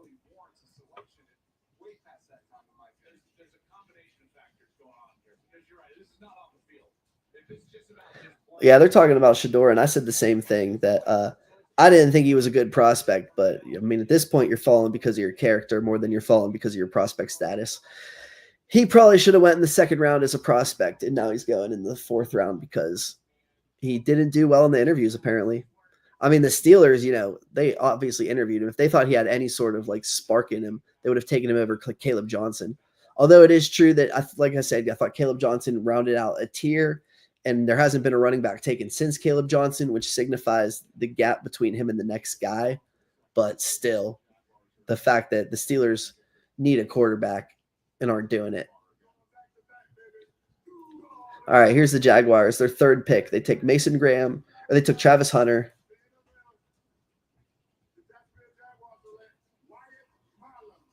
And they took Wyatt Milam, the guard from West Virginia. One of those first guys that I've been talking about that is he was an offensive tackle at West Virginia, and now he's moving into guard in the NFL because he's like I said, one of the combinations of a little too slow and a little bit lacks the length. His foot speed isn't up to par. So they traded. So the Jaguars have Travis Hunter, Caleb Branshaw, and Wyatt Millam. And where does Millam fit into this equation is that he will compete with Patrick McCarry, who they signed in free agency to play at right guard, and they're going to try and get him, this Wyatt Millum, they're going to slide him in at right guard and see if he can compete with Patrick McCarry, beat him out. So we got what, like 1, 2, 3, 4, 5, 6, 7, 8, 9, 10, 11, 12, 13 picks left. 13 picks left in this draft. And then after that, like I said, if you don't go in these next 13 picks, you're probably a bad football player. So it'll be really interesting to see who doesn't go in these next 13 picks and who does. Guys that I'm looking for, the 2 quarterbacks, Jalen Royals and Xavier Watts from Notre Dame. And then Ty Hamilton from Ohio State, Josiah Stewart, Braden Swinson, and Jack Sawyer, some edge rushers. Interested to see where those guys go, hopefully in these next 12 to 13 picks, or else your chances of making a roster go down big time. So we'll see. Any questions or any comments, leave them in the chat.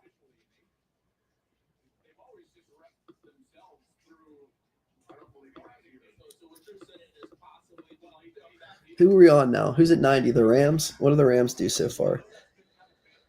The Rams took Terrence Ferguson with their only pick. They traded out for a future first-round pick.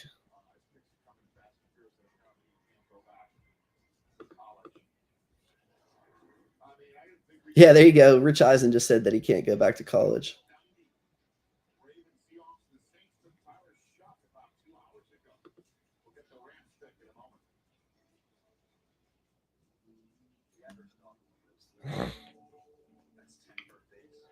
Who went 90th? Did we get anyone?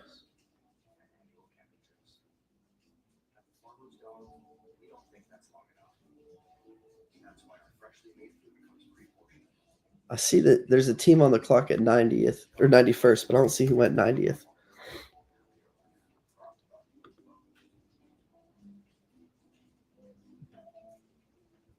Don't see it. Either way, the Rams, look at their roster real quick. They got added receivers, Coleman Shelton at center, Kevin Dotson and Steve Avila at guard, got 2 tackles. They added Ferguson, who will hopefully take over Tyler Higbee in a year. They really need to go cornerback here, but like we said, we're not drafting for need at this point. Most teams aren't. But Quincy Riley and Dorian Strong are still on the board. At least worth considering those 2. So we'll see with like 10 picks to go, 11 picks to go. Yeah. Leave any comments, any questions, any concerns, anything like that.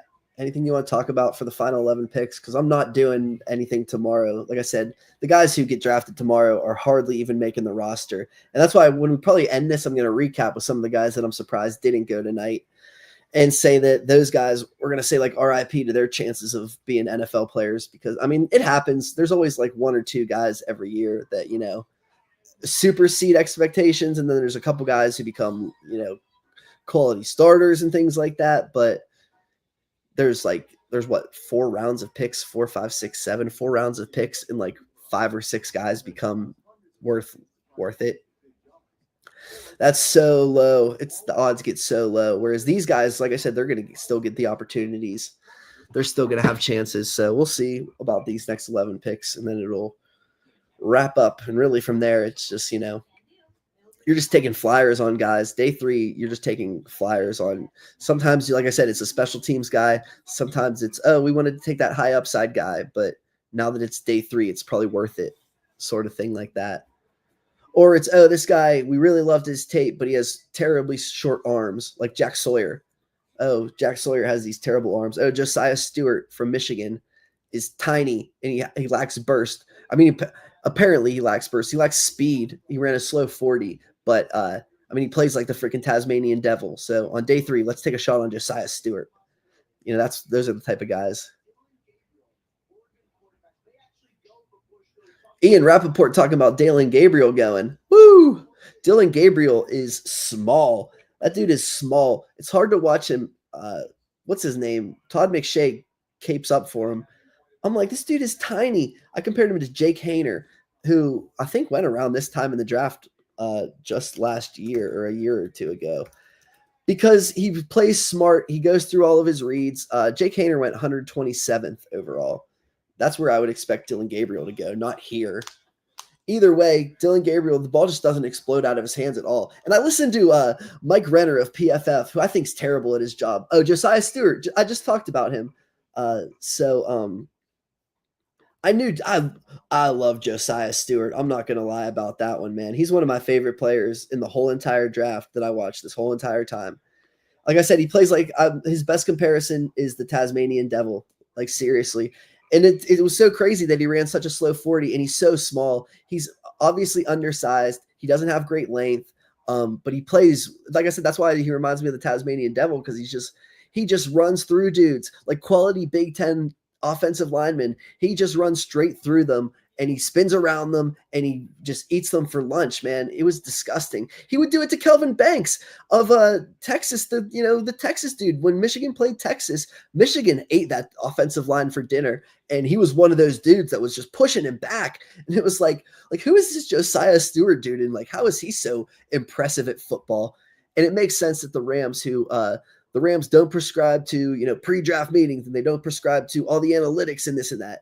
They prescribe to, Cooper Kupp ran a 4.6. Braden Fisk had elite tape, but his arms are short. Oh no, his arms are short. Jared Verse doesn't have a great 3-cone, but it doesn't matter because the type of edge rusher he is, if you would actually pay attention, 260 guys two guys that push the pocket in the way that he does don't need 3 cones. Josiah Stewart is small and needs a good 3 cone because it shows you can rush the edge. It's specific stats for specific players. It's like when a 200-pound guy runs 4.4 and a 180-pound guy runs 4.4, it's not the same. The 200-pound guy is creating way more momentum and force because he weighs more and is running up at the same speed. It's like, how do you not factor weight in athleticism? That's why the RAS scores are terrible. They make no sense because they don't factor weight into any of it. Your weight is good, and then if you run a slow 40, it's bad. But if you run a slow 40 at a high weight, how do you not adjust that? It makes no sense to me. And then people post RAS scores like they matter. Yeah, not to me. The Ravens drafted Emory Jones, who I talked about is he was a right tackle who had just god-awful tape this season. Everyone was going around him. If you had any ounce of speed, you could get around the edge on Emory Jones. And then, so he's going to play guard. And the Ravens put him at guard. They listed him as a guard because he is a guard. He's way too slow. His foot speed is way too slow to play tackle in the NFL. But he's 20 years old. He plays with a lot of physicality and intensity. They need a guard in the worst way. This is a guy who could start. This is one of those picks that you like stay up and say, okay, this makes sense. Daniel Faalele was a tackle at Minnesota, and they moved Daniel Faalele into now he's their starting right guard. They're looking to do the same thing with this Emory Jones. And they're the same. They're both very big dudes who have very slow feet, but they're very physical players. And especially when you have Derrick Henry, who's going to run straight up like that, you want that big dude like Daniel Faalele, especially when you have Tyler Linderbaum, who's an undersized center. Man, surround Tyler Linderbaum, this undersized fast center, with big old Daniel Faalele and big old Emory Jones, and have those two go straight at you. And then Linderbaum can do the things in space. Not a bad pick by the Ravens. Don't mind it. Although, I mean, yeah, he's a project. He's a right tackle who's moving into guard. But the Ravens have shown they can do it. But their offensive line coach passed away, unfortunately, obviously. But that happened. So it makes you wonder if they can do that same thing with this project. But maybe they can. So here we go, the Seahawks. Oh, Seattle took Jalen Milroe. See, that's big for Milroe that he went tonight versus if Shedeur does not go tonight and Jalen does. That's huge. And Seattle just has, Seattle has depth. They're going to trade Sam Howell. The Steelers, oh, baby, 2026 starter. Sorry, Ben, it's not going to be Anthony Richardson. If you're still on here, it's going to be Sam Howell when the Seahawks trade him. Woo, go Sam Howell. Because the Seahawks now have Sam Darnold, Drew Lock. Oh, the Steelers could start Drew Lock in 2026. He needs a fresh start. So Drew Lock, Sam Howell, and now Jalen Milroe. What this guarantees, in my opinion, is that Jalen Milroe will not see the field next year. He'll be the third-string quarterback, and maybe they'll use him as a wildcat. Drew Lock will make the team. Sam Darnold will make the team. Sam Howell will get traded, is how I would view that situation. And then next year they'll say if they got Jalen Milroe in the room and they like him, they'll do what they did. He went about the same pick as Malik Willis. I would bet that his career goes the same way as Malik Willis in that. Who's the offensive coordinator for the Seahawks? Clint Kubiak? Nah, I don't buy it. No. I think he's not going to make it with the Seahawks. And I mean, I don't even think Malik Willis is a star, but Matt LaFleur impressively won a game against the Colts with Malik Willis as a starting quarterback. It's a really good game plan. And if you game planned, I don't think you can win consistently the way that he game planned that game, but you can get in and out of stadiums with wins if you play the way that he did with Malik Willis. So maybe Jalen Milroe down the road will be a backup like Malik Willis is for the Packers. But next year, he's going to be the third string quarterback and he'll be inactive, which shows you what these guys are. It shows you that where these guys are getting taken. These guys are no good. So Seattle took Milroe. That's how I see him fitting in. They had a pretty good draft, though, with trading up for Eman Warray, who we compared to Kyle Hamilton because of how Mike McDonald will plan to use him. That's how he went. He went from that defense in Baltimore. Now he's the head coach of the Seahawks, and he drafted his big safety. And then they drafted Gray Zabel, the interior lineman, so they beefed up what they needed. And then Arroyo, I talked about how I don't like Arroyo, but he's a mismatched tight end. And at least I'm taking a shot on Milroe here signifies that, like I said, I don't think he's going to take a snap at all next season. I'd put his over-under snaps at 0.5, take the under. But next year, 2026, maybe you could start for them. Because if Sam Darnold busts, then like you're not going to Drew Lock. Drew Lock is there to be the backup right now because you can trust him to be the backup. Milroe, it would take so much game planning, so much time to put in, like, you'd have to change your whole entire offense for Milroe, which LaFleur was able to do, but he was able to plan all offseason for it. And like they went out of their way to get him because they had a plan of this is what we're going to do with this type of quarterback. The Seahawks have Drew Lock, like, because they want to run the same offense with Sam Darnold. And then if Sam Darnold gets hurt, they can run the same offense with Drew Lock. Milroe's not going to play at all next season.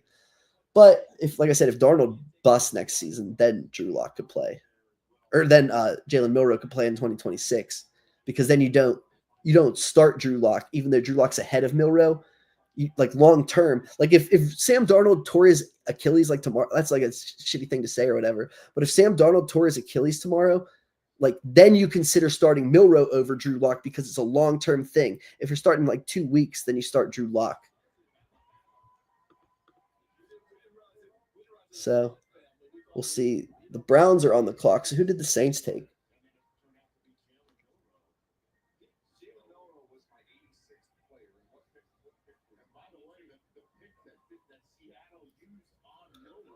Yeah, I mean, Milroe went this like 6 picks after Malik Willis went in his same draft. It's like the same. That's who he compares to.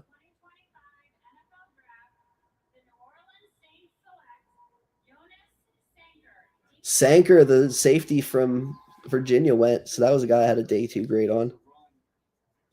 Slot. He could play slot. He could play free safety. He could play in the box. He makes good tackles. He has some juice. I really like Jonas Sanker. So good pick for the Saints.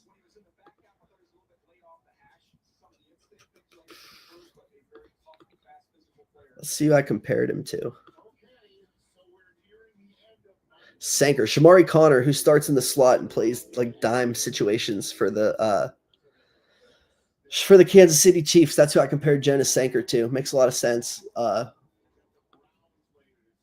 see what the Saints depth chart looks like here. See how he fits in there.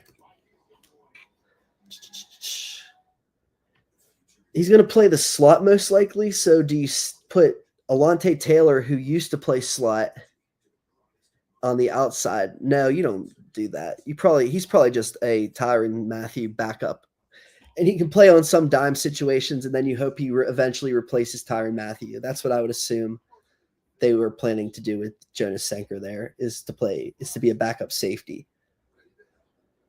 And I mean, Tyrann Mathieu's getting older, so the fact that he could see the field is high, and he could be the backup slot as well, which helps them. And they could move Alontae Taylor to the outside and put him in the slot if they wanted to start him, if he had like a really good training camp. I mean, going in the 3rd round, like I said, it's the difference between 3rd round and 4th is that Sanker now has a chance to start in the slot versus you would have said no chance if he doesn't go tonight, in my opinion. So we're down to what, like 6 picks? 1, 2, 3, 4, 5, 6, 7, 8, 9. 9 picks. Moving right along. Dillon Gabriel to the Browns ahead of Shedeur Sanders. That's crazy. I don't hate it. I don't know. Like I said, I think Gabriel plays like a good way. He reminds me of Cody Kessler, who the Browns took in like the 4th round, the year they went like 1 in whatever and drafted. I think it was Baker Mayfield the following season. That's what that honestly reminds me of, is them drafting Cody Kessler in the 4th round and then drafting Baker Mayfield the following year because they were so bad. That's what I think the Browns are doing, is, drafting Dillon Gabriel. Here's an interesting one.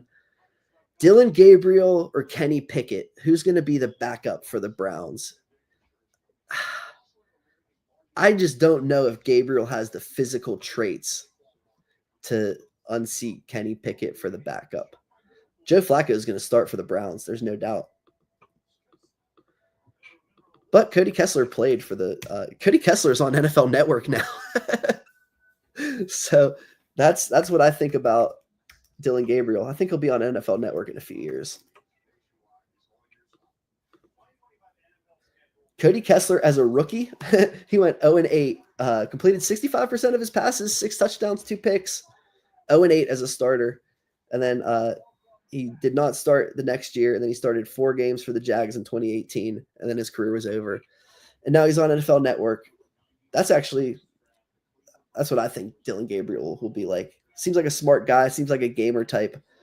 Oh yeah, the point I was getting to when somebody a pick cut me off is Mike Renner of PFF, or he left PFF for like some random site. He's like, "Oh, Dillon Gabriel, I saw him throw the ball 60 yards at the Senior Bowl. I don't know why people think arm strength is an issue." I don't understand how, like, Mike Renner, this is his full-time job, and you don't understand the difference between velocity and arm strength? Like, no one's talking about him throwing the ball far. We're talking about the ball explodes off of his hand and goes 10 yards on a missile.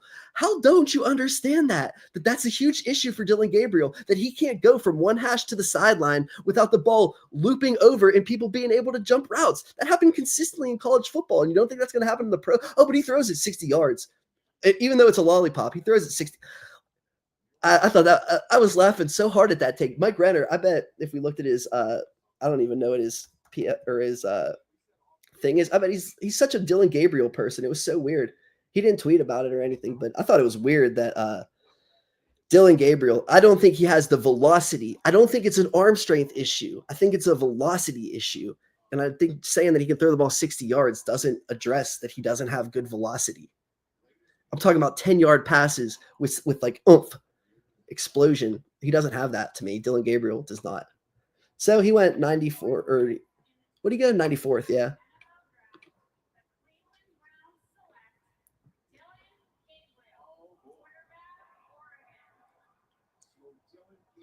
And he's like 5'10 or something, 5'11.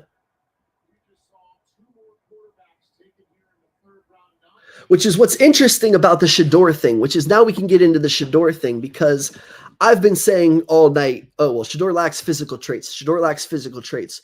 Shedeur hasn't gone so high because of his physical traits and his pocket presence. His pocket presence is awful. His pocket presence is awful for a player who lacks physical traits, is what you say. Well, here's Dillon Gabriel, who, we're talking about lacking physical traits. He's 5'11", and I don't think his velocity is up to par. And now we're talking about him going ahead of Shedeur. And that's where we're getting into, okay, there's baggage, whether, he's too self-confident, or whether, he's got Dion, people are afraid of what Dion's going to do with him, whether there's going to be a media storm because of who he is. That's where we're getting into when Dillon Gabriel goes ahead of him. And Todd McShay said that Shedeur turned the Browns off with his meetings. So that adds up.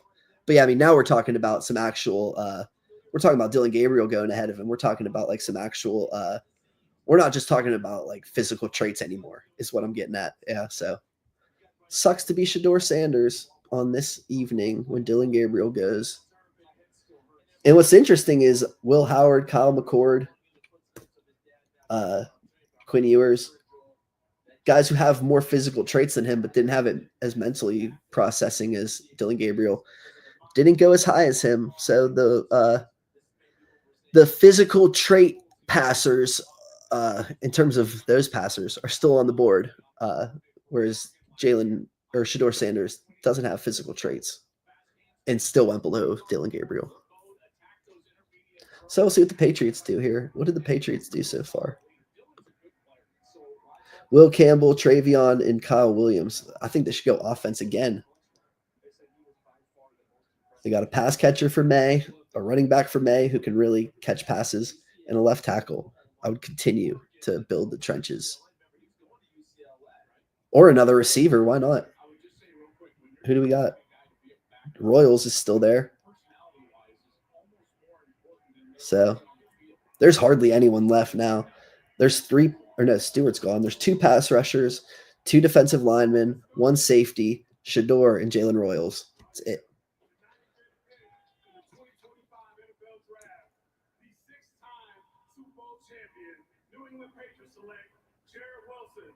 Jared Wilson, the center. Yeah, I just said I would upgrade the trenches. And he is a guy that I had rated as that. I had him on that 3-4. The 3-4 borderline. So I think the Patriots are crushing it. I didn't love Will Campbell. Talked about that on the yesterday's stream. You can listen to my thoughts on Will Campbell there. But, man, I think they're crushing it in terms of Travion, Kyle Williams, Jared Wilson. Keep going offense if you're them. So they went, they got a center, a left tackle, a receiver, a running back. They're taking key offensive spots too, so makes sense. They just signed Garrett Bradbury. He's not going to start very long. So, I mean, this is a guy who could start in the NFL this upcoming season. Like I said, we're getting far and few between with those type of situations. We got one with Jared Wilson. He could start in the NFL next year. So that's great for them. They could do whatever they want with Garrett Bradbury, but then you got Onwenu. Moses is old, but you have your right side of your offensive line is locked up. You just drafted Campbell. You need just one of these guys to show up at left guard. And now you have 2 centers who are going to compete for a starting center job. So, I mean, it's obviously not pretty as, it should be, but New England is obviously attacking needs and they're hitting. I said they have to go all offense and they are. So it makes sense. So what? 96, the Falcons, the Eagles are on the clock. Or no, the Eagles traded with the Falcons. Okay. So we got Atlanta. Who are they rolling with here? Jalen Walker and James Pierce is all they've done, and then they traded up. So I think they still go defense.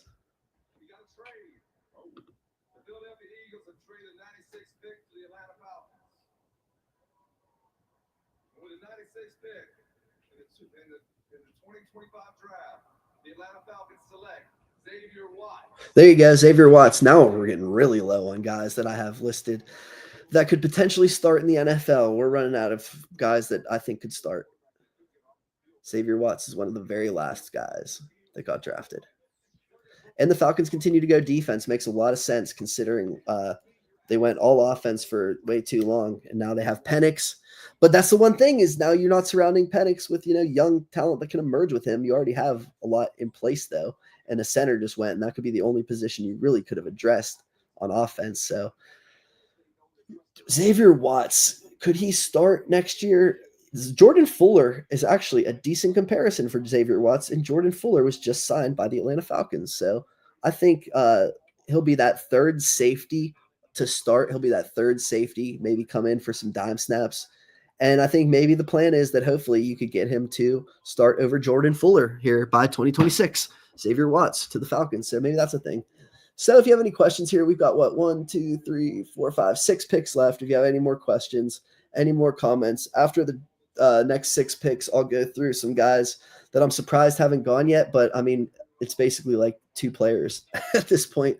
So after I talk about those guys, I'll log off, and we won't do Saturday. We'll maybe come back at some point and do a recap or something. Leave comments, leave reviews, text me. Let me know what you want to hear from the streams or anything. Whatever you want to do. Let's see what the Texans do here. I knew that no running backs. RJ Harvey, who I loved on tape and just wasn't as high on because other people weren't or whatever, is the only running back besides Johnson who went on day 2. And that's how I thought it was going to go.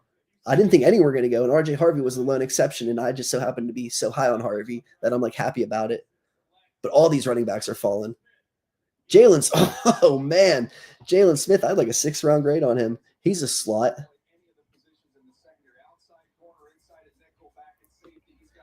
I think I had a 6th-round grade on Jalen Smith.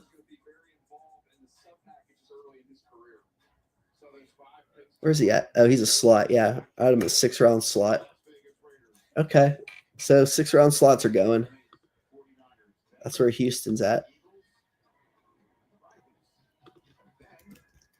But, I mean, yeah, they took 2 receivers already. Let's see at least how he fits into this defense. I don't think Jalen Smith is going to be much of anything. But we'll see if Jalen Smith is much of anything here. And then who's up here? Vegas for 2 straight. Fun. Yeah, they just extended Jalen Petrie. They have maybe you put him – no, because they have Jimmy Ward. Jalen Smith, I mean, he'll make the roster because they took him in the 3rd round, but they're taking – I mean, this is like their 5th cornerback on the depth chart. The Texans just took either their 5th cornerback or their 4th safety is who the Texans just took here. That's what I'm saying about some teams are just out on the rest of this draft. We'll see what they end up doing. Quincy Riley and Dorian Strong are the only cornerbacks, but I had them on that like 4th-round edge, so I'm not surprised they're here. But I probably would have taken them over Jalen Smith, although Jalen Smith is more versatile in his usage, and those guys are straight outside guys. So there is that. Other guys who could do that: Upton Stout, Jordan Hancock, Malachi Moore are other guys who could have done the safety slot thing ahead of Jalen Smith, in my opinion. I wasn't high on Malachi Moore. Sebastian Castro from Iowa, I thought he played with tenacity, but then he ran like 4.6 something. It's so hard to be a NFL player when you are in the secondary and you're running 4.6. You have to be like so above your and even Jordan Fuller, who I just mentioned is a starter for Atlanta. He ran like 4.6, but like he went in the 5th round, and it, you know what I mean? So it's like it's still so hard for those guys to. You have to be so heady, and then you have to be like so instinctive and so far ahead of snaps. It's hard. It's hard to run 4.6 and do that in the secondary. If Josiah Stewart ran a 4.6, he would have went 20 picks earlier. He ran like 4.8, and he's like an undersized pass rusher. That's not what you want. But I like Josiah Stewart, and I think the Rams killed it. That's what they do, is they take those guys who are odd ends fits. They don't like fit, and then they take them.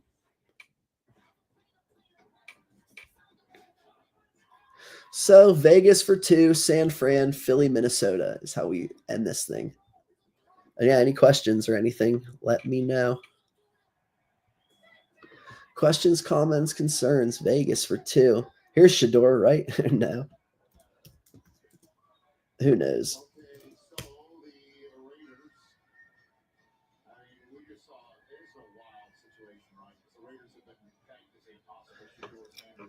Yeah, Sanders not going in the top 50 picks is not surprising. Sanders not going now. It's like, it's interesting.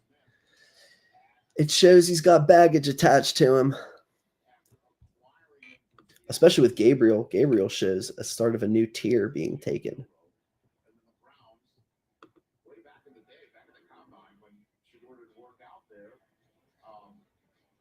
All right, I hope Vegas puts their 2 in real quick so we can see them react to both at the same time. There's been some good moments, though. We're over like 4 hours of draft coverage, but there's been some fun, especially round 2 was hot and heavy. Round 3 is dragging on a little bit.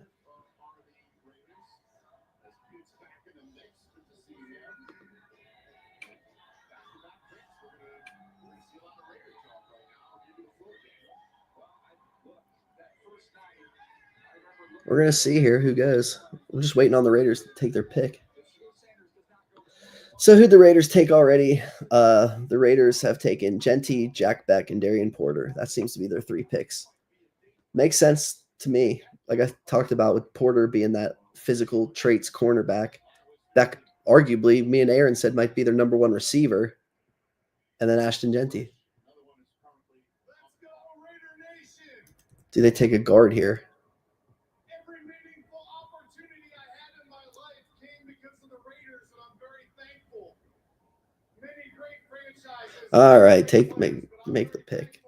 I would say Marcus Embo, but I have no idea. And I'm thrilled for the opportunity this young man's going to have. At the Raiders, we say, once a Raider, always a Raider. Come on. This man's going to have a great career with the 98th pick in the NFL 2025 draft. The Raiders, the Las Vegas Raiders, select Caleb Rogers, guard. There you go. Yeah, they took a guard.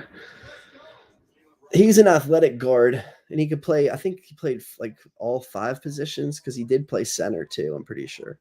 Or no, I'm thinking of the Oregon State kid. This is the Texas Tech kid. Yeah, I didn't think this guy could play center. I was thinking of Joshua Gray. This is a power guard. Yeah, a power guard.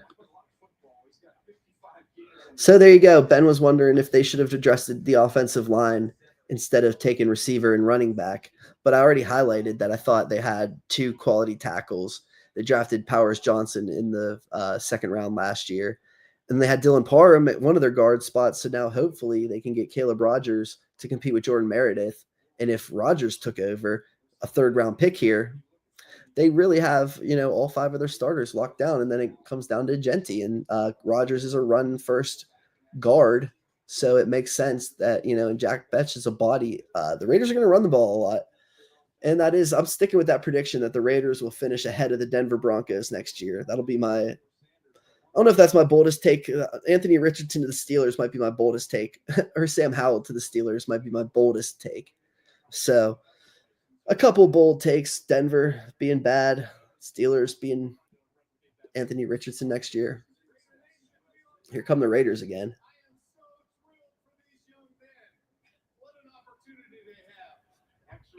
With the 99th pick in the 2025 NFL Draft, the Las Vegas Raiders select Charles Grant.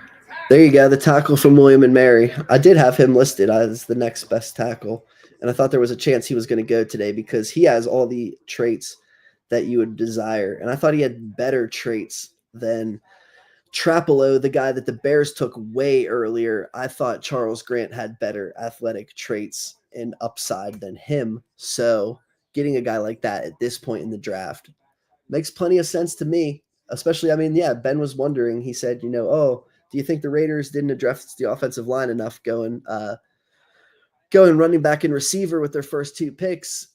And here you go. I don't think this kid, he's not going to start next year, obviously, but Colton Miller could be a free agent I think next year. So maybe they give him a year to sit behind Colton Miller. Miller is a super athletic tackle, and it took him like a year they took him like top 15, but it took him like a year to adjust to the NFL. And then he really exploded and became this really good player. So maybe they're hoping that that's going to happen with this Charles Grant here, that they could get, some sort of big find at left tackle. But that's what you're doing here is because, like I said, all these other tackles are gone. All the potential starting tackles are gone. So you take Charles Grant, who is a guy, an athletic marvel from William and Mary. Those are the guys that, take a shot. He's a small school kid. He's highly athletic. If it hits right, it's a huge win in the 3rd round. If he becomes even an average starter, it's a pretty big win at left tackle. So those are the type of shots that you want to take as we head into day 3. And that's why I had him on that day 3 borderline, that I thought, he has all the traits of a classic high-end day 3 guy that, he's going to go off the board early in day 3. But did he have just enough of the, ability that maybe he slides into the 3rd round instead of going day 3? And he did. So good for a kid like Charles Grant that he apparently showed the Raiders enough that they took a chance on him. So we got the Niners, Philadelphia, Minnesota. I've got Sanders, Royals, Swinson and Jack Sawyer, the 2 edge guys, and then Ty Hamilton and Josh Farmer, 2 nose tackles. And that's otherwise everyone else is right on that 4th round range, and I'm not surprised. And I don't think they could really be starters. Cam Jackson is another guy that I thought I really liked his tape, but you realize that he's limited in what he can bring to NFL rosters. So I'm not surprised that he's here. Marcus Embo, I'm a little surprised he's here. No one else. That's it. There's 6 guys. 6 guys, you could argue. 7 guys that I'm surprised haven't gone yet. That's it. The rest of them, I didn't think were going to be NFL starters, and now they're going to fall to the 4th round. So all these guys make sense. Some guys went higher than I thought, but not many guys are going a lot lower than I thought. So that's good, I guess. I mean, some of these receivers, Torrey Horton, Tay Felton, Isaiah Bond, Alec Imanor. Not surprised. I'm not surprised at all. None of these guys went, but they're at least guys to watch tomorrow. So, and then Gunnar Helm and Oronde Gadsden. I knew Gadsden was going to fall to day 3, but I'd be interested to see where he goes tomorrow at tight end. There's going to be like 20 running backs that are going to go tomorrow. It's going to be insane. There's so many running backs. That's all. Tomorrow is going to be running backs, edge rushers, and D-line. That's it. There's going to be so many of those guys going tomorrow.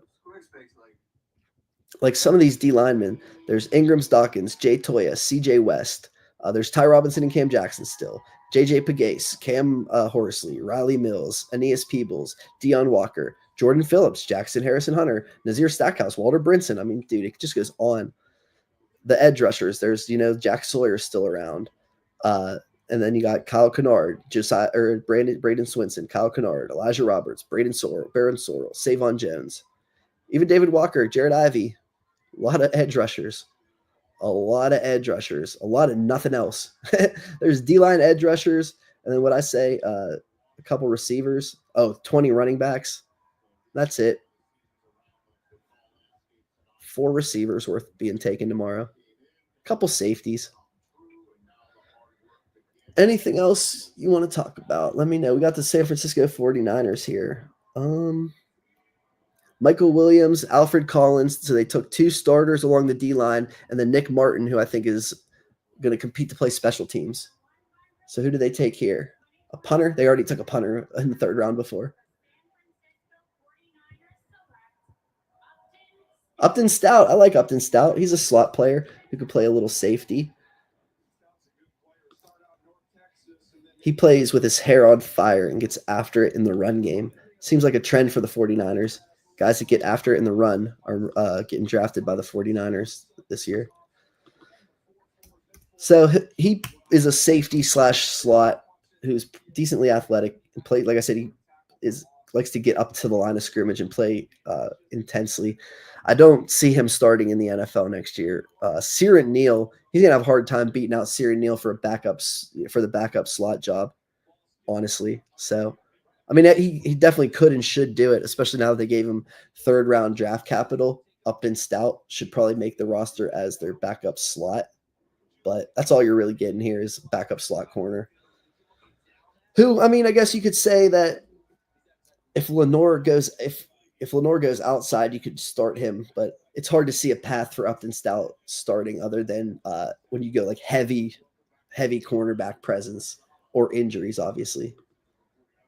So that's what San Fran did. So we got Denver and Minnesota, and then it's over, and we're running out of players. And like I said, on day 3, these guys, it doesn't matter anymore, the order and all that stuff. Denver traded. So what, Denver traded into this pick, I'm assuming? And the Broncos select Savon Jones, an edge rusher, who was one of those edge rushers I listed. So they wanted to get him in before the end of day 3 or the end of round 3. So, yeah, a team that should have been spending their whole entire draft building up offense. I guess they went a receiver, a running back, and then they went with 2 defensive players. So a little bit of a mix.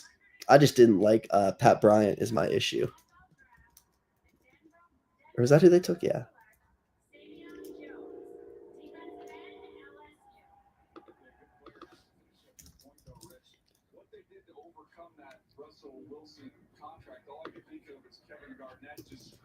Yeah, I just didn't like Pat Bryant, or I would have liked their draft more.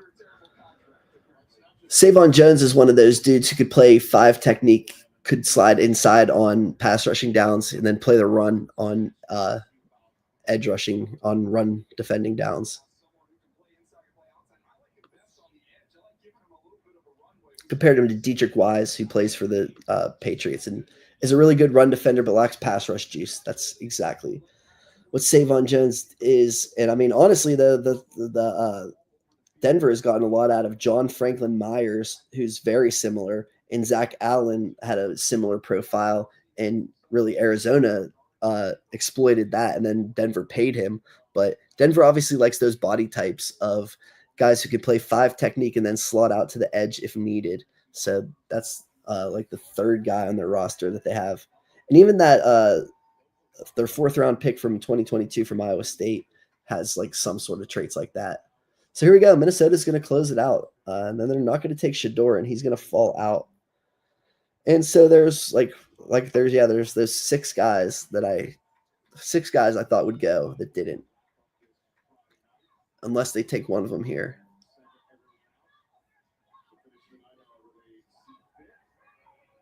I think I already talked about all these players so much that I don't even need to recap. Minnesota had Donovan Jackson with their 1st round pick. That's all they've done so far. This is it. Last chance for questions. Skull. Just make the pick.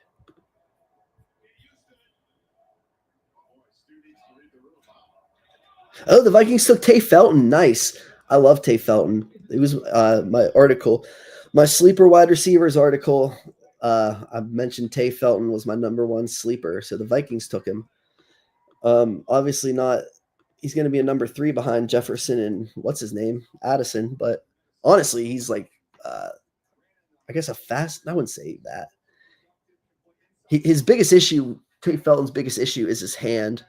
But yeah, so Jordan Addison.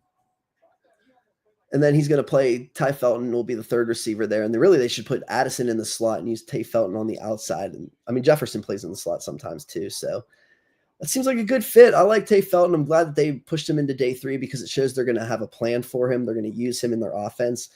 He's going to be their starting slot receiver on day 1. So the Vikings end the draft with a day 1 starter. So Ben says, got to go for tonight. I got to go for tonight. I'm done with the draft. Also, like I said, tomorrow's such a boring day and there's not much going on. So if you have any reactions or questions, let me know. But I'm not going to be live streaming or anything. This was the end of that. So Tay Felton, good pick because it was my sleeper of the draft, goes to the Minnesota Vikings and really adds to their offense. So that's a dynamic offense they got going, and I really like what he brings. And if he just cuts down on the drops, Tay Felton, he's a crisp route runner. He's a smooth mover. He ran 4.3. He can beat you deep. He can beat you short. So that was a good one. I guess I'll go real quick through some of the best available quarterbacks: Quinn Ewers, Will Howard, Kyle McCord. Running backs, I listed it so many times. It starts with Dylan Sampson, then Cam Scadaboo and DJ Giddens, and then there's like 20 of them. Jalen Royals is the only guy I'm surprised didn't go tonight, but he had a foot injury. And then Alec Iamore, Torrey Horton, and then Isaiah Bond. And Andrew Armstrong, and Elijah Badger I'm interested in personally. Ricky White in the slot. I know Aaron said Nick Nash and Xavier Estrepo tomorrow.